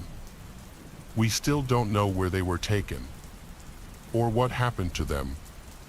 It all started on a rainy night. My dad had wanted me to babysit my little brothers while he went to the bar to play pool and drink. I'd gotten them to settle down for the night and I decided to go order some food and chill, playing some CS while I waited. About 30 minutes had gone by and I was wondering why the hell my food was taking so long. I finally heard a knock on my door and there was a rough-looking man who said he had my food. I tipped him and he went on his way. I closed the door and walked back to my computer, completely forgetting to lock it.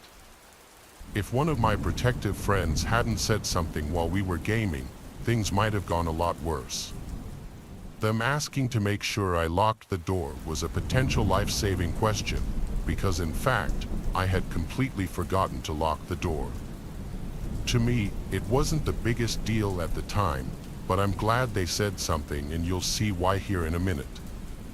I checked on the door to make sure it was locked, and of course, it wasn't. So I locked the door real quick and went back to gaming.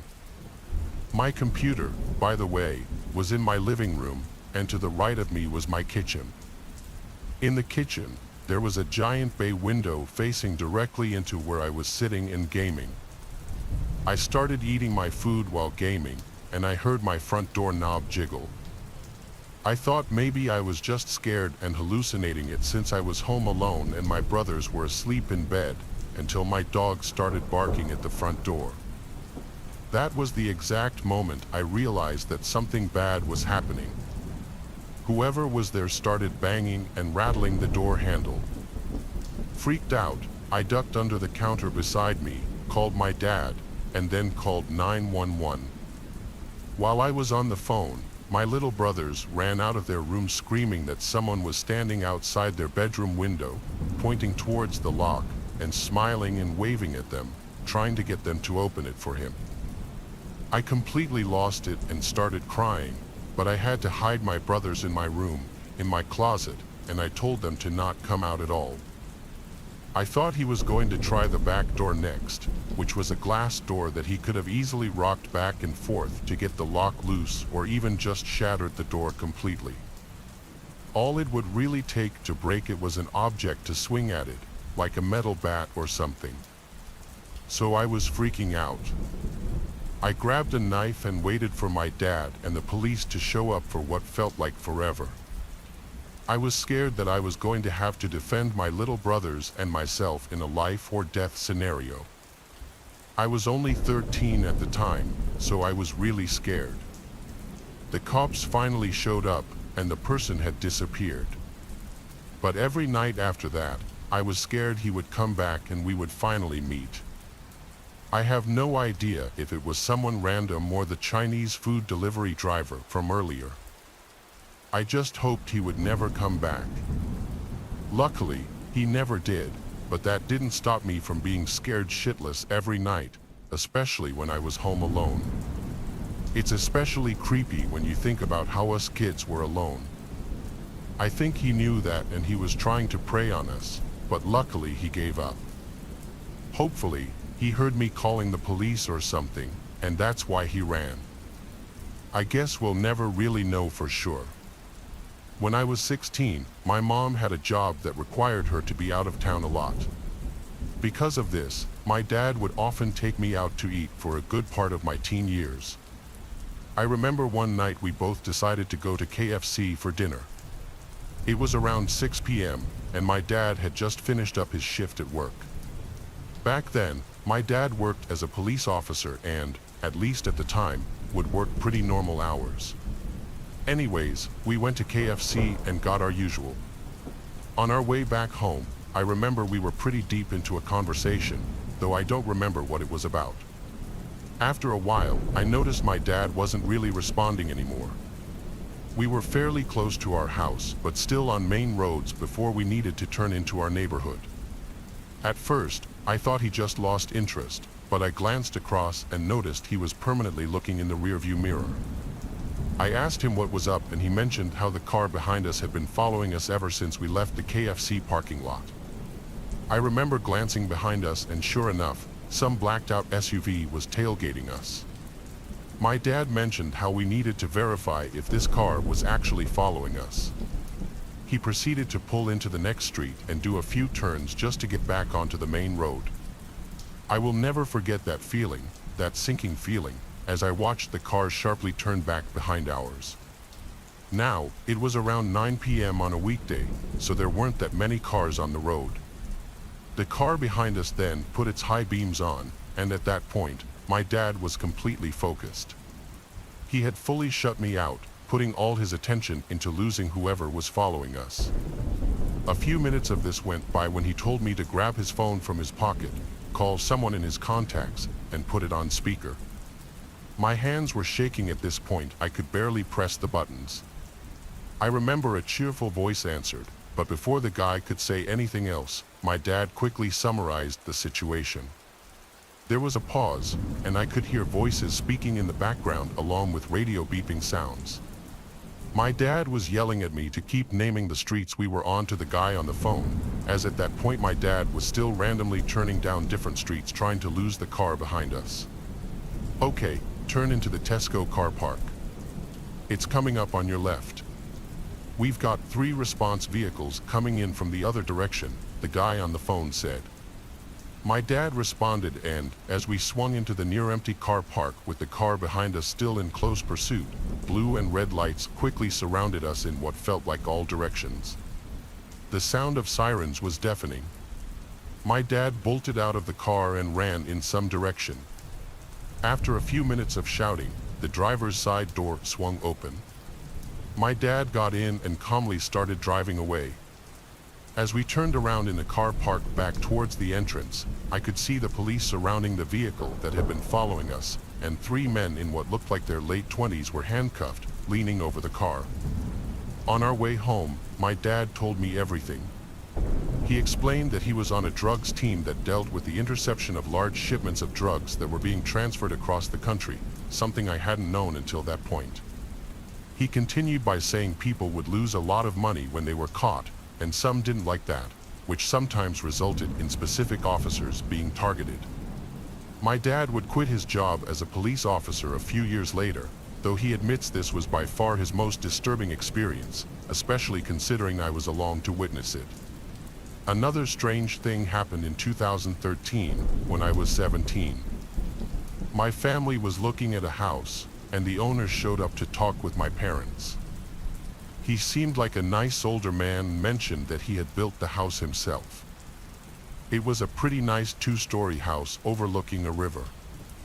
Anyway, I was standing back, watching everyone talk, when suddenly, there was a break in the conversation. The owner turned away from my parents, and his expression completely.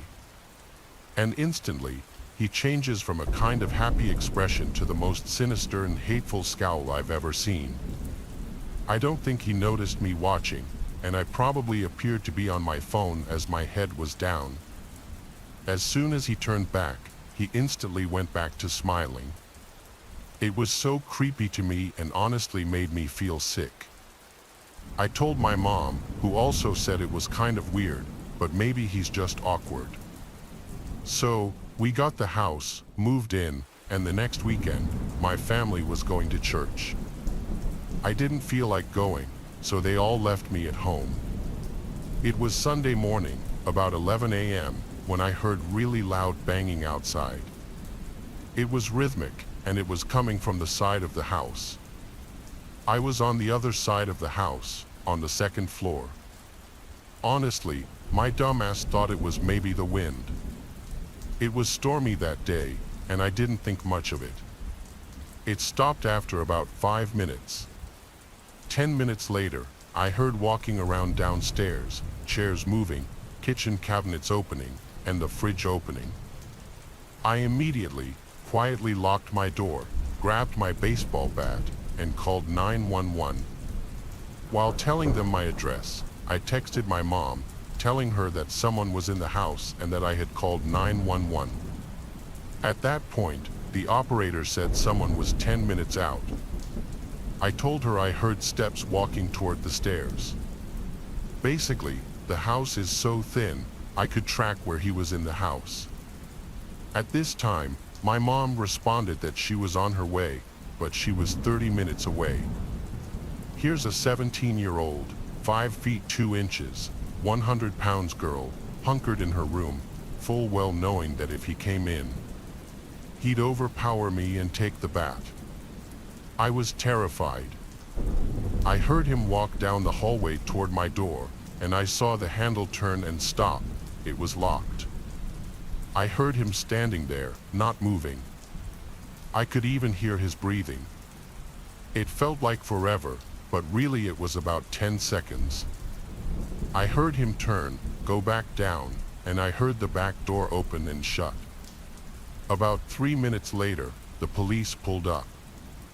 The 911 operator asked if I could let them in or if they needed to force their way inside. I knew he had left, so I let them in. No one was there, no sign of forced entry, nothing. When my mom got there, she looked at my stepdad and asked if he had changed the locks. He hadn't. I think the creepiest part, and what really validated my story, was that my mom had just vacuumed the hallway, and there were shoe prints larger than anyone in our house. The police hadn't even been up there. They stopped just outside my room. I live in a townhome in the middle of a relatively small city. It's very small and outdated, but I live alone, so it's the best I can afford. I worked late this night, getting home sometime around 8 or 9. Pulling up my shared driveway, I noticed the townhome connected to mine had its front door wide open. All the lights in the house were off, though, which made me think they must have accidentally left it open and then gone to sleep. I made fun of them in my head and went inside my house, not thinking much else about it. I got out some frosted flakes and ate while watching Netflix, then forced myself to go to bed because I had to be up early for my morning shift tomorrow. Going to my bedroom, which happened to have a connecting wall to my neighbors, I heard a few thumps come from inside their place. My neighbors usually don't make any noise, so hearing anything from them was a rare occurrence. I just hoped they wouldn't keep me up and turned off the lights and hopped in bed. I laid there with my eyes closed for several minutes, trying to drift into sleep when the most terrifying sound instantly shook me up, my front door being smashed in. It was a single violent hit. I jumped out of bed and ran into the hallway. There was wood debris all over the floor, and the front door was wide open. But whoever did it must have been moving quickly because they weren't there. I heard some footsteps running through the living room, and at this point, I could tell there was more than one person. I tried to run back to my bedroom, but a man screamed at me to stop.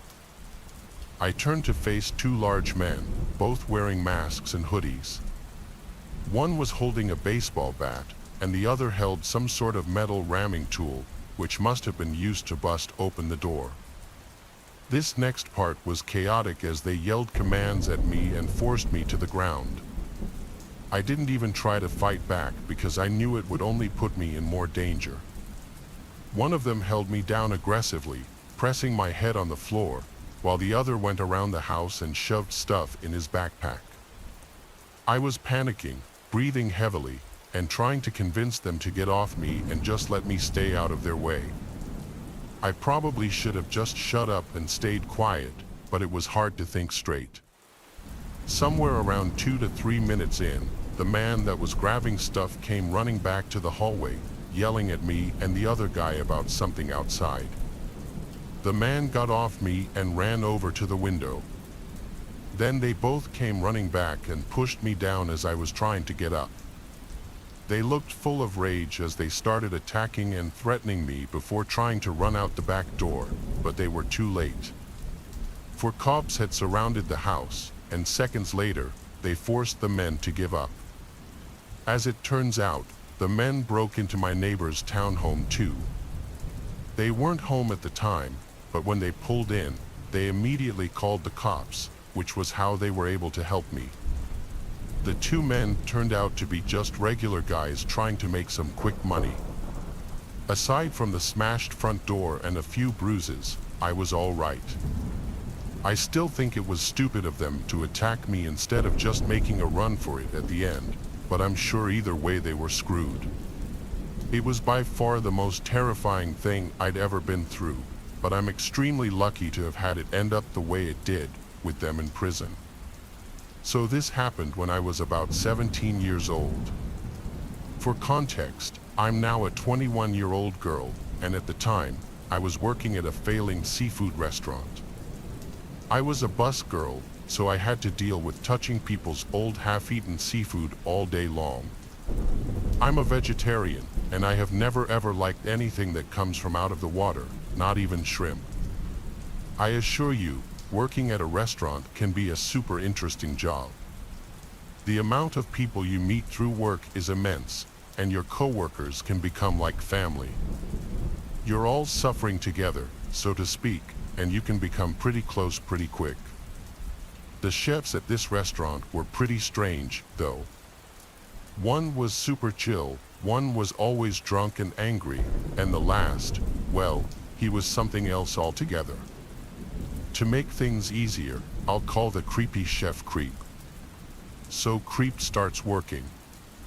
He's new, and he seems like a decent guy at first. He's in his late 40s, with salt and pepper hair, and nothing throws you off by just seeing his physical appearance.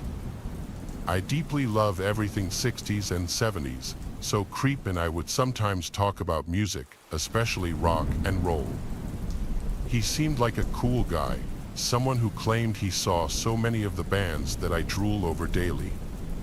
It seemed nice to work with someone who generally shared the same interests. Some weeks went by, and he wasn't showing any signs of anything strange. I felt totally okay within my workplace. I wouldn't blink an eye, and I actually enjoyed the job. Me and a fellow bus girl became pretty close friends, and we bonded over the fact that we both had pretty messed up family lives, so we instantly became work buddies. The restaurant was slow one day. Me and the other bus girl were having a conversation, laughing, smiling, and joking in the kitchen, but this changed in less than 5 seconds when the creepy new guy came right behind me and said, "Well, this wouldn't be so funny if I had chloroform." I turned around and looked at him, thinking, what a weirdo, who jokes about things like that. His eyes were blank.